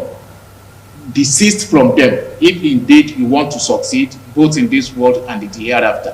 And that one seals it, that whoever wants to succeed before fellow human being and before Almighty Allah on the day of accountability, such individual must get away from taking intoxicants, no matter how little it is. Thank you very much. If you are just joining us, we are looking at the topic Islamic rulings on intoxicants. Islamic rulings on intoxicants. So those of you who try to argue that the Quran did not completely prohibit consumption of intoxicants, you've heard the explanation now, the exegesis of the Quran. The first verse revealed, we are told that do not approach your prayers when you are drunk until you can grasp the meaning of your words. Then they are just embrace Islam. And you know, in those days, during the Jahiliyyah period, they drink alcohol like water. So they embrace Islam, but they are still consuming alcohol. And those who now want to say Salah, God asks, if you want to pray, don't drink. Then some say, okay, I will not drink when I want to pray, but I will drink when I'm not about to pray. Then second verse also came, Quran 4:43, that there are benefits in them. And Quran chapter 2 verse 219, there are benefits in them, there are sins in them, but the sins outweigh the benefits. Why some stop consuming it? That, oh, since the sins outweigh the benefits, I will not consume them again. Before the final verse now came, we are now described it along with gambling, that they are abominations devised by the devil. That you know abstain from them so that I can be successful. Now, Islamic rulings on intoxicants. What are the sins? What are the consequences of consuming intoxicants? Does it have anything to do? Is there any correlation between it and crime rate in the society? What other thing? Why do you think we are asked to abstain from intoxicants? The verse of the Quran where Allah subhanahu wa ta'ala stepwise and systematically prohibited intoxicant. As you mentioned, Allah said the benefits, you say you have some benefits in them, but then the disadvantage, the harm that you will suffer from consuming them is more than the advantages that you think you get from them. Obviously, the Prophet ﷺ said, as a way of making it non-negotiable to say you want to consume intoxicant. He said, Allah has not put the cure of any disease in that which He has prohibited. So that you cannot say that I am taking this alcohol, I'm taking this intoxicant because of my health. Some people say that they take intoxicant because they want to do away with their worries. When they are having issues with their wives or their families or in the office, they want to take intoxicant in order to throw them away from, the normal thinking, so that they don't feel the pain. But this is not a solution. In fact, medically, it is documented today that some of the stroke cases, consumption of intoxicant is becoming one of the risk factors in people that are having crises of stroke. Before, you have stroke more in the elderly. Now you are now having stroke in middle adults because of what? Consumption of these intoxicant. It's a risk factor, as has been mentioned. Now, the Prophet Islam, still to make it, there is no way. He's saying that whatever intoxicates in little quantity, then it is, in large quantity, is prohibited in the smallest quantity. So that you cannot say, I can consume it. Then besides, if a person has become an addict of consuming intoxicants, the person risks his salah being accepted. So that it's not just about, it's me, it's my business, I consume it, it's not your business. In fact, the Prophet Islam says that the person who commits idolatry, that's one who worships other gods beside him. You know that the sin Allah does not forgive is the sin of associating partners with Allah. That the one who is going to be next to be condemned to the fire of hell on the day of judgment is somebody who became an addict of consumption of intoxicants. So that it is not something anyone should want to live with. If a person has it as a problem, maybe he has grown up with it from young age, it is something he can still fight, battle it, and see how you stop it. It is not only harmful to our health, it is a sin in the sight of Allah. Thank you very much. As you know too, that Allah does not allow you to take your life. Allah does not allow you to inflict harm on yourself. You are not allowed to injure yourself. So consumption of intoxicant is like killing the organs of your body system, and Allah does not allow that. Thank you very much. Now, do not kill the organs of your body system. Do not commit suicide indirectly or gradually by consuming what is injurious to your health, what is injurious even to your mental health as well. Now, Prof, I'm coming to you again. For the Bunyamin idea, we have some people that are caused in respect of intoxicants, apart from the consumer itself. Can you please tell us some of them? So that people will not feel that, okay, it's only those who consume it. Well, according to the Prophet ﷺ, it was reported to have said that there are 10 categories of people that are caused along with or in association with intoxicants. The consumer, the one that prepares it, the one that works there, the one that sits where it's being consumed, and the one that bought it for another person.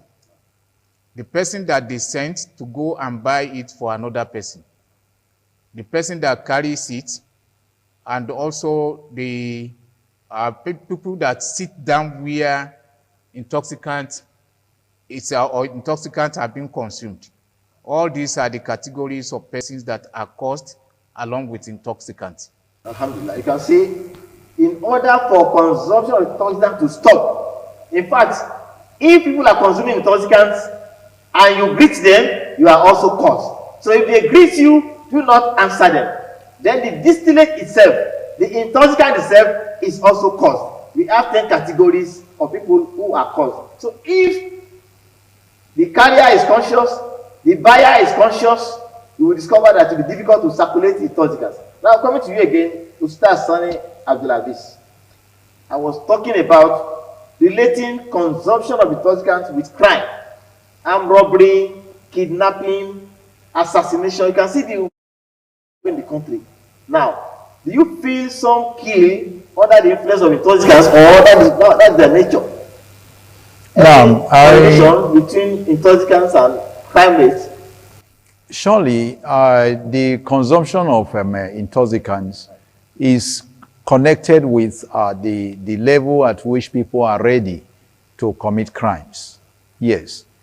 Fornication, for example, and adultery are more like the twin sister with intoxicant. Hardly will you find anybody who is morally shameless that he will not consume, intoxicants.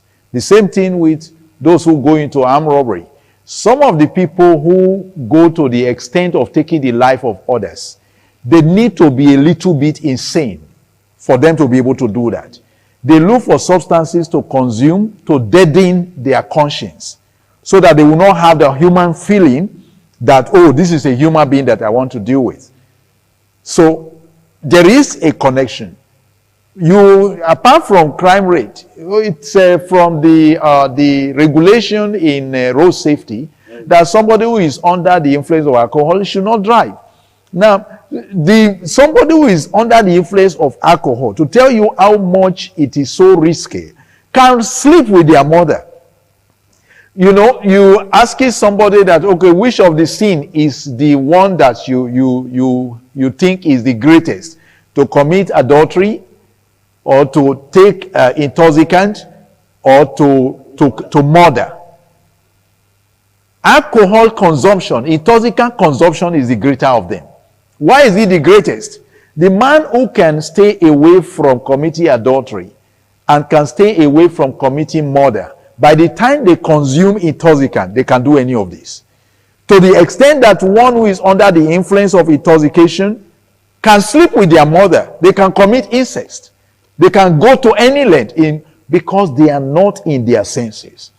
So how about you having for example, a medical doctor that wants to attend to a patient being under the influence of intoxicant? You have an engineer that wants to do the computation of what you need to be able to give you something that that's going to be durable, an edifice that will be solid, and is under the influence of intoxicant. Because some people just think that consumption of intoxicant is normal with life. It's a way of flexing. It's a way of maximizing your enjoyment of life. But it is not true. You are harming yourself. You are harming others.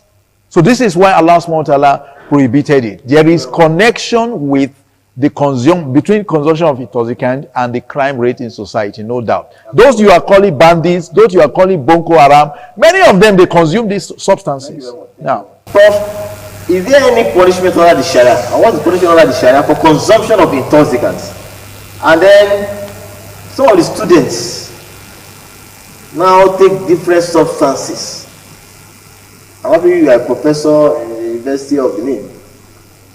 So you must have had some experience concerning what I'm talking about. Can you please advise the viewers and the students of the need to abstain from intoxicants? Well, from Islamic point of view, if one is known to have taken any form of intoxicant, the person should be given 80 strokes of the cane. Yes.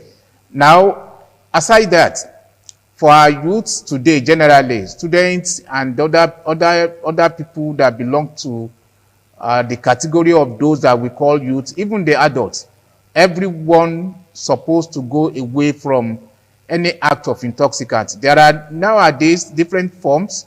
The ones that we are used to know are the normal alcohol, whether the brewed one or the local one we call kai kai, and the ones that they sniff, under which you have cocaine, you have heroin, and those that you also consume orally, under which you have, the ones that you smoke. Marijuana is one of them, and there are nowadays you have sophisticated marijuana that they have laced with other chemicals in order to be more potent than the ordinary one. And people also use marijuana in order to cook rice or cook beans. And apart from that, some eat it raw. All these are various forms through which people consume them. And some go to the extent of taking some other drugs like codeine, which in the medical circle is used in order to cure heart cough. And people have abused it. They take it excessively and it deadens the cells, it deadens the senses. And not only this, there are so many other ones that people take in one form or another. Some even go to the extent of mixing some of these drugs with yogurt. And after taking them, there is this one they call the tramadol. Even there is another one more potent than tramadol, that after taking it, the person may be rolling inside the mud. The person will lose senses, and there are so many of them that people take. We have to go away from them, because the moment you take them, the individual becomes useless to himself and becomes a permanent problem to the entire society. Thank you very much. Viewers, this is what we can take today on the program Message of Islam. The topic discussed: Islamic ruling on intoxicants. Intoxicants include tramadol, codeine, marijuana, heroin, cocaine, whatever can affect your mental health is forbidden completely in Islam, and it's also sinful. When you have consumed them, you cannot approach your salat. And the punishment in Islam was even 40 strokes of the cane before it was increased to 80 strokes of the cane at the time of Umar bin al-Khattab. Close to 100 strokes of the cane, which is punishment for fornication. Thanks for coming, Professor Bunyamin Aide, and thanks for coming, Ustaz Sani Abdul Hafiz. And your uncle, Al-Ajj Al-Amin Alao. Viewers abstain completely from intoxicants. Assalamu alaikum wa rahmatullahi wa barakatuh. Alaikum assalam wa rahmatullahi wa barakatuh.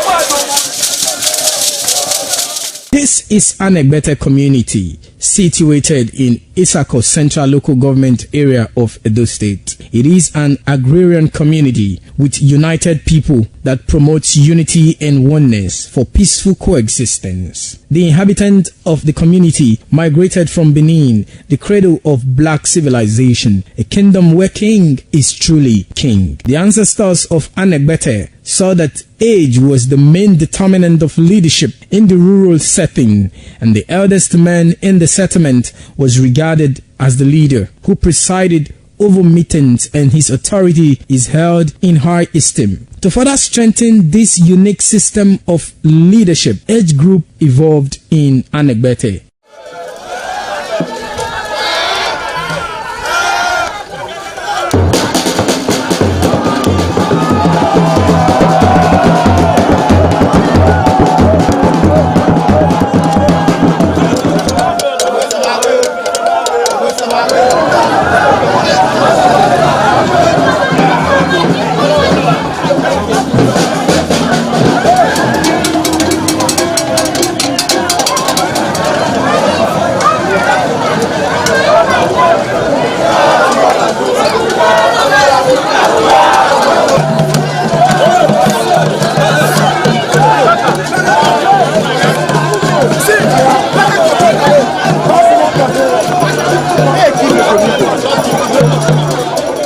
In Anegbete, age group is categorized into two, that is the common and the noble. Anegbete is rich in cultural heritage, as the community at noon saw the commitment of the festival with the first set roll out in beauty colors to showcase their might and strength, indicating their feet and ready for the responsibilities behold on them. The streets in the community with a feed up of young men and women adorned with the festival. Later, the royal family takes the stage as their children fight out royally and work in the community to showcase their might and fitness.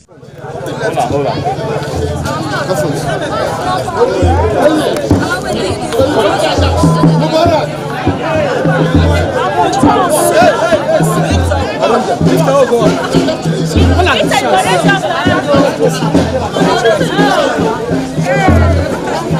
My leader.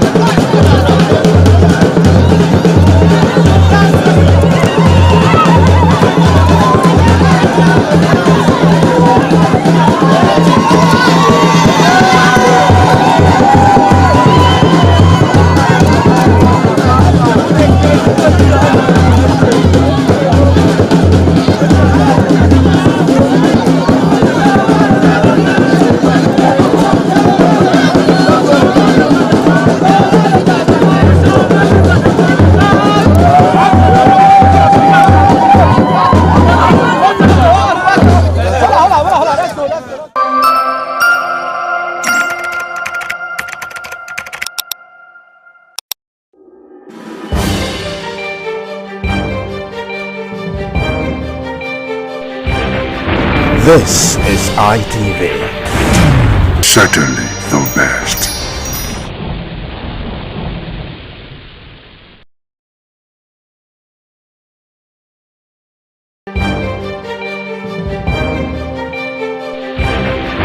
This is ITV. Certainly the best.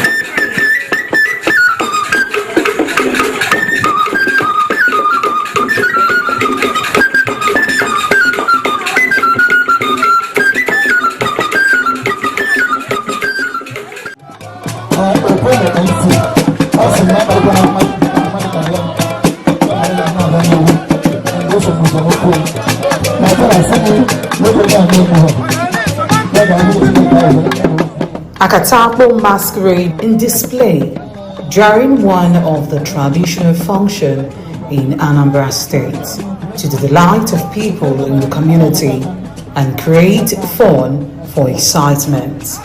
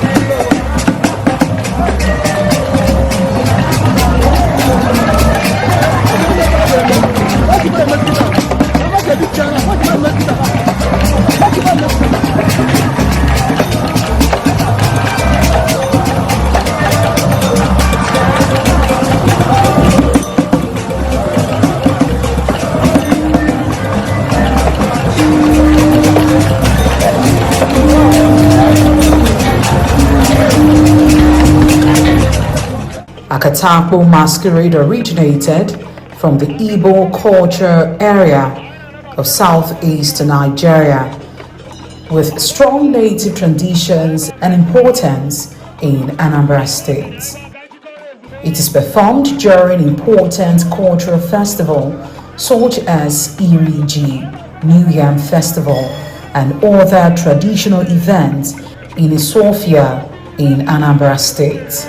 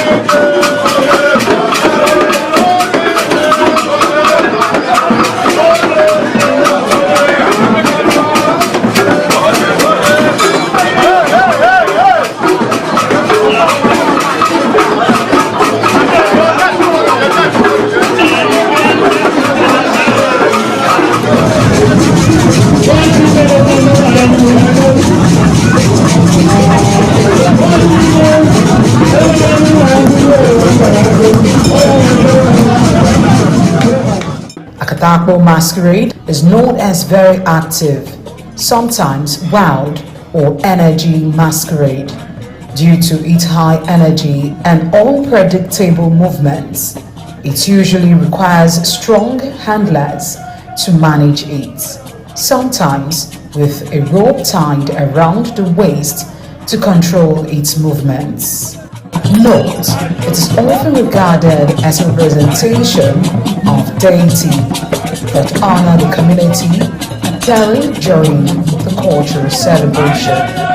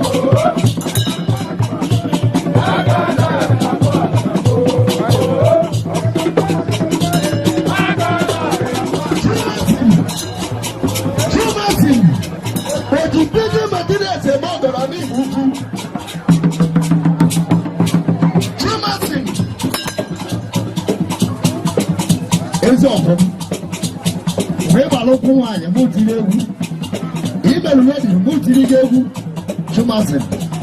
Happy Sunday.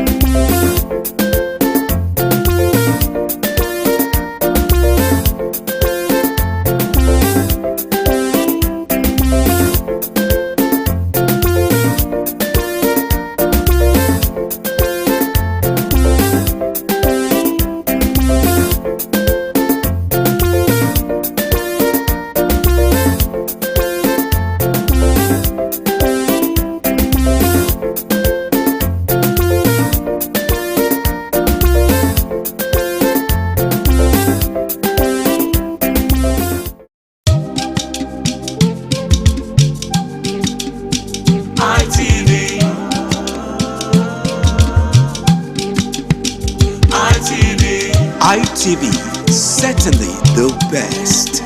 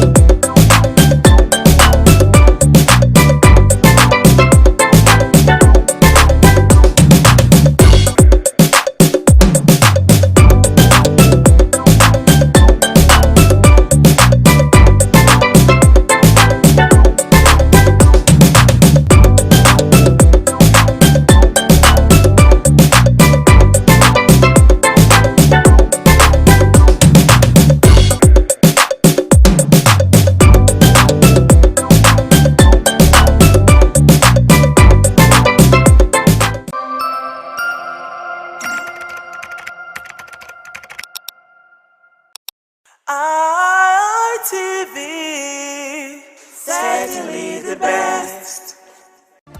See Nigeria doing amazing things all over the world, from entertainment to business, to technology. Nigerians are among the most successful and the most creative people in the world. Now, some persons just attribute all of this to social media noise. Nigerians are just noisy people. They love to blow their trumpet a lot. So, do you think this is just noise, or we have what it takes to back it up? And this, I'd like to say welcome to another amazing episode of Flipside on Independent Television, reaching you live from the city of Benin. Today, we're discussing a very important topic: opportunities versus noise. Is Nigeria ready for global attention? My name is Harry Aigboje, and it's a pleasure to have you join me on this episode of the show. Now, I've got two gentlemen in the house with me, and these people are social impact commentators, and they are quite grounded in this field. To my far left is someone who is a public affairs analyst, and he goes by the name of Kingsley Ikeke. Welcome on board, sir. Good to be back. It's been a while. Yeah, it's good to be back. It's good to have you on the show. Thank you very much. All right, thank you, sir. And of course, seated next to him is Favor Sadzi. He is a social impact commentator. Welcome on board, Favor. Always a pleasure. It's a pleasure having you. All right, so opportunities versus noise. Is Nigeria ready for global attention? Now, Nigerians are the loudest people in the world, and that's a fact. Loudest in terms of we are not just successful, We are not just doing well, we blow our trumpet a lot. And I don't think there's any other people in the world that are as loud as we are. But the question is it just noise, or we have what it takes to back it up? So the first question I'd like to ask is Nigeria's growing global visibility driven by genuine progress or just social media noise? I'd like you to take the first shot. Favor. Yeah, if you look at it from a vantage point of view, you realize that we do really have all it takes to sustain that engagement that we have at the social media level. Okay. But what we've seen over time is it's a case of, you know, this steep graph coming down steeply. Okay. So we grow so very high and we reach climax so fast, the drop is steep. And that is evident in the fact that if you look at most of the online celebrities, influencers over time, there's a continuous recycling. You don't have one person that has been there for a very long time still relevant today. After a year, you see this person fizzle out. After another 1 year, you see another set of persons. After another 1 year, you see another set of persons. It has not been sustainable, and that's because of the cultural trend that we have here. It's always a case of who's relevant at the moment. At that point, who has it, and before you know it, it's another person. And that goes a long way to tell about the kind of content that makes these persons popular. The kind of content that makes them popular. What kind of content do you think makes them popular? If you look at the trend, what kind of content do we produce in this part of the world? Basically, our kind of content is always around entertainment. Okay. And are you saying entertainment contents are not, sustainable? They've not been. Looking at what we have, they've not been. It's always about trend. What happens when the trend dies? It means that person's character also dies. And if that person cannot hop on the next trend, that person also is long forgotten. Becomes irrelevant. Yes, and because you also realize that age is a factor, and the biodata of people who occupy this social media space at the moment are the Gen Zs. Okay. So these people are moved by trend, and trend is not always going to be sustainable. All right, Mr. Kingsley, what's your take on that? Is Nigeria's global visibility driven by, genuine progress or just social media noise? For me, I think it's both ways. Okay. Your visibility could be towards a positive trend or a negative trend. Okay. So I think that now it depends on the percentage or the level on which your negative trends are and your positive trends are. What are you known for? Okay. What is Nigeria known for? And how does it affect global, recognition or your perception about the country? So I think obviously we've done well to an extent, but there are still a lot of flaws here and there. Positively, let me look at the positive part of it first of all. In the entertainment industry, like you mentioned, we've done well.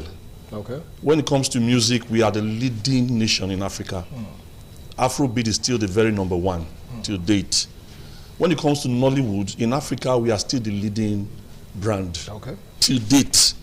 It has been sustained to an extent because it has its own cultural content. Like that content has remained. So would you say we have the right structure to keep it going? Yeah, I'll get there. Okay. I'm looking at the positive. Okay. Because structurally we have not gotten there. Okay. We are still very far behind. Okay. When you look at it, look at the sport arena. We have a Joshua who is a world champion, even though he's not a world champion currently. We have an Osimhen, we have Ademola. Those are prominent players in the field of sports, and they are making their. So you can imagine how much those guys earn per game or per week. Okay. And I want to believe that Nigeria is one of the youngest population in the world, and with a lot of talents. The major challenge, like you said, infrastructure is one. Structurally, we are bad. We are defective. The nation itself does not help you to promote your innate ability. What you see with Osimhen and Ademola is common with many Nigerians who are unknown and never had the chance to be exposed. So the talents are there. It's the harnessing of the talent that is the problem, and the environment to allow the talent to blossom. That's the issue. Globally, we have done well. Look at the digital line, the tech line. Okay. We are still the leading in Africa. We are among the very best in Africa. We So I hold. guess it's safe to say that Nigeria is at the forefront, Yes, culturally speaking. but if you look at most of those things that we are leading on, you will see little or no government contribution. It's pure raw talent from individuals. That's why I say structurally we have not gotten it right. So it's the private sectors that are driving this. Private sector, personal endowment, your raw talent, God-given talent, your passion, your crave, your exposure has been our major. It has shown that ordinarily we are gifted, we are talented, we are driven. Like you said, we're not noisy. Well, we make noise. It's just that we're trying to let you know what we carry. Okay. Though the environment try to limit our capacity, we know what we carry. And you can always attest to that when we shift the environment. Go to the US. I was reading an article recently where Trump was commending a Nigerian lady, one Wonkolo, who is part of the aerospace team. At 26, she had her PhD in the US, not in Nigeria. Okay. She's one of the best aero scientists available as we speak today. And there's so many of them like that. And most times we don't even know them because they're not in the social media, so we don't know that we have such challenge. Resident in foreign countries driving the economy of those countries. But we have them. So, but you know, when you look back home, you now look at what are we selling from the home front? Okay. The perception of people outside, that's not very good. Okay, it's so not done a very good job. Image the image is not good. There's trust issue. There's the Yahoo issue. There's the kidnapping issue, there's the banditry, so many things that are not allowing these potentials to flourish to the maximum. So there's so many factors limiting us. But ordinarily, we are endowed. We are among the most blessed, I keep using that word, most blessed nation in the world. Both human resources and mineral resources, we are about the most blessed. Wow. There's no other nation that rivals us. If we had our potentials right, we should not be, within the first three most productive country in the world, we should fall among the first three. In the world? I'm telling you the truth. Interesting. We should. Okay, we should. All right, now he just talked about rivalry. And Nigeria's image on the global stage, is one that comes with mixed feelings, right? As Nigerians, we are proud people. We are proud of what we've accomplished so far. And like he said, we are just vocal about what we are or who we are, right? So it's not necessarily that we are noisy, but we just love to, brag about what we've achieved. And I think that's one of the issues that some other African countries have with Nigerians. If you take a look at some of our neighboring countries, like Ghana, even some countries in far away South Africa, do you understand? Countries like Namibia, they have issues with Nigerians. They have issues with the fact that Nigerians are doing very well, and they are not just doing well, but they are very vocal about their achievements. How do you think this impacts on us on the global stage? How do you think other people from other countries see Nigerians in the light of what you've analyzed so far? I think perception for Nigerians or Nigeria has been self-inflicted. I'll explain what I mean. I read some recently in the news where one Favor Philly was having issues, and somehow she dropped the Nigerian team and was now running for Turkey. Okay. Yeah, Turkey, yeah.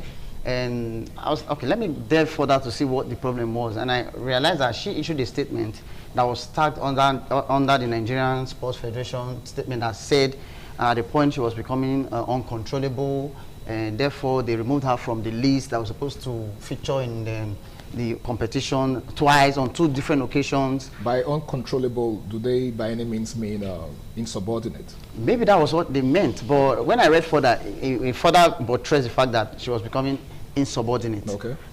But to what extent do you sacrifice a country's reputation for ego?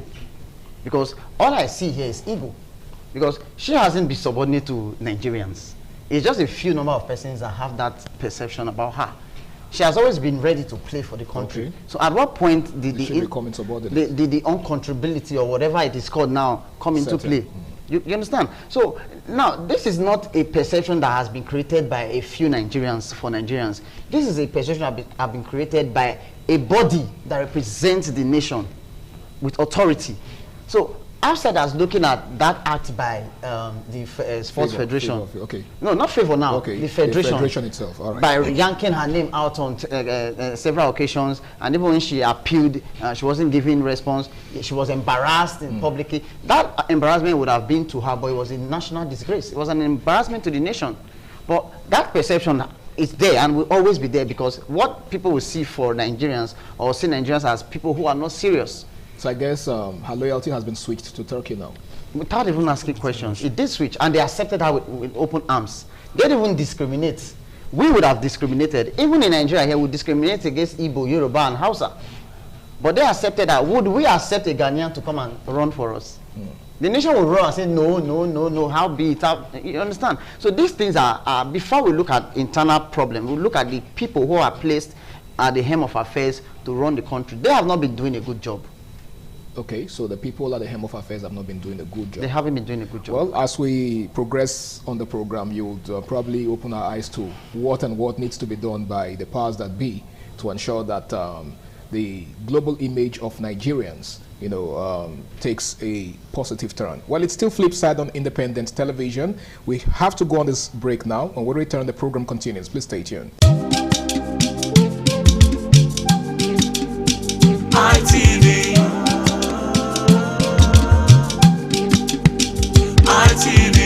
ITV, certainly the best. Yes, welcome back. It's still flip side on independent television, and we're discussing opportunities versus noise. Is Nigeria ready for global attention? Now, here's the next question, and it has to do with the economy. I know you glossed over it earlier, okay? How prepared is Nigeria's economy to handle the increased foreign investment and scrutiny? Because nowadays we see lots of people saying they don't want to come to Nigeria to invest. How does the economy, or what role do you think the economy has to play in this? I think the drivers of the economy have not done the very best of jobs.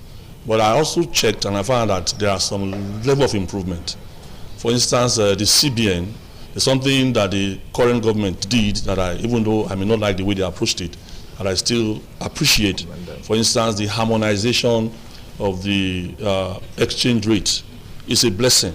Okay. Because you cannot just wake up one day and the next day you are a billionaire without doing anything, because you get your official rate from the CBN, and the next day you go to the bureau de change and you make an exchange. Nobody wants to come and invest in such an environment because it's not a true test of the economy.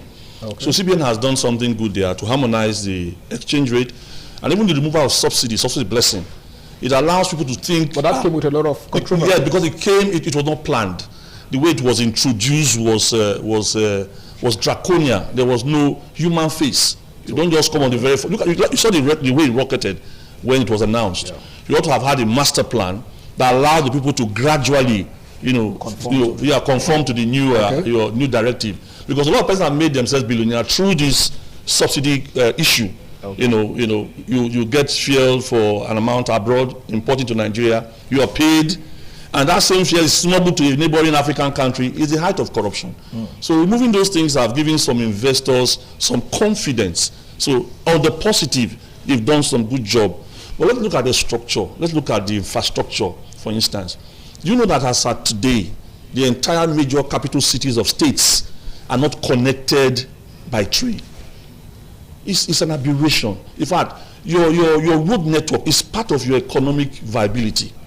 So if somebody has a product, to move them from one point to the other is a challenge. From one city it's a challenge, yeah. Then the issue of insecurity, you're asking investors to come and make investment in a place that's not secured. Somebody comes from abroad, we're talking about foreign investors. We talk about Nigerians abroad who are well-to-do. We have lots of them abroad who are well-to-do, who would have loved to come and invest in the country. But even when they come, where is the land? If there's a land, where are the access roads to the land? So there are challenges. But like I said, the economy digitally, the young men have done well. Okay. You've heard of Flutterwave. Flutterwave is owned by a Nigerian. You've heard of Paystock. Paystock is held by a Nigerian. You have OP. As I said, we are the biggest. When it comes to digital economy, we are the biggest. Because we have the population, we have the age brackets. In fact, Nigeria ranks among the first 5 countries that are most prominent in the social media. In fact, if you want to get the Nigerians population, go to social media. They are always there. And when you have a young, vibrant country like that, with this this number of youths, active youths, you have a very vibrant economy. So what we see play out is that the youth on their own have done well. Okay. I just mentioned a few, they've done well on their own, but some of them are limited, some of them are talented, but they don't have the finance for exposure. We don't have the forum where their talents are harnessed and promoted, because if you look at the Nigerian foreign earning template, at the time, when I was following it there, at the time, diaspora remittances was the second largest foreign earner after oil.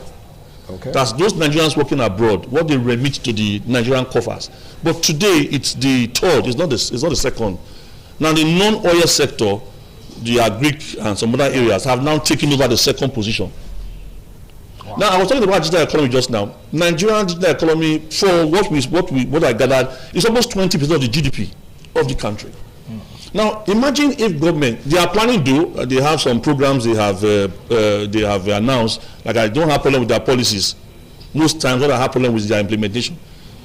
Okay, they have a program here. We don't have a policy problem. No, we have never had a policy problem. We have some challenges in our policy, but then it has never been policy per se. Okay. It has been more of what implementation of those policies that were enacted.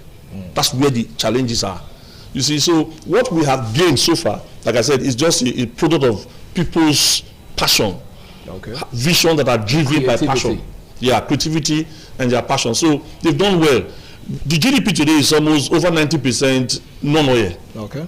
The arrival of Dangote, I think some boy is working on something else, of private refinery, has practically reduced importation of fuel. Imagine taking your currency. That we are gradually moving away from over dependence on oil. Not really. We are moving, but it's very slow. Okay. Right now we used to be more than 90% revenue coming from oil. I think now it's about 80 to 90. Yes, it has declined a little bit. The non-oil sector is coming in. Digital economy is coming in. Okay. But the pace is slow, because of many factors. And among the factors I've not mentioned, the one that has the multi-hydra head is the corruption we talk about. Is the biggest of all the problem. All right. Thank you so much, Mr. Kingsley. I saw you laughing, Mr. Favor.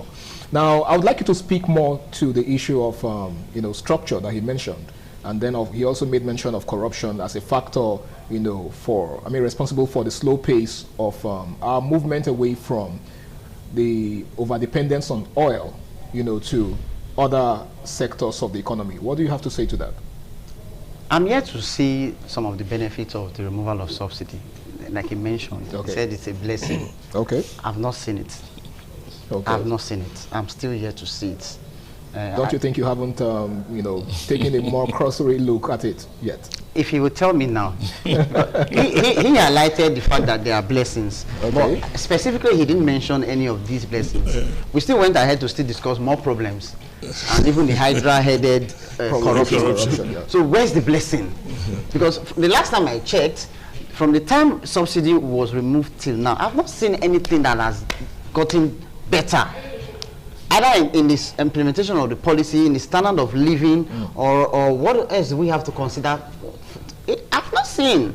So if he says there are blessings, maybe there are some people who are having these blessings, and whilst there are some, it then brings another problem again.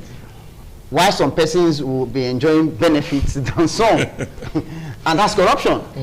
So the problem is because I know he made mention of the fact that some persons have become billionaires, out of the benefits of the. Do I give an information? Okay. Right now, what they share at the Treaty of Government is over $1 trillion. Now, what people don't understand is that Nigeria has 3 major executive order: the federal, the state, and the local government. Virtually every state, their revenue gotten from the federal share has been almost triple. Wow. It means we are not holding the right people accountable. And as we learned recently, they've been trying to allow the local government to run autonomously. Have their own structure and run their. Are the right people? So the problem we are having is not that the money is now very much in abundance in the hands of state governors and as well as local government chairmen. Okay. But the issue is that the corruption issue is still there. That's what we're saying. Yes. That How does this blessing affect Mama Chika at New Benin Market? Okay, the common man out there. That's what we're talking about, because when it's time to vote, it is this woman that will go to meet to say, cast your vote. So all of these things that he has mentioned are only on paper. And if he had not even mentioned it now, I don't know. Okay. I perhaps might never have gotten to know. Okay. We are talking about reality. What is on ground? How does it affect my next paycheck? So you can't tell me they are blessed. It's like giving me money and telling me you cannot spend it. Of what use is the sense of having money? Why you say, oh, I've been giving you money? They used to do it to us while we were younger, and they would dash you money. Your mother will collect the money and tell you to hold it in trust. You won't finally go to meet her and say, "Mommy, that money they dash me, that they tell you all the food you have been eating since yesterday. Which one do you think I used to buy it?" Funny. Corruption. Okay. So if Nigeria is telling us that Nigerians, we are giving you so much money, don't take this money. The day we not decide to spend, Nigeria will not say, "Oh no, all the foreign whatever we've been doing, it was from that money. Please don't spend." It begs the question why we have this money. So structurally, there are a lot of questions that will be asked that we may never find answers to. The system is corrupt. The next generation is corrupt. The one after that generation is corrupt. The one before is corrupt. Everybody is waiting in line in that corruption trend. So it is a case of you go, let me do my own. Nobody is there for turn by turn. Oh my God. Nobody wants to do the right thing. In fact, the right thing comes at the cost of your personal mental health. It's funny, but at the same time, it's disheartening. And we are hoping that at the end of this program, we'll be able to profess solutions rather than just focusing on the problems. Now, I would like to ask you this, Mr. Kingsley. Are Nigerian youths being equipped with skills to compete in the global marketplace? Okay. Beyond the talents and the, should I say, expertise that some of them have actually acquired personally? Because most of these guys, just became what they are by personal development. Some, acquire skills by undergoing online trainings and the rest of them. But do you think we are equipping these people? I'm talking about the federal government now, our leaders. Are we equipping them enough to be prepared for the marketplace, the global marketplace? It's okay. I'll answer that question. But let me say something on what he said. Let's just try not to dwell too much. No, I won't dwell so much on it. I was looking at the merits and the demerits. Okay. That we've not gotten there doesn't mean that the actions were not right. Okay. Because for me, for now, for the very first time, the foreign reserve has crossed the 50 billion mark. You see, those are signs of stability for a foreign investor. If he brings his money here, he's sure of the risk that if anything happens to his money, there's a risk. There's a place he can get his money from. Okay. So it gives them some bit of confidence to invest. But we've had more. I know implementation, like I said earlier, had always been a problem. That's why I think that's where the disparity lies. That's why probably have not really enjoyed some of these benefits. Yes, yeah. None of us really enjoyed it the way it should be. But it doesn't mean that there are no right steps being taken. There are some major shortfalls and there are some right steps. Now I talked about the youth being equipped. There's this NIA, it's called the Nigerian Youth Academy. I think it was flagged up by this current administration. The vice president did that flag up. The focus is on digital skill, digital literacy, technical skill, and entrepreneurship training for youths. Now, as we speak, I'm in a system, I'm in an institution where training goes on. I mean, Edo State Polytechnical Center. Okay. Now, we have an entrepreneurship center. The way we are going now is that for your semester in school, one semester is devoted strictly for training, not the regular marker and chalk kind of teaching, okay, but acquiring a skill before leaving that place of learning. Okay. And if for any reason you don't get an employment by your certificate, you will not get an employment by your technical skill. So it's not mandatory, starting from this year or thereabout, that you cannot graduate without having a certificate that says that he's a certified tailor, even though he has a diploma in mechanical engineering. He's a certified farmer. From the institution. Yes, you are a BSc holder, whatever you call yourself, but you are what do you call those that do cosmetics or whatever, a specialist. Okay. You have that as an addendum to whatever you have acquired from your regular school of study. Okay. Now sometimes you may go to school to study a particular program that maybe you had a flair for, but that may not be your innate ability. Okay. In the course of going through the four walls of the high institution, you're able to find that you have a flair for something different from what you went for. Exactly. Okay. And when you focus there, you end up getting your first degree, but your eventual hobby things in the other direction and makes you a very popular and wealthy person. All right. And it's not what you study that's actually making you, what you are currently. All right, hold that thought, Mr. Kingsley. I know you have a whole lot more to say in that regard, but we have to go on this very important break now. When we return, Flip Side continues. Don't go nowhere. ITV.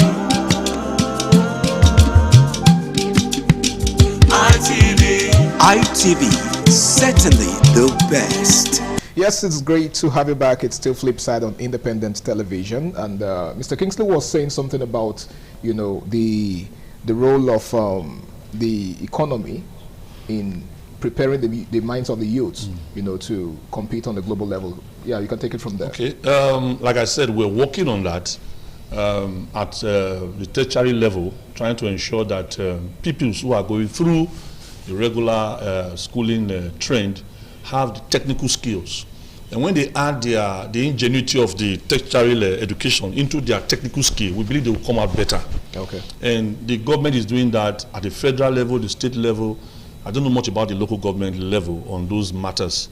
But there are challenges. For instance, now, you are doing something that is technical and it needs power supply. Okay. And you have a 1-week program. And sometimes you have 2-3 days there's no light, and you are not having any power available alternative for your program. The whole program is already grounded, and the epileptic party today is still an issue yet unresolved. And no economics thrive without power. In fact, one of your fundamentals is power, because even if somebody comes out and starts his own venture, and there's no power to power the business, he goes back to alternative power supply, which is generator and shell. If he builds that into his costs, it's not going to be profitable at the end of the day, because you pay more when you generate your own power than when you pay to NEPA. Okay. And that is a problem we are still facing. Then the issue of implementation and fairness. Even when we are picking certain persons for training, sometimes we are not objective, we are not fair. People should be picked based on either their flair or their somebody's going for a training, like even in our sector, it does happen. There's a training for technical staff. And the professor says he wants to go for the training. And he goes there, maybe it's outside the country because he wants to travel out. He goes outside the country into a workshop or a laboratory. And the machines there, he cannot operate them. We don't have values for technicians. It's a problem. Even the artisans on the roadside, there are some talented artisans on the roadside who should be brought into the regular higher institution. Okay. To even lecture some of those academia, because most of them are designers. I mean, they do more of design.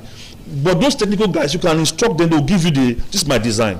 Now interpret my design in real form, in a viable form, so a tangible in other words, form. They offer more of practicals than so we're trying to bridge that gap. We're doing that right now, bringing some of those artisans who are skilled, even certificating them where necessary, getting them to work alongside with us. Because you cannot deny the fact that if you go to Aba today, some of the best shoes are there, best outfits are there. Sometimes it takes some of those things outside Aba to neighboring country and label them and bring them back and call it made in China. Once the name has entered made in China, that's what I want to buy. Because we have a perception that whatever comes from the foreign man or the white man is better than us. Isn't that what the late Kwame Nkrumah of Ghana meant by neo-colonialism? Exactly. That mindset is a mindset that nobody can change. Our products. Okay, take for example, what is the branded vehicles for Nigerian government? I think there was a time when we had Peugeot as our branded vehicle.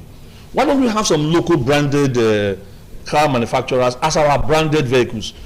You see, when you don't encourage what you have, it doesn't matter how skillful they are. They will just die local champions. What about people like they will end up being champions? You said? Innocent Motors. Yeah, the Innocent. Innocent is there. Outside Innocent, there are other two car manufacturing company in Nigeria. There's one in Lagos and I think one again in the north, who are indigenous car manufacturers. Over 70% of their work or their parts are built within Nigeria. And we are struggling to even know them. No. I said it's one of our meetings. You see the National Assembly who should legislate in that order. What we call the local content in Nigerian constitution. That means you must promote local content. You are legislating local content. You are trying to encourage local content. You are going to purchase your own vehicle, official vehicle, for Nigerians, and you go abroad to ask for Toyota Padro. Sorry to cut you. The only indigenous product Nigerian politicians can die for is the PVC. They can do anything to Favor is promote at it again. All right, let me ask you this, Favor, since you are so eager to respond, right? Now, I would like us to address the issue of transitional, should I say administrative transition, whereby a certain regime, has set certain things in motion, certain policies in motion, and then a new regime comes on board and dismantles everything completely, all in the name of trying to, discredit the old administration, and of course establishing their own relevance. What do you make of that? You see this politics we've played over the years where, there's always this discontinuity in policies, discontinuity in implementation. It's going to eat us more than we can ever imagine. Because you look at an administration and you want to look at the statistics of how much progress they've made over time. It is evident, you can see it, and it's bilateral. Then you don't want to juxtapose it with the current administration and realize that it is totally polarized. I mean, it's a case of plus and minus. They have no bearing at any point to meet. They're like light and darkness. You understand? And nobody's even talking about it. And guess what? The the beneficiaries of these 8 years that just passed are keeping mute. So the problem is not even by the government itself. It is by the people who are even direct beneficiaries of these good deeds. So how about, for example, my sister was a beneficiary of the last administration in Edo State. She applied for a grant and she got it. So you don't expect her to ever speak ill of the administration? If you ask her about that last administration, what did the administration do for you? She will tell you, I wrote a proposal for a grant, I got the grant, and I was also given a laptop. It is evident, it is testimonial, it is physical. You think that's not valid?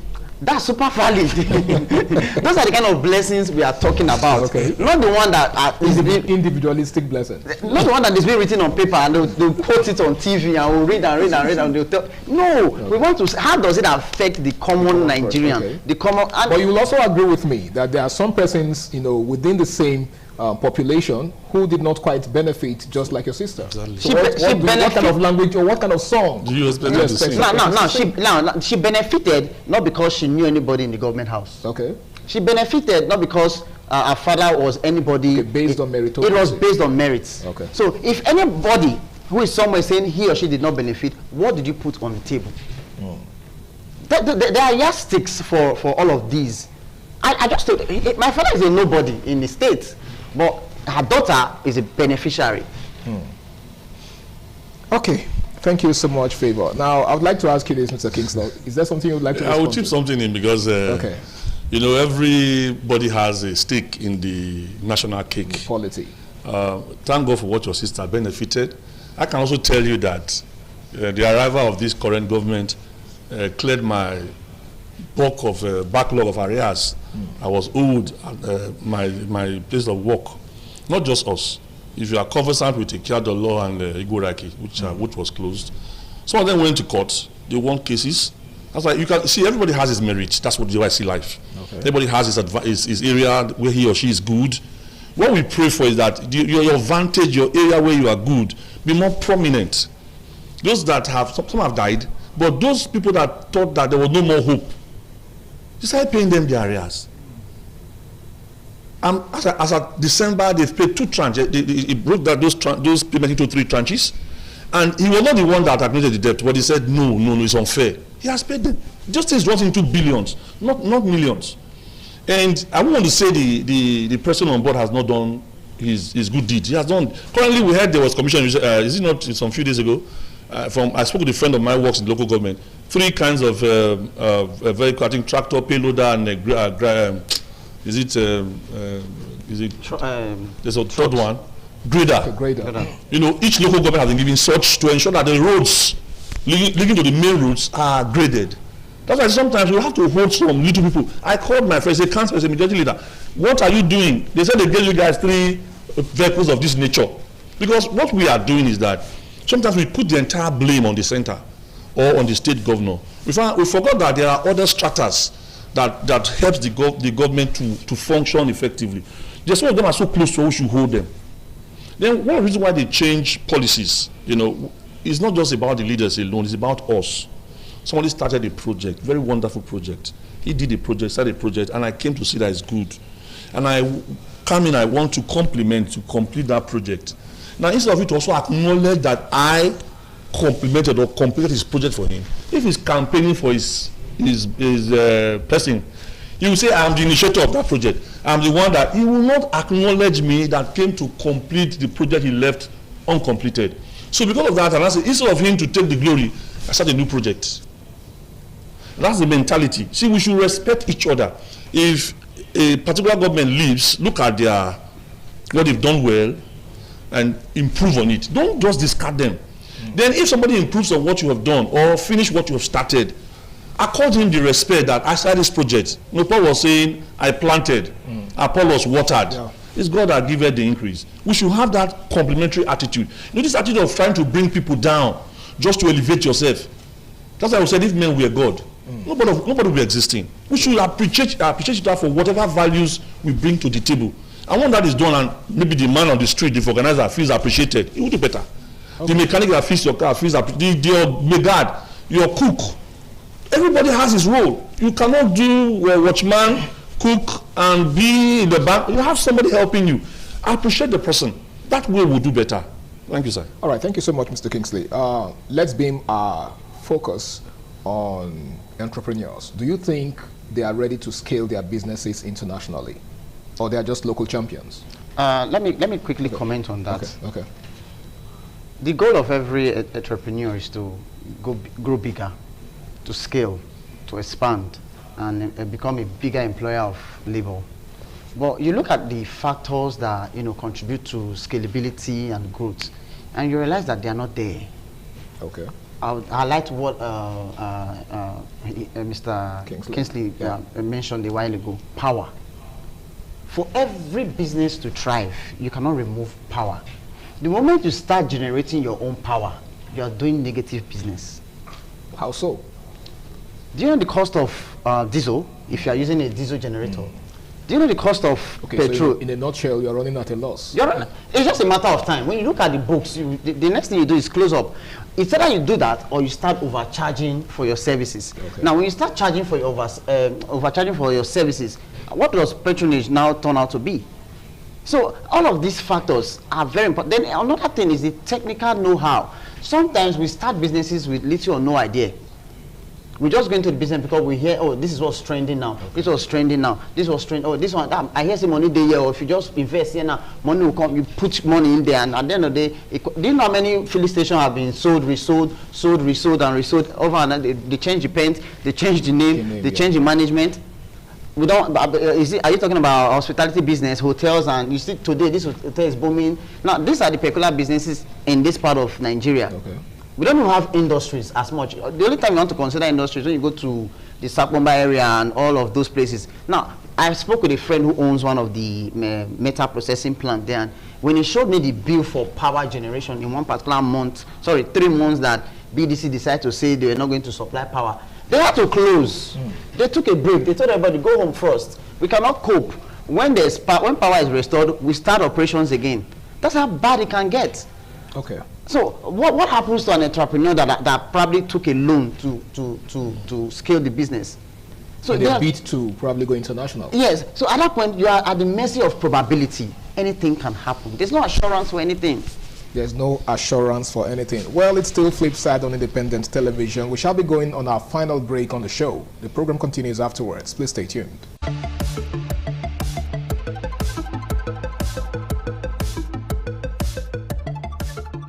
Welcome back. It's still Flipside on Independent Television, and like I said before we went on that break, this is the final lap of the show. Now, I would like to ask this question. How does the corruption perception affect our image on the global level? I would like you to respond to that favor. It's a simple thing. You cannot put your money where there are too many uncertainties. At least every businessman wants an assurance for either you make profit or you break even. Okay. So if none of this is in sight, then there's no point in investing. What we've seen over time and the current perception of the country as far as corruption is concerned is appalling. It's very appalling.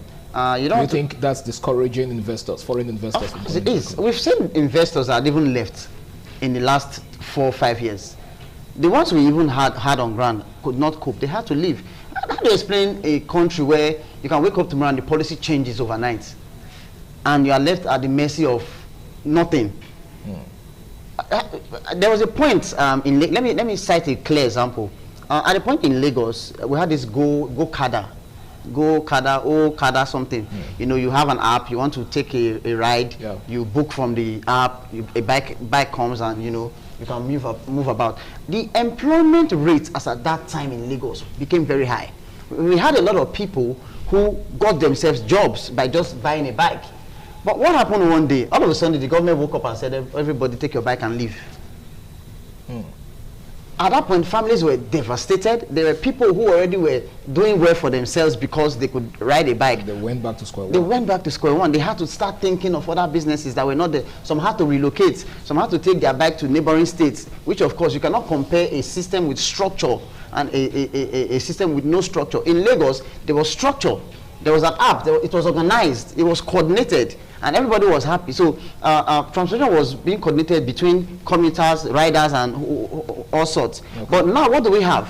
So in that kind of, and these were Chinese-owned companies. Okay. So when that happened, they laughed and said, okay, good. We'll never make this mistake again. It was possible for them to have moved their app from Lagos State to another state, but did they do that?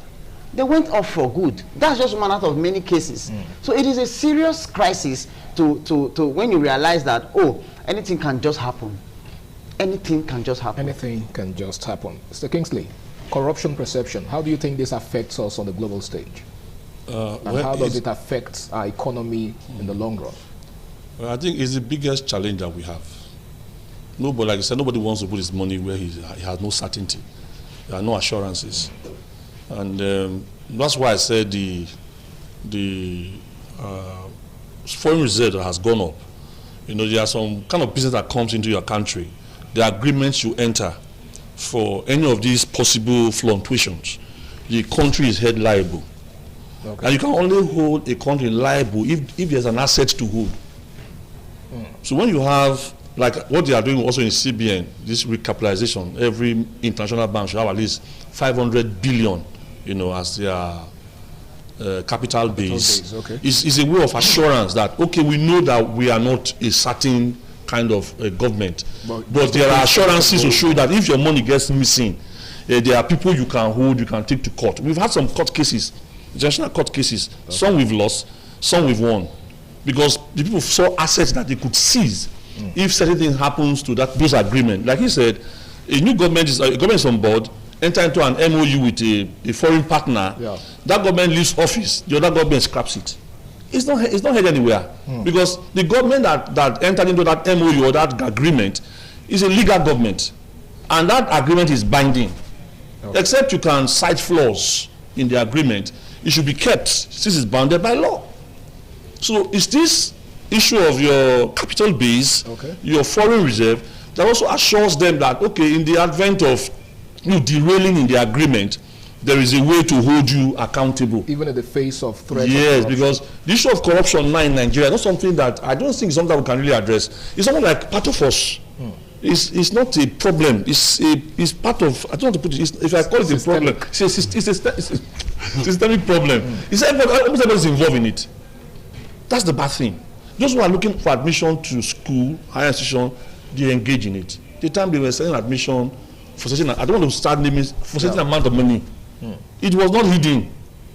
Then there are preferences that is biased to genuine talents. Okay. Even at the very lowest areas you can find, even at home there are biases. It's terrible. So it's not an issue that is isolated to the government alone. Even in churches, it's not isolated. You go to some churches, let me just, I won't name any name. Yeah. You see a church, you see the GO, the second in command, the third in command, to the 10th in command, they are from one state or one country or one tribe. Yeah. You will not see someone from a different state being the second in command.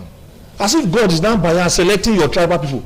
Israel. So it's a funny thing. So I don't want to it's a problem that what we try to do is to minimize. Okay. I don't think we can really. You don't think we can for now solving this problem? No. If I tell you how, the problem is it's almost entrenched. So we can minimize it, like what they do to us in TED Fund, the Tertiary Education Trust Fund. What they do is that they give you a certain amount of money which you must retire. All right. If you don't retire, your chief executive is held liable. Okay. So you are a staff there. Your documents, your wherever you are, is known. They can track you. You must pay back. So you get it done, and there's a check and balance. Outside that, if there's no check and balance, and nobody can be held liable if you default, there's nothing they can run to if you fail. There is a problem. So in a nutshell, you're saying that corruption has become so systemic and part and parcel of our system. We can only minimize it. Okay. In what ways? In less than 1 minute, in what ways do you think it can be minimized? Well, like I said, for instance, now I'm a governor. Okay. He's one of my very major supporter, and I want him to have a contract. Okay. I should give him the contract, fine, because he was a supporter. But I should ensure that he does it, because he will still make his profits. Okay. The idea of him just taking the money and there's no execution, no penalty, I think is wrong. So we should be able to tell ourselves certain truths. I saw something from, I think, a coffee production line, I think somewhere in Taraba by Danjuma. Okay. Even if you steal money, I'm going in that direction now. You are not encouraging the money that you stole. Invest it from where you stole it. Okay. All right. I'll take that to be your final submission. Now, in less than 10 seconds. I feel people should work hard enough to earn whatever they get. Okay. I also feel that Nigerians and Nigeria as a country is not ready for global attention. A Nigerian may be ready, but Nigeria as a country, they are not ready. A Nigerian might be ready, but Nigeria as a country isn't ready for global attention. Well, I hope we start positioning ourselves to be ready for global attention, because whether we like it or not, the world is watching us. Okay, so we must learn to start positioning ourselves just so we can meet the world's demands. My name is Harry Aigboje, and I want to say a very big thank you to my guest for being a part of the show today. And of course, a big thank you to you out there too for, riding with us from start to finish. Until I come your way again, same time, same station next week. It's been Flipside on Independent Television. Do the right thing, stay out of trouble, and enjoy the rest of your day. Bye for now. This is ITV. Certainly the best. ITV, certainly the best.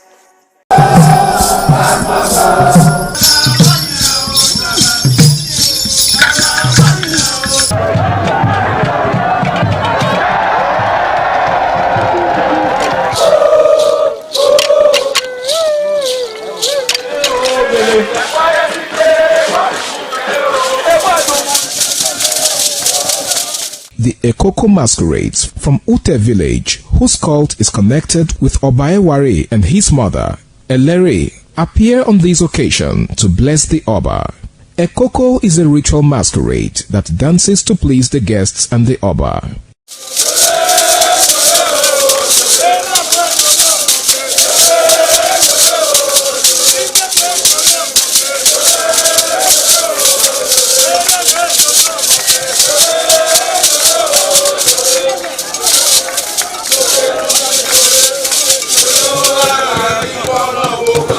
Oh,